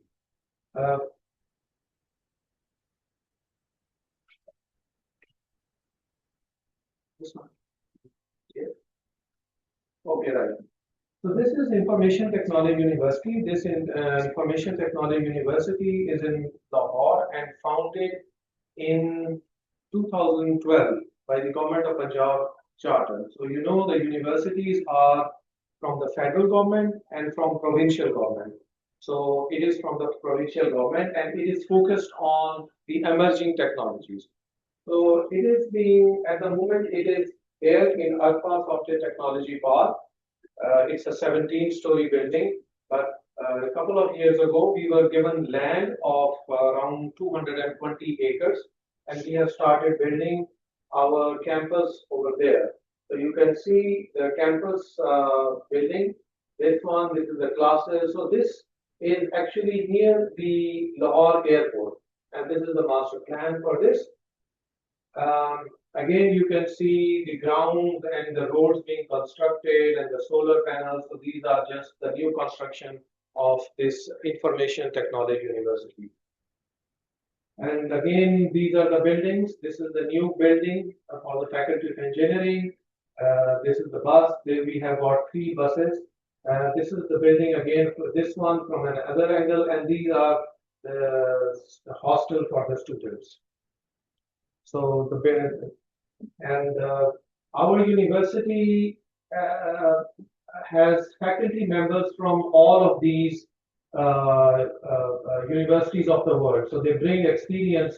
You can see from Caltech, from Stanford, from MIT, from Rutgers, and I come from Sapienza University. I did my PhD from here in Italy, from here. And there is also a presenter coming from the same university. I was just talking to this presenter.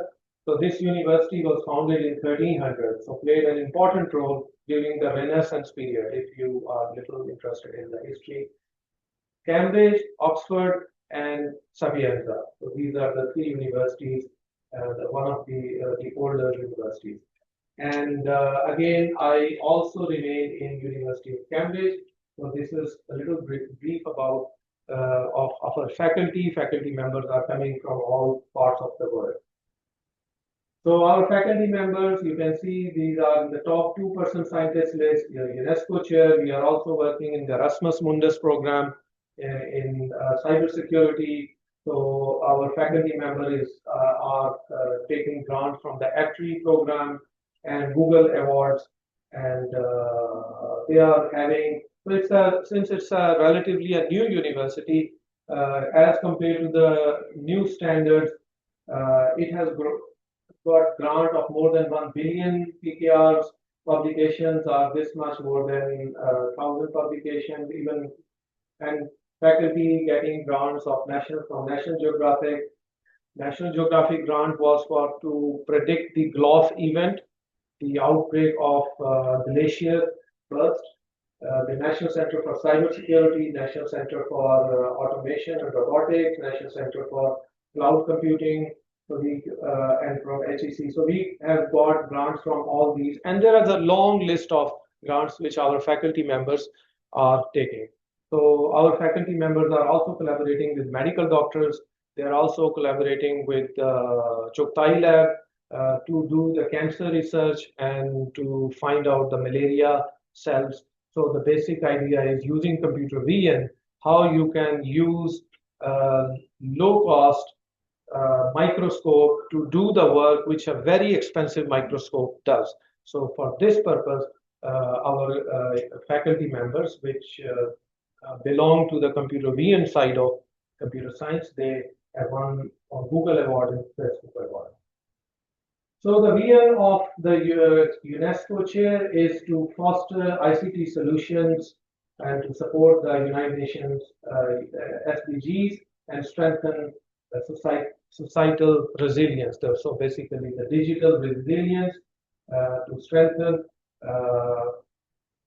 and the mission is through collaborative research, building strong partnerships, and integrating cybersecurity, AI, and digital governance. So these are all the emerging areas in computer science. And of course, it relates to everybody who is working in the digital domain or even not working in digital domain, but digitizing any document, anything which you are doing. So, so the current landscape, you can see there are so much number of attacks being done. So one cyber attack every 39 seconds, and in fact, the number of attacks is being increasingly the complexity of the attack is being increased, and the number of attack itself are increased day by day by using AI and other techniques. So these are some of the most important attacks, or the number of attacks which are carried out. The phishing attacks, almost all of us has been encountered this kind of attack. Impersonation attack, viruses and malwares. So these are different kind of attacks, but these are the three most important ones, which I think most of us have encountered some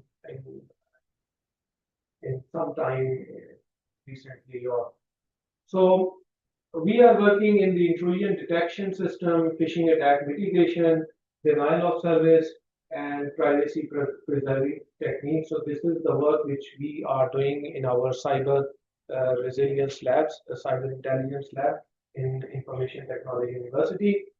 So again, using all these artificial intelligence techniques. So AI, the attacker use AI, and we as a defense mechanism, we are also using artificial intelligence to protect ourselves or our digital media or digital assets. So if I categorize, this is the work this chair is being doing, the network and cybersecurity. So the people in cybersecurity come from different flavors. Some are journalists, they do the cybersecurity audit. So they don't need to have a computer science background. So they are just auditing the things. There are some who are coming from programming things. So they are doing the secure programming aspect. So whenever you program, you need to be conscious of how to do secure programming. Otherwise, anyone can intrude, anyone can change your program. There are some people who are doing research in operating systems, you know, the Windows, the Linux, and these operating systems. So they do cybersecurity, and they do the malware analysis. So they go, and I come from a networks background. So I do research in protocols, network protocol. You have heard about TCP/IP. You have heard about many protocols which are used to communicate to computing systems. So my area of research is basically using cybersecurity during when information is being transmitted from from the source to the destination. So then you can, so this is the things which I do, basically cybersecurity, the intrusion detection system. Intrusion detection system means there are packets of information flowing on the wire or wirelessly. So there could be malicious, malwares, malicious traffic, adversarial traffic. How to find out the malicious traffic going in the wires of your Ethernet or through the Wi-Fi when the traffic itself is encrypted. So the encrypted traffic cannot be read, but how to find out whether without looking at the packet, which we call the information, the chunk of information, without looking at it, how can you guess, how can you predict that this packet of information is malicious, it contains virus, it contains malware. So this is the work which I'm doing. This is challenging because it is all encrypted information. So if you are interested, I can tell you later how we do it, just to give you some idea. And then I'm also working in the public policy domain in the cyber resilience act, cybersecurity policy of Pakistan, and then EU AI Act and AI policy and security audit, which I was just talking about. So Cyber Resilience Act CRA, European Union has actually started implementing this act. And now anything which has a digital component, which we call product with a digital component, if it has to go to European Union, any country of European Union, or coming from the European Union, EA, for instance, your devices, your medical devices, or all this kind of stuff, the mobile phones, or any machine which you brought, it has to obey the Cyber Resilience Act, because you never know what is inside the chip, what is inside. You might have heard about this incident in which the mobile phones were destroyed and detonated, and the people. So there is a complete regulation on the supply chain. You have to keep a record of where your devices are going, because they can be stained.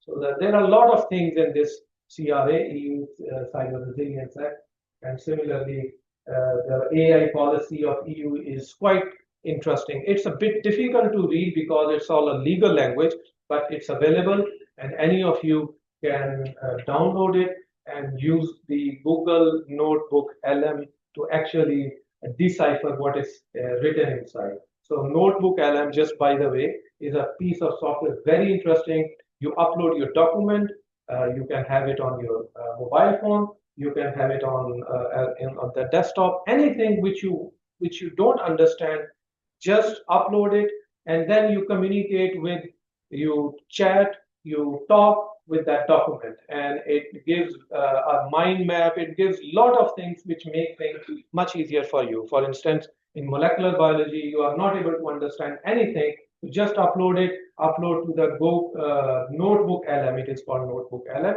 So it is much better than ChatGPT, is much better than other things, because it just communicates with your document. So anyway, if you are interested, I can show you later the software which I have installed on my mobile. It is available for iPhone and Android as well. And of course, it has much more capabilities if you use on the web-based version. So these are the things. I've not listed down the papers. Of course, there are a lot of papers which we are publishing, but in large category, we are doing these kind of things in blockchain, post-quantum, secure authentication protocols, phishing attack detections. So this is the DHCP is something. Dynamic host configuration protocol is something which everyone uses when you use an internet. So there are attacks on DHCP. You have heard about that the web page has been changed on some website. So it is one of the way to do it, change the DHCP, change the IP address, the address on the DHCP server. So whenever a request is made, that request is diverted to some other web page, which often you see is done by malicious actors. Anyway, image steganography, AI-based packet reception ratio. So these are the things. I don't want to go into the details. Of course, the technical details are much more.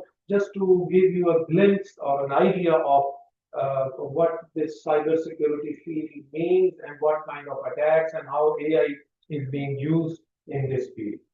So now I'll shift gears, and things would be much easier from onwards. And I'll show what the UNESCO Chair is doing in this area. So we are having a roundtable. So this roundtable was actually collaboration to develop collaboration for the MS students, MPhil students, and undergraduate final year project students, and also to develop MS cybersecurity. So this basically a roundtable was, we conducted a roundtable conference from all the industry people which are working in cybersecurity, so that they can help us in developing the curriculum.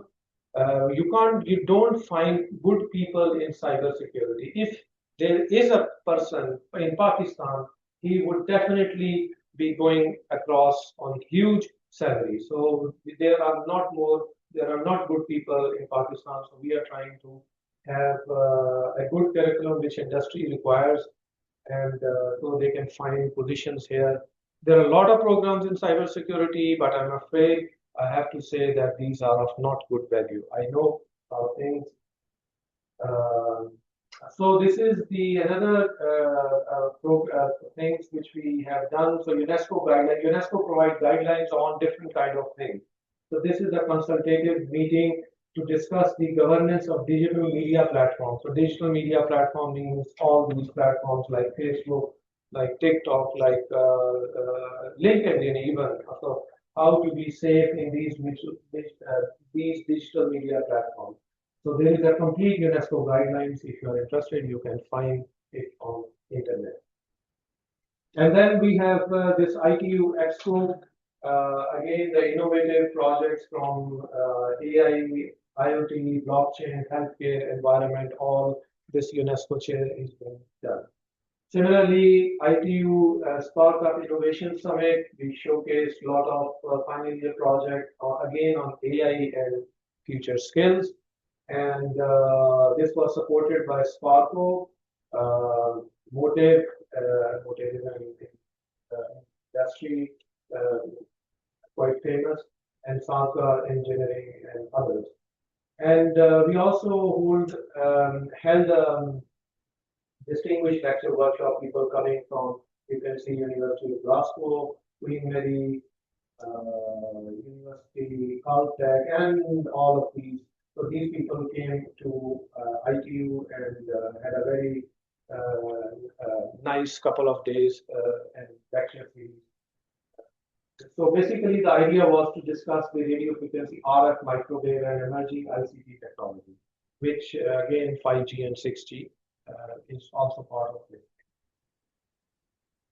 We also had this UNESCO chair also held this, you might be knowing this guy. Anyone? Yes. Parvez Ulbay. He's a well-known physicist and talks quite bluntly, and he's very critical about the higher education system. He served in Qaid-e-Azam University for a long time, and now I think he runs Black Hole. You might have that YouTube channel and that thing.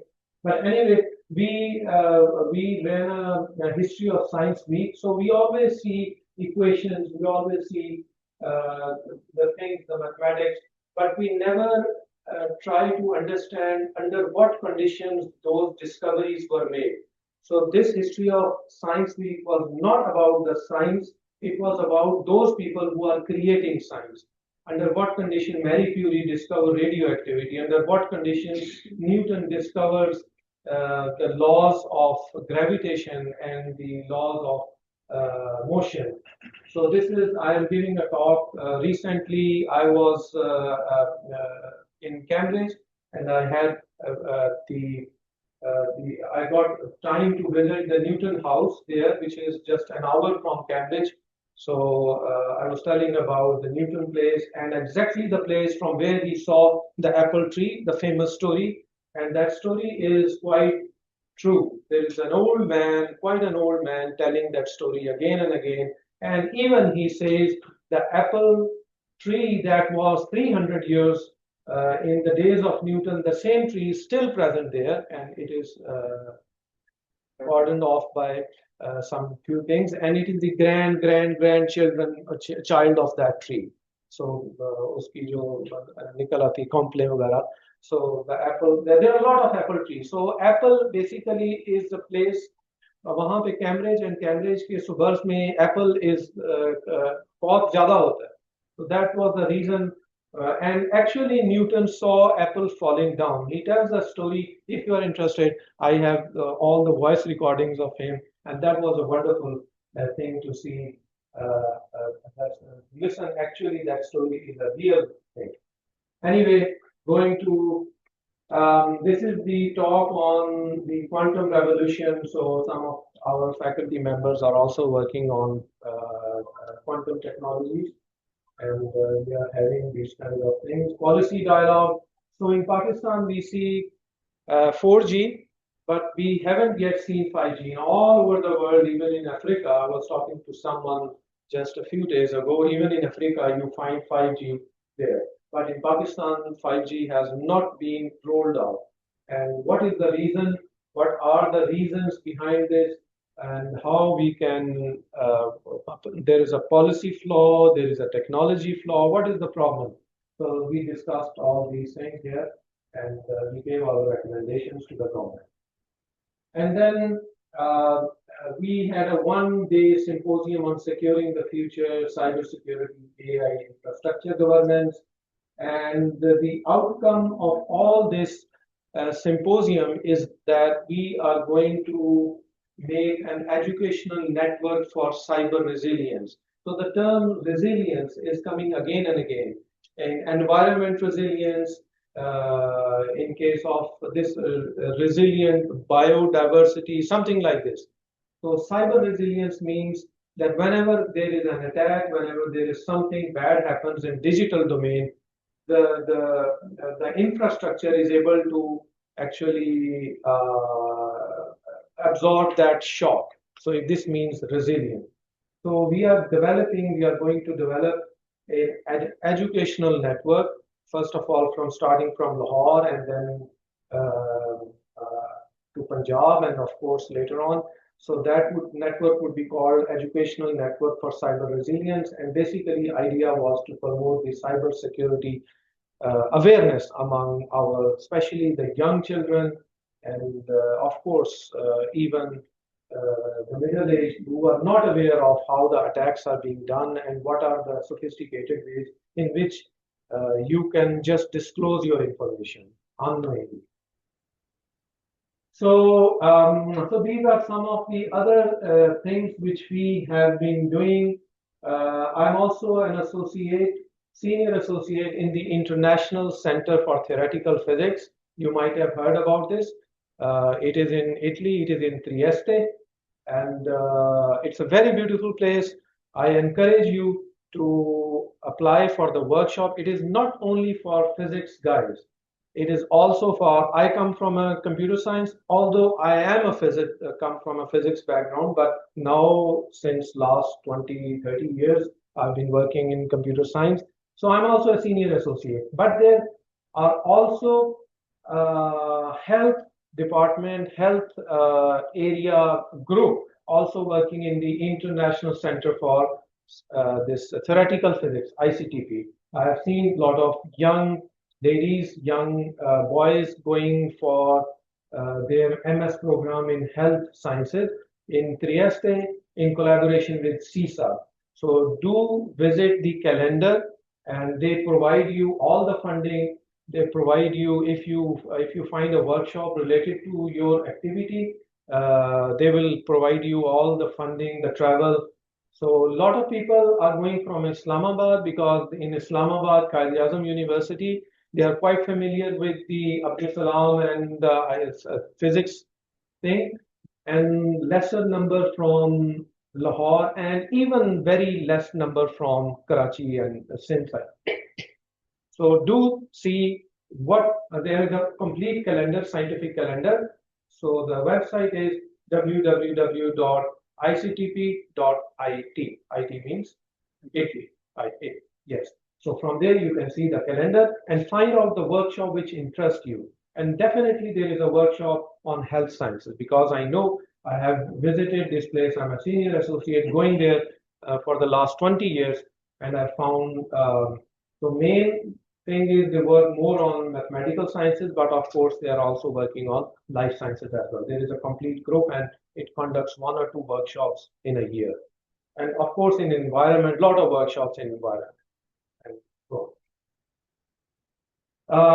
so we also have a collaboration visit. This is the visit which we did last year in Concepts Walk, and again, such kind of collaborative meetings are helpful to understand each other and to possibility of developing some collaboration, because now the research is more of an interdisciplinary thing.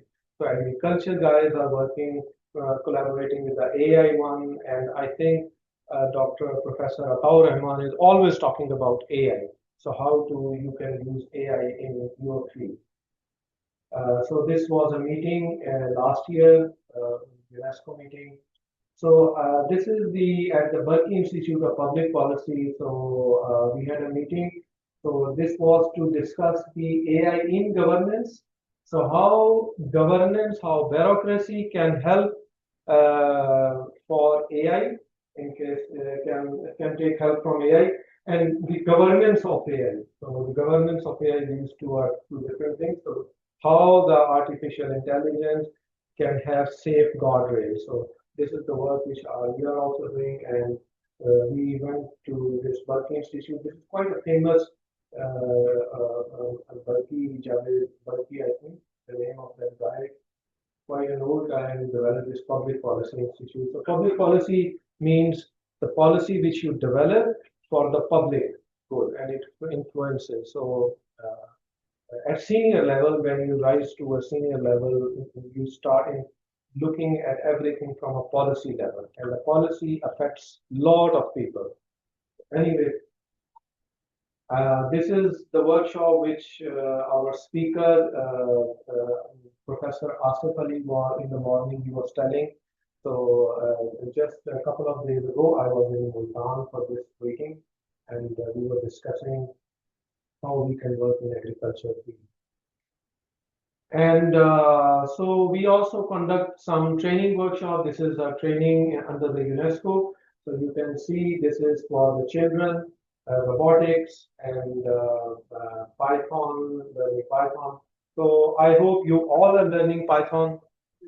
Yes, everybody is necessary. Even the humanities people, those who are doing humanities, they are also supposed to learn Python, these kind of things. So you know the latest things. Of course, not in depth, but just to have a flavor of it, just to know the algorithmic thinking.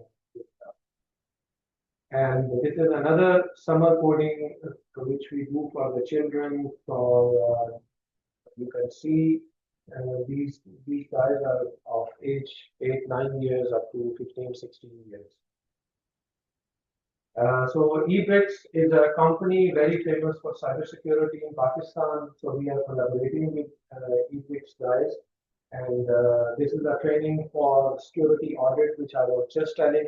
The United Nations standard ISO 27000. If you open any company, it has to be cyber secure, and this is the standard which you have to follow: ISO 27001, 2, and 3. So if you want to make any product and you have digital equipment inside your company, you have to get this certification to export your products to European Union and US and these countries. So these are the short courses which we are doing. You can see again, these are all AutoCAD, Python, web development. So these are some of the things which UNESCO Chair is doing. So this is the collaboration which we recently initiated with the Shaozu City University, China, and you can see that some of our faculty members were in China and some here in Pakistan, and we are working. This is Dr. Qasim. He's quite a hardworking and quite a well-known person in nanotechnology. So this developing this collaboration. And we are also working with the digitalization of women economic empowerment. So this is the United Nations group, and with Punjab IT Board, and with this UN Women Economic Empowerment Group, we are working to find out if we can do something good for the women, their literacy, and such kind of things, including especially the women which are in the villages. And again, of course, there are a lot of things, but these are just a glimpse of things which we have, the MOUs which we have just signed with different universities, with different associations. So these MOUs are not just MOUs, they are actually collaborative networks. So we usually sign an MOU afterwards to provide a legal framework when the work has already been started, instead of first doing an MOU and then after seeing what to do. So this is our strategy. And this is perhaps the last slide. We are working with the government of Punjab, and this is the new authority which government of Punjab has just established, PERA, Punjab Enforcement and Regulatory Authority. So we are actually helping them out to recruit IT graduates. So we're doing, they got large number of applications, so the test for them. We are conducting interviews and all that kind of stuff.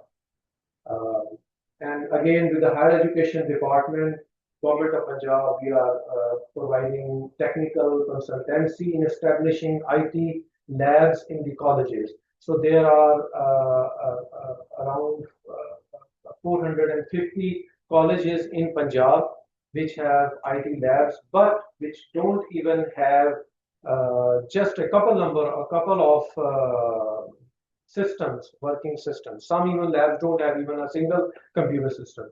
The government of Punjab has allocated, it was 6 billion, then reduced to 3 billion. Now they have given around 1 billion because of the flooding. They have reduced, they have diverted the money over there, and we are just given around 1 billion for establishing the lab for 1 year, and then it would be renewed. We are also working with the health department, government of Punjab, to strengthen their cybersecurity posture.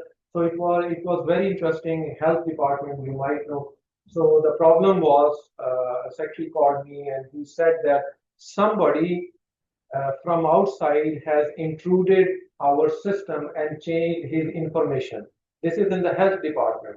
And when we sent our team to see what has actually happened and who did it, so they have enabled the VPN, the virtual private network, through which you don't know, you can't know actually who is coming inside, who is logging in, and all that stuff.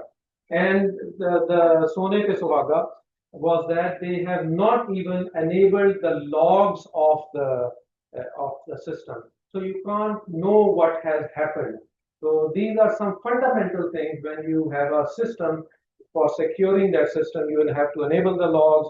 You have to do a lot of things, but these are quite simple. So we were not able to. We can just pinpoint few guys, and but we actually told them to do these steps to actually secure. So these servers, these systems are being used not only by the health, but also everybody. And you have to secure the data which you have. The employer data is very, very lucrative. You can see. So he changes the record of, I think, leaves or something like that. So they're protected. So anyway, we are also working with the special education department for the children with special needs for tech intervention. For instance, audiobooks for those children who are blind, for deaf. We have the sign language, and for autistic, we have a special kind of a curriculum which we are trying to facilitate using the ICT initiative.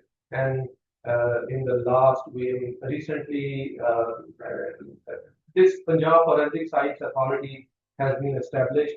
So forensics, you might also be working in forensics to find out the crime, where the crime has occurred. But yes, a crime scene investigation. So the crime is not only the crime which are conventional.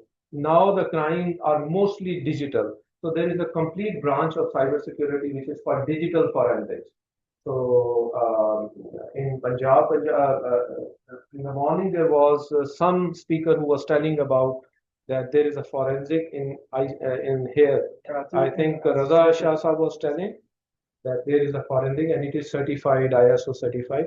So in Punjab, there is a complete, and government of Punjab is actually spending a lot of money. I don't know whether it's certified or not, because I've just become member of that forensic, and we are just waiting for its inaugural meeting of the authority. So we are also trying to help them in digital forensic. So this, I think, completes the presentation and the work which UNESCO Chair in ICTB in ITU is doing. Thank you very much. So if there is any question, G, please.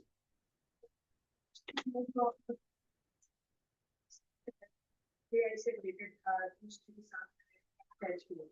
तो मैं कुछ AI की course भी लेना पड़ा था, जैसा कि आपने देखा है। तो उसके लिए कैसे हमें प्रोटेक्ट करना है? AI हर फील्ड के अंदर we are now in the vice chancellors and HEC is actually thinking to include AI in every field, in biological, in physics, in chemistry, and across the board. So her field के लिए जो AI है, that the tools are being developed उस field के अंदर। तो आपने क्योंकि AI में खुद रिसर्च नहीं करनी, आपने उन टूल्स को यूज करना सीखना है। So the best way is to find out the tools which you would be using for the specific purpose for computational chemistry or computational biology or such kind. So instead of doing wet labs, you can have such kind of things. So there are a lot of things, but only the guys who are doing in this field can help you better. For general information, of course, you're always welcome to contact me. I can give you my contact. क्योंकि sir अभी हमारा ये sector है जो कुछ तो यहाँ भी फैसिलिटी अवेलेबल है। तो जिसकी वजह से मैंने कुछ है उनसे करते हैं, तो उनको समझाना है कि भाई हम केमिस्ट्री किस तरह अप्लाई कर सकते हैं, ये कैसे हमारे वो है डेटा साइंस के। तो डेटा साइंस वाला कोई हम पता नहीं कि यार ये कहाँ एप्लीकेशन है केमिस्ट्री में, तो हमारे लिए थोड़ा मुश्किल हो रही है। जब तक हमें उसका नहीं पता होगा कि वो कैसे वर्क करता है, तो हमारे लिए आसान। ये आप ठीक कह रहे हैं। मैं ICTP में आपको मिसाल देता हूँ, थोड़ा सा हटके है, लेकिन AI की इम्पोर्टेंस का आपको आइडिया होगा। ICTP में तकरीबन 22 साल 23 साल से जा रहा हूँ। I went there for the first time in 2001, 3 years later. फिर मैं गया, again it was all supported by ICTP। मैं अपने को अच्छे से नहीं जाता था, मैं आपको encourage कर रहा हूँ कि आप भी करें, देखें। और रिसेंटली जो मैंने ट्रेंड में चेंज देखा है, पहले तो एनवायरनमेंट की बात होती थी, फिजिक्स की बात थी, आप एक्सपेरिमेंट्स वाली। अब क्योंकि डेटा बहुत ज्यादा अवेलेबल है और आप भी देख रहे होंगे कि डेटा बहुत ज्यादा अवेलेबल है, अब मसला ये है कि उस डेटा से मीनिंगफुल इंफॉर्मेशन कैसे एक्सट्रैक्ट करें। अब पिछले कुछ 4-5 साल से जब से मैं ICTP गया हूँ, everybody is talking about how to use AI in physics। जो सर्न का डेटा, जो आपको पता है स्विट्जरलैंड में सर्न है, वहां से डेटा आपको मिल जाता है, वहां से आप डाउनलोड करें, लेकिन उससे मीनिंग कैसे निकालें, उस डेटा को हैंडल कैसे करना है, उसके लिए AI की utility Python of language use करते हैं, और उससे जो आपकी इंफॉर्मेशन है। तो दैट्स अ प्रॉब्लम कि जो लोग डिफरेंट फील्ड्स के हैं, वो they can't talk with each other, jargon फर्क है और उनको पता नहीं है। डेटा साइंस के AI के लोगों को केमिस्ट्री, कंप्यूटेशनल केमिस्ट्री का नहीं पता होगा। आई डू अंडरस्टैंड फिजिक्स के लोगों को, हालांकि ये बहुत करीब सब्जेक्ट्स हैं, उनको AI के बारे में नहीं पता, लेकिन यही ट्रेनिंग्स ही है। वो ट्रेनिंग लेकर आएंगे, या आपके फील्ड में कोई, आप internet is the best guide for the moment, तो आप ये कर सकते हैं। क्योंकि सर हम स्ट्रक्चर ऑफ स्माइल से बता रहे हैं, मशीन लर्निंग वाली स्माइल को ठीक करते हैं, उसको ट्रेन डेटा करता है और फिर उसको वैलिडेट करने में देता है। अब जो होता है, अब जैसे इनको मैं कहूँ कि भैया आप स्माइल इसमें सर्च कर लेते हैं, स्माइल का एक मैं वो बनाता हूँ, स्माइल हमें एक फीचर रखेंगे, क्योंकि फिर उसको वो प्रिडिक्ट करेगा स्ट्रक्चर के लिए क्या प्रिडिक्शन है, या अगर ये स्माइल चेंज होगी तो स्ट्रक्चर ऑटोमेटिकली चेंज होगा हमारे कंपाउंड का, और प्रिडिक्शन है उसको मुताबिक है। अब वो के लिए इसको आप निकाल दें, तो उसको क्योंकि मैं केमिस्ट्री वाला था, मुझे पता है कि स्माइल का हमारा रोल होता है। इसका देखिए तरीका ये है कि it is not difficult to learn to apply AI। तो it is far easier for you to learn AI than an AI guy कि वो कंप्यूटेशन केमिस्ट्री या केमिस्ट्री सीखे, केमिस्ट्री या जो भी फील्ड आप काम करें देर, तो आप सीख लें, और फिर ये हो सकता है कि you are better able to do yourself और उसको गाइड कर सकते हैं।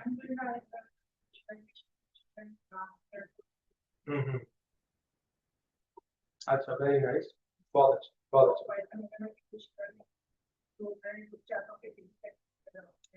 हाँ, बहुत अच्छा। अभी आप देखें वो कोलैब वगैरह के ऊपर तो आप कर सकते हैं, कंप्यूटेशन का भी मसला नहीं।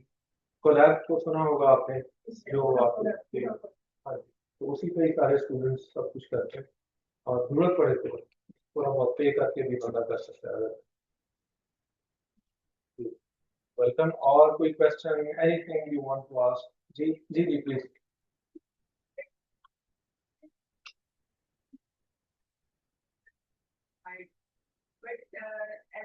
the world is so advanced and they have a fight and they have अगर वो 5G में काम करें तो they can decide or get better price. How we have this advanced have a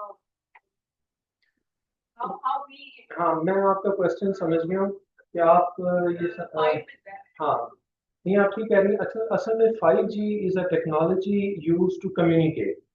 The underlying 5G is a technology जिसको हम अपने jargon में फिजिकल लेयर में कहते हैं, जो आपकी वायरलेस साइड होगी। लेकिन जो उसके ऊपर है पैकेट ऑफ इंफॉर्मेशन जो जा रही है, मसलन आप यहाँ चैटबॉट पे लिखते हैं, किसी को सलाम कहते हैं, हाय कहते हैं, तो टॉप लेवल के ऊपर जिस तरह से फिर इंफॉर्मेशन पैकेट्स में कन्वर्ट होती है, फिर अब नीचे अगर वो मोबाइल फोन है तो वो वाईफाई पे कन्वर्ट हो जाएगी, अगर वो कंप्यूटर से ईथरनेट से कनेक्टेड है ईथरनेट से चली जाएगी, अगर ब्लूटूथ से आप कर रहे हैं ब्लूटूथ से चली जाएगी।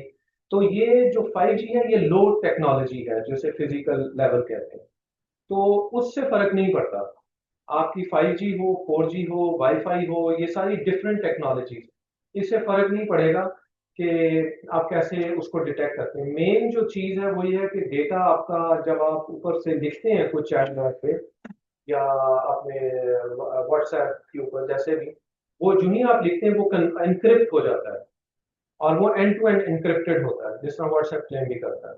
अब उस एनक्रिप्टेड डेटा को डीक्रिप्ट करना is not an easy task, in fact अभी तक तो पता नहीं, उसको नहीं किया जा सकता अब और इसी तरह बाकी भी जो इंफॉर्मेशन है उसको डीक्रिप्ट नहीं किया जा सकता, तो हम उस डेटा को रीड नहीं करते, रीड किया ही नहीं जा सकता, बल्कि उस डेटा के आगे पीछे और उसकी जो मेटा डेटा होता है, मेटा डेटा से मुराद उस डेटा के बारे में जो हमें इंफॉर्मेशन मिल रही है उसको पढ़ के उसको रीड करके हम ये गेस करते हैं, प्रेडिक्ट करते हैं कि ये मलिशियस है या नहीं है।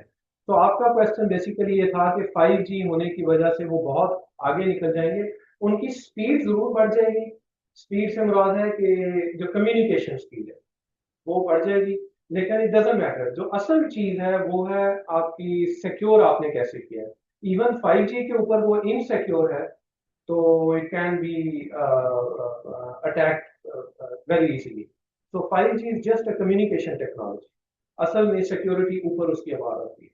ये ऐसे ही जैसे आप कोई खत भेज रहे हैं तो आपने अपना जो एनवेलप में बंद किया और उसके बाद आप पोस्ट ऑफिस में, अगर वो एनवेलप आपका सिक्योर है तो फिर आपके नीचे टेक्नोलॉजी जो भी है, गाड़ी पे जा रही है, ट्रेन पे जा रही है, जैसे भी, तो उससे कोई फर्क नहीं पड़ता, सिर्फ स्पीड वेलोसिटी का बेहतर हो जाएगा। तो 5G इज दैट व्हीकल जिसके ऊपर आप जो सिक्योर डेटा वो आपका जा रहा है, तो स्पीड का फर्क पड़ेगा, उससे ही होगा। 5G जो लोग यूज कर रहे हैं उनकी इंटरनेट स्पीड बेहतर होगी, वो गेमिंग टेक्नोलॉजी बेहतर कर सकते हैं, इस तरह की चीजों पे डेफिनेटली बेहतर वो हो जाएंगे। हाँ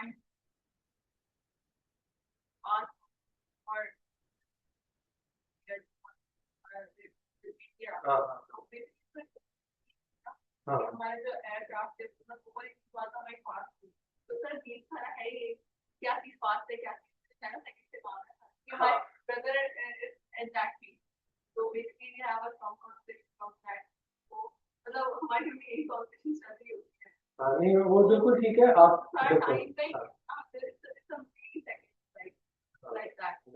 वो तो हमारी लगती है जो भी था क्या जो होना था हुआ, लेकिन हमें तो अपने आप को एडवांस नहीं करना, अपने आप जो मतलब इंसान के हाथ में है कोशिश और ये जॉब। हाँ नहीं इस लिहाज से ठीक है आपकी बात कि अगर आपने डेटा रिट्रीव करना है, असल में 5G जो हमने चीज डिस्कवर की थी उसमें फिर थोड़ी सी टेक्निकल चीज होगी, लेकिन मैं सिर्फ 5 सेकंड में आपको बता देता हूँ। 5G जो टेक्नोलॉजी है ये वेरी हाई फ्रीक्वेंसीज के ऊपर काम करती है। जब आप हाई फ्रीक्वेंसीज, और वो हाई फ्रीक्वेंसी पे इसलिए जरूरी है कि आपने हायर डेटा रेट्स को भेजना। अभी आप देखते हैं 10 Mbps आपको मिलता है, 20-100 Mbps ईथरनेट पे मिलता है। जितना डेटा रेट बढ़ेगा उतनी आपको फ्रीक्वेंसी, जो ट्रांसमिशन की फ्रीक्वेंसी वो बढ़ानी पड़ेगी, और जितनी आप फ्रीक्वेंसी को बढ़ाते हैं उसकी रेंज उतनी कम हो जाती है, क्योंकि वो एनवायरनमेंट में एब्जॉर्प्शन उसकी बढ़ जाती है। तो ये प्रॉब्लम है 5G के जो ट्रांसमीटर्स हैं जो बेस स्टेशन हम कहते हैं, उनकी रेंज बहुत थोड़ी है, उनकी रेंज जस्ट 100 मीटर्स तक है। जबकि जो बाकी हमारे बेस स्टेशन हैं जो आप खंबे देखते हैं जिन पे लगा होता है, उनकी 5-6 किलोमीटर तक है। और अगर आप आबादी में हैं तो 1 किलोमीटर या 5, तो इस तरह से 10 तक भी चली जाती है।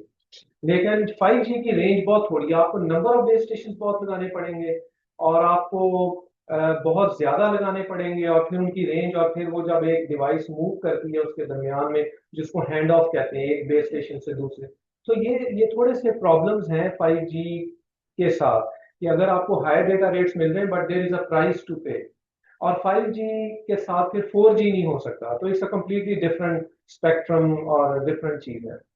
तो ये चीजें हैं, ये इवेंचुअली ये ऐसी जगहों पे जहां पे आपको हाई डेटा रेट्स की जरूरत है। देखें अभी पाकिस्तान में बहुत सारी ऐसी जगहें जहां पे आपको 2G 3G भी नहीं मिलता। अगर आप नॉर्दर्न एरियाज में चले जाते हैं, इवन इस्लामाबाद में कायद आजम यूनिवर्सिटी के अंदर बैठे हों तो कई जगहों पे आपको सिग्नल नहीं मिल रहे, यहाँ पे भी मैंने देखा है आपको सिग्नल नहीं मिल रहे होते। तो ये भी एक क्वेश्चन आता है कि हम 5G के ऊपर जाएं, जो कि ज्यादा एक्सपेंसिव है, वेरी एक्सपेंसिव, या फिर हम इसी टेक्नोलॉजी को अगले 10 साल तक अपना बेहतर करें, क्योंकि 4G अगर सही तरीके से इम्प्लीमेंटेड हो तो वो भी डेटा रेट आपको बहुत अच्छा देती है। ये जी जी प्लीज, नहीं ले रहे थे इनका पर्सन। हम अपने डेटा को किस तरह अपनी डिवाइस के अंदर, क्योंकि हम सारे स्टूडेंट्स को पेपर सर्चिंग के लिए हम परचेज नहीं करते, हम दूसरी वेबसाइट से या ऐसी वेबसाइट से वो पेपर को कहीं से रिट्रैक्ट करके कुछ करके वो पायरेटेड पेपर, तो उनके अंदर बहुत ज्यादा चांसेस होते हैं कि उस पेपर के साथ या उसकी जो भी फाइल आप डाउनलोड कर रहे हैं उसके साथ कोई वायरस कोई भी चीज है वो डाउनलोड होता है। तो इन चीजों से बचने के लिए आपने ये चीज सेलफोन में भी हो सकती है, काफी कंप्यूटर लैपटॉप में भी हो सकती है। इन चीजों से बचने के लिए कहीं एक स्टूडेंट के लिए जैसे फॉर एग्जाम्पल, हाँ ये बेहतर तरीका क्या है? ये आप ठीक कह रहे हैं। पीडीएफ के साथ तो मेरे नॉलेज में नहीं है कि कोई वायरस आए, अलबत्ता एम्बेड होती है इंफॉर्मेशन आपकी जेपीजीज के अंदर, और एग्जीक्यूटेबल में तो फॉर श्योर अगर आपको कोई एक्जी फाइल भेज रहा है उसमें तो there is a lot of chance. अब तो मेरा ख्याल अगर आप ईमेल में एग्जीक्यूटेबल भेज रहे हैं तो वो भेजने नहीं देता शायद, इस तरह की भी रिस्ट्रिक्शन। तो ये आपकी बात ठीक है कि स्टूडेंट्स को कैसे पता चलेगा, there are lot of ways in which इनको लोगों को डिसीव किया जा सकता है। इसी के लिए हमने फिर ये सारा कोशिश की है, ये जो educational network for cyber resilience है इसमें हम ये ट्रेनिंग्स वगैरह करेंगे। It is more of an awareness kind of thing, कि आप अगर डाउनलोड करें तो फाइल की एक्सटेंशन देख लें, फाइल को रन नहीं करना, और वो सारी चीज़ें हैं जो फिर अगेन रिक्वायर मोर डिटेल्स, लेकिन you need to have a little bit of consciousness. इसलिए मैंने शुरू में ही आपसे कहा था कि साइबर सिक्योरिटी टचेज एवरीबॉडी। ये ऐसा ही है जैसे घर है, आप किसी घर में रहते हैं उसकी चार दीवारी आप नहीं बनाते तो इट इज इनसिक्योर, वो बनाना पड़ता है फिर ही वो घर रहने के काबिल होता है। तो इट इज द सिक्योरिटी, जो गार्ड रेल्स है, यू नीड टू नो कि कैसे आपने सिक्योर करना है। और इसमें बहुत वेराइटी है, तो इसका एक बेसिक हम देख रहे हैं, एक फंडामेंटल लेवल के ऊपर किस तरह का एक सेशन, ट्रेनिंग सेशन डेवलप किया जाए for different people from coming from different background. तो आपका अच्छा क्वेश्चन है कि अगर आप बिल्कुल coming from let's say chemistry से हैं तो क्या आपके नॉलेज में होना चाहिए, क्योंकि कुछ चीज़ें कंप्यूटर साइंस स्टूडेंट्स के लिए बहुत ट्रिवियल होगी लेकिन आपके लिए वो बड़ी इंपॉर्टेंट होगी। तो we need to actually consult with you guys.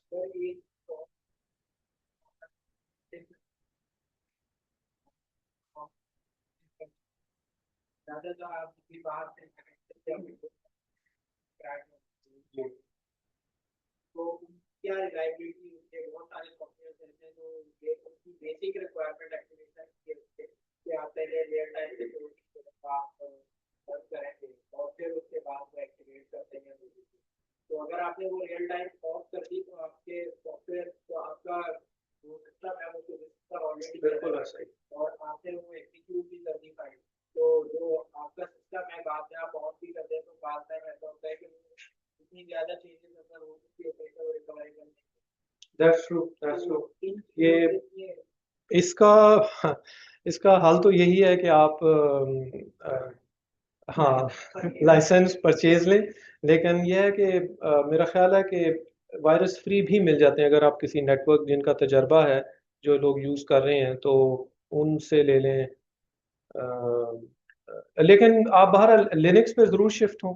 Linux एक अच्छा ऑपरेटिंग सिस्टम है, उसमें चीज़ें आपको बाय डिफ़ॉल्ट में फ्री मिलती हैं, और लिनक्स की बेस के ऊपर ये एंड्रॉयड भी लिनक्स बेस्ड है। आपका जो मैक है वो भी बेसिकली लिनक्स पे ही बनाया गया, उसके ऊपर खड़ा किया है, और उसमें वायरसेस के इश्यूज बहुत कम है, बहुत ही कम है।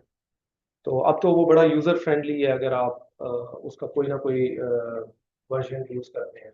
तो लिनक्स अगर आपको सीरियस काम करने लगे, जितने भी सर्वर्स हैं वो लिनक्स बेस्ड होते हैं, बहुत मेजॉरिटी, तो वो operating system is much more secure.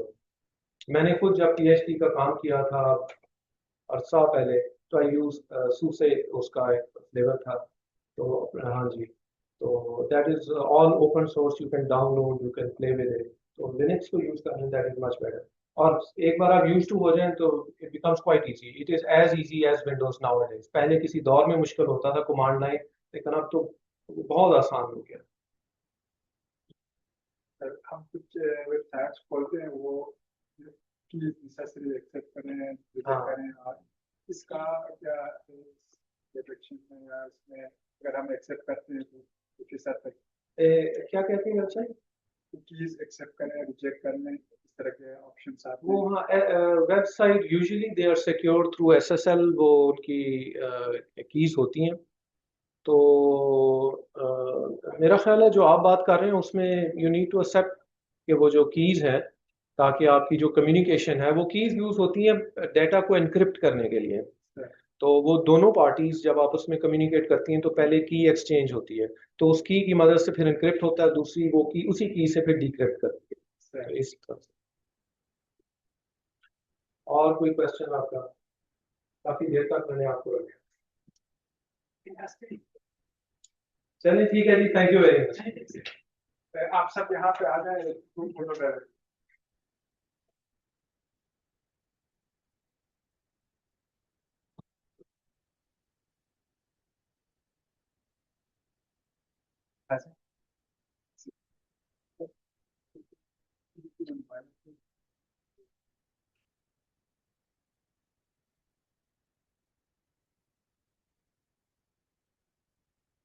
इसको बोलते हैं लेता है, तो कैसे काम करते हैं।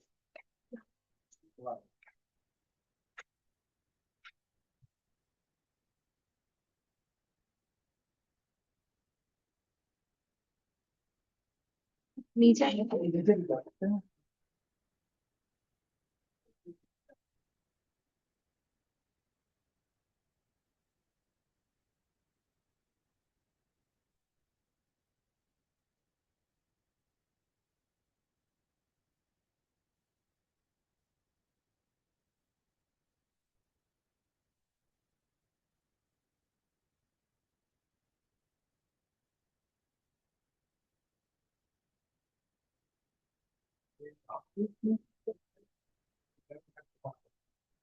शेयर भी करना है, एक मिनट आप आप